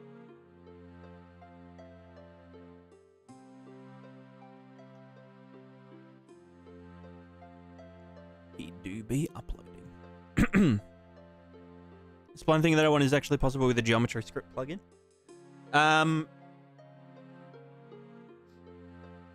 Yeah, I guess so, yeah. Does that mean it's going to be regenerating it every frame, though? I guess for something like a cube, then it's not a big deal. Anyway, now that that's done, I'm finally free. Free to go and, go outside, maybe. Maybe I'll go outside.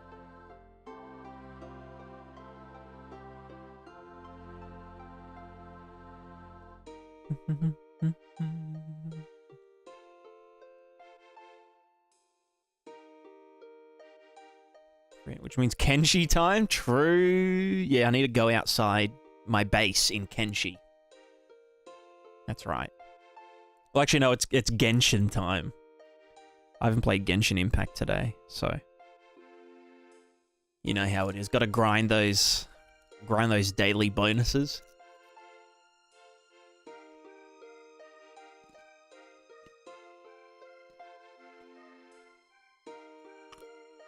Still play Genshin? Yeah, no, yeah, I started playing again like a few months ago.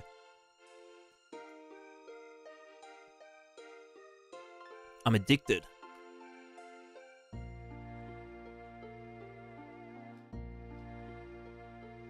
The game's just too polished. It's too polished and the combat is too satisfying, you know?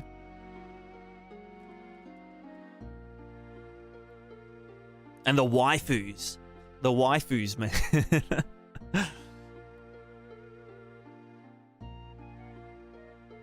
It's hard to read what it says in red YouTube. It's YouTube Virgins. Sorry, I can make that bigger.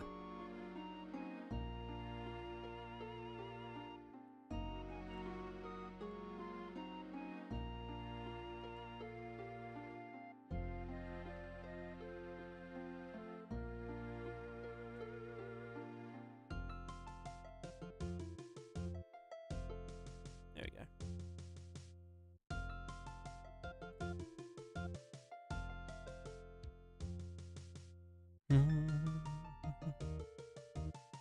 Good to be walking around the world. Music's like good environment. So yeah, yeah. Yep.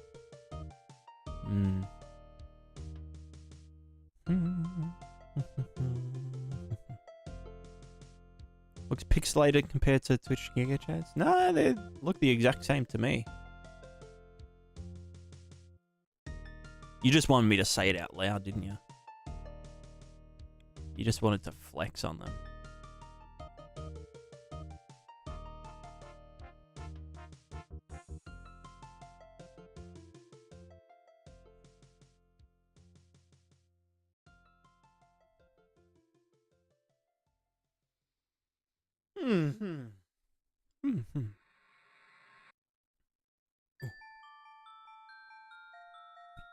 John, been watching for a while. You're very talented. I'm really interested in learning with you and possibly working together on a project or two.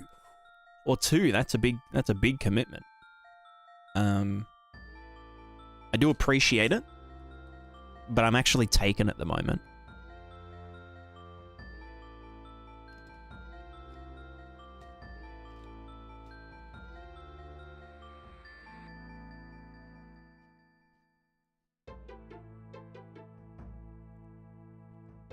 And by taken, I mean I'm busy working on my own stuff.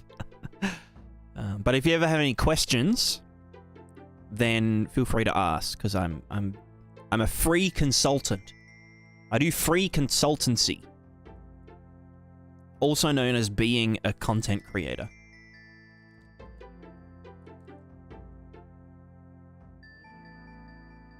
Also, I'm addicted to barbecue shapes. They're just so good. So good.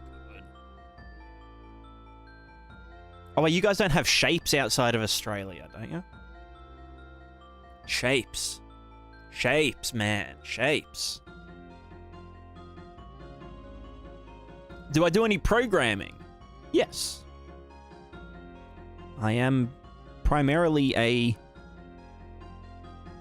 I don't know. Programmer thing.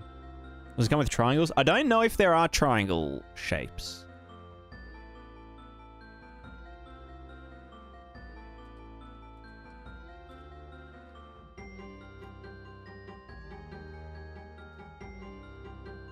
It's sort of like... Oh, no, wait. Do savory shapes come in triangles? I think savory... Yeah, savory are in... Yeah. Yeah, they've got, like, the weird... like, hourglass-looking ones, but then also the tringles. What the hell is a shape? Well, a shape is, these. Arnott's shapes.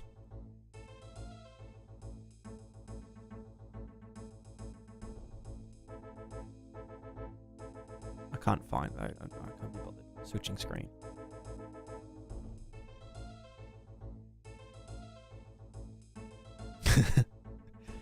Yeah. Definitely the best flavor. Yeah, yep. Yeah. They're also vegan, these ones. Although, one of the ingredients is Worcestershire sauce. Worcestershire sauce. Worcestershire.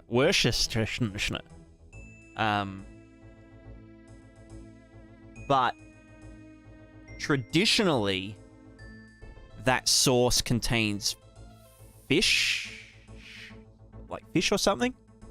But it doesn't say that. It just says that as a base ingredient. So, I don't know.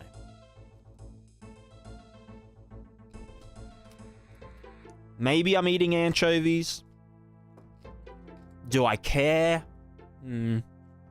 Probably not. I feel like they wouldn't use real Worcestershire sauce. I feel like they'd use like the cheapest shit, like the most synthetic shit that you can find. So yeah, I have confidence. Trust in Arnott's.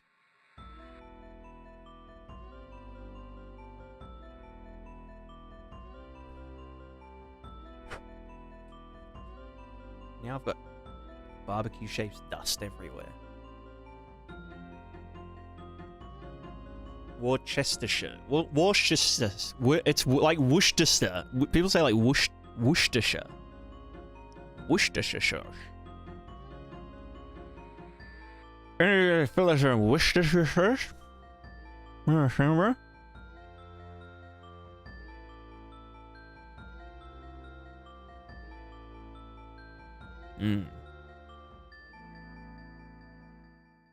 Look how sunny it is outside.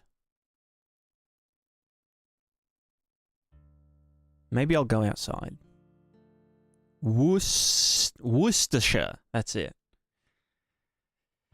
Worcestershire. It's so bright. Yeah, I mean, it's not even that bright. It's kind of cold today, but...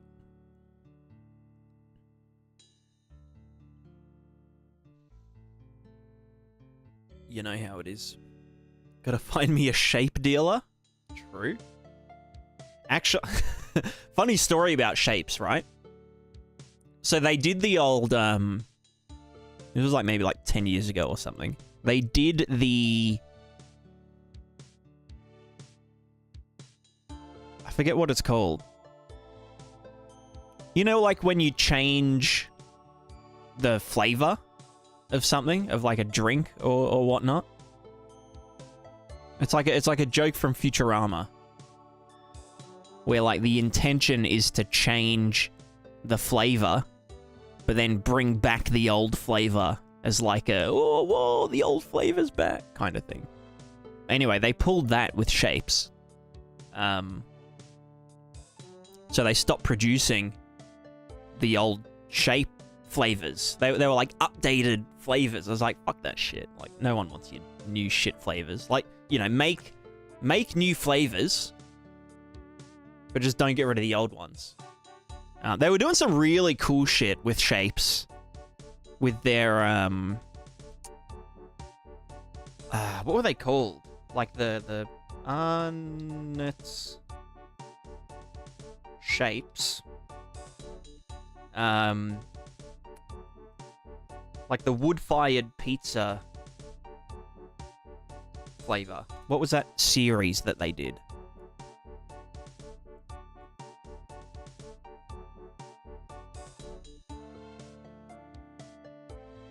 Like Flavors of the World or something? What was it called?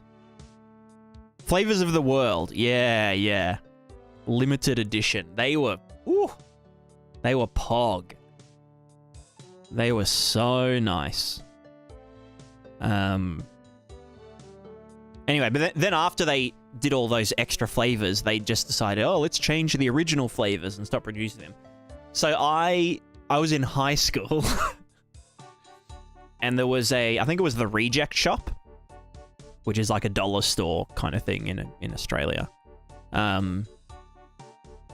They had the old flavors on sale for like $1.50 per packet. And I bought 100 of them. Like, I stocked up this huge box full of them. And they were like, what the fuck is wrong with you? And I was like, bruh, please don't take my shapes away from me. So I had like a few months. I had like a few weeks worth of shapes at that point. It was a good time. Very fond memory. I remember stacking them all up in like this big brick wall and then jumping through them. It's good times. Very good times. Sell them on Amazon too. I could have been a dealer. I actually thought about dealing at my school at the time. Like dealing original shapes flavors.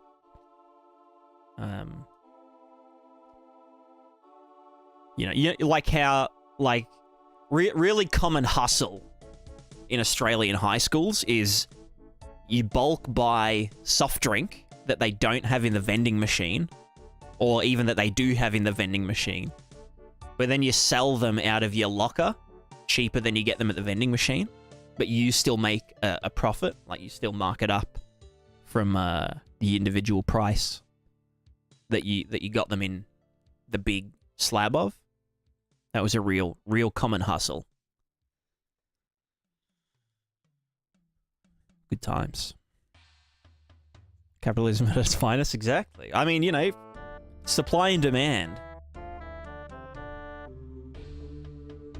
I think people at my school just sold weed. Yeah, some people at my school did as well. Although my school was pretty strict with heaps of shit. I went to a private boys-only school.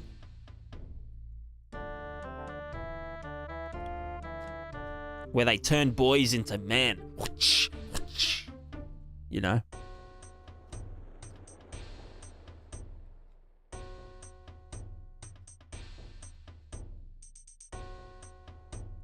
They didn't actually whip us.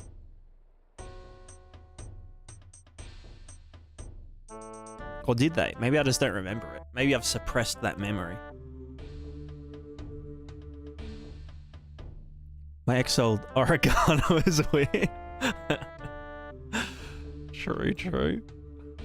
Actually, I can remember these guys I used to know.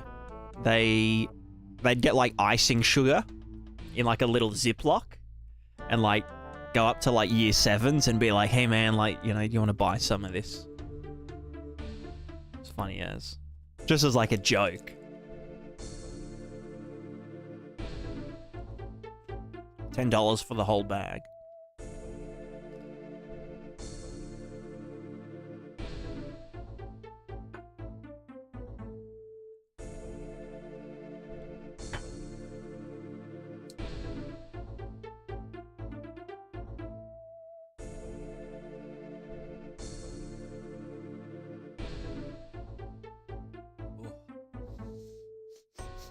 Woo!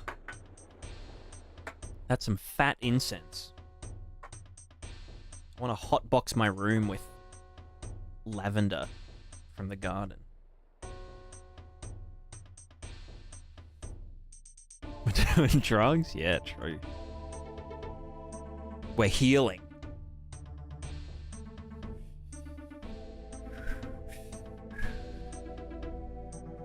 We're on those MF essential oils, you know?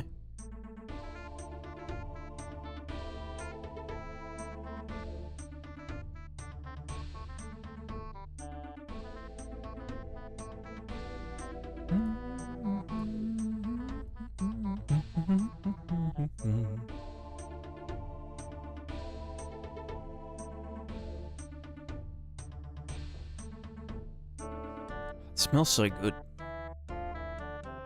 I want to make more incense. I want to make incense sticks rather than incense Toblerone. Let's look up some recipes. How to make incense sticks. The art of making natural incense sticks. Because you gotta like turn it into a dough. Do you have any sticks to hold it? I could get some sticks in the garden, you know. I'm sure I could find some. Oh, you've got to make like a little stick mold. That makes sense. So it's kind of like making icy poles, you know? Except you do it down flat. Oh, that's cool. You can squeeze it through a syringe. That's actually... Oh. Okay, well they have like a proper fucking incense machine. But a syringe, that's kind of interesting. You just like poop it out like that. So I guess you don't even need to thread it through something, because it will just... As long as they set hard enough, then... Yeah. You worked with resin before? No, I haven't.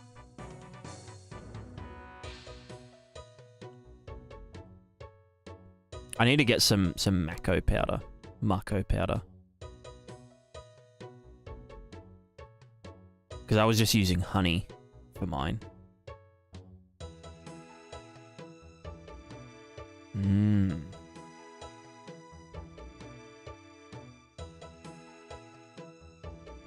God, I've got so many, like, weird plants in the garden that I could just, like, huff it. Just huff it. Huff Snapdragon.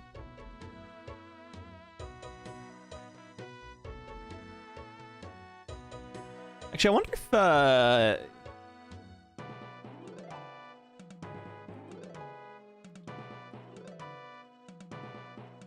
wonder what eucalyptus incense would.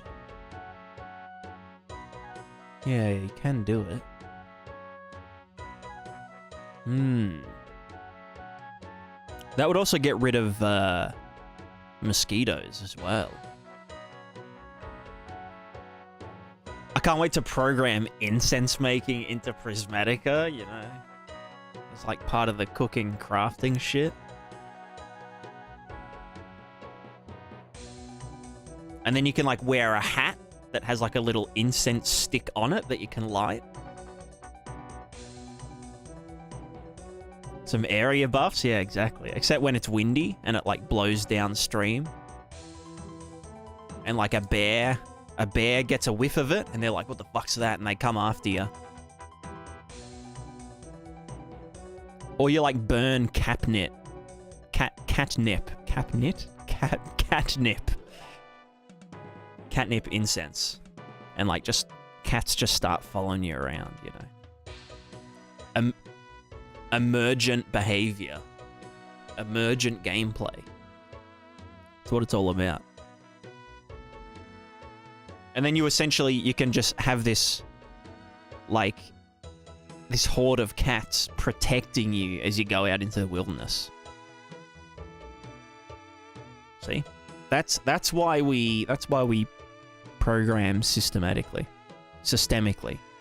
Well, we systematically program systemically.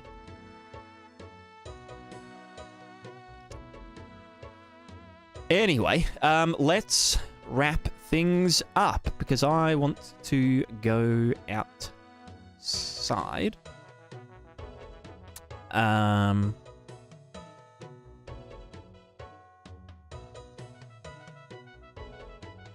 I don't want to go outside, but I should go outside. We are going to be raiding.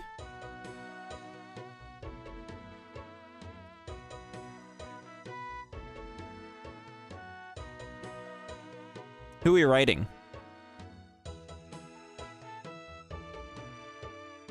We could raid Raymond, who's currently animating a cat girl. I know you're all interested in that.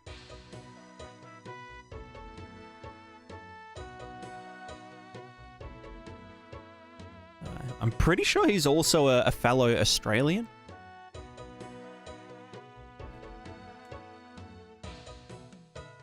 Anyway.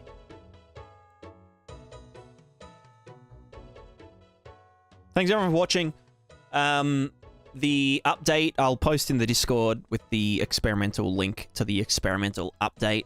And with that, I will see you all again later tonight. I want to film the pivot painting video. And then while I'm at it, I might also do the RVTs video. Like, just general, actual Prismatica dev video. But yeah, thanks everyone. And with that, we say goodbye.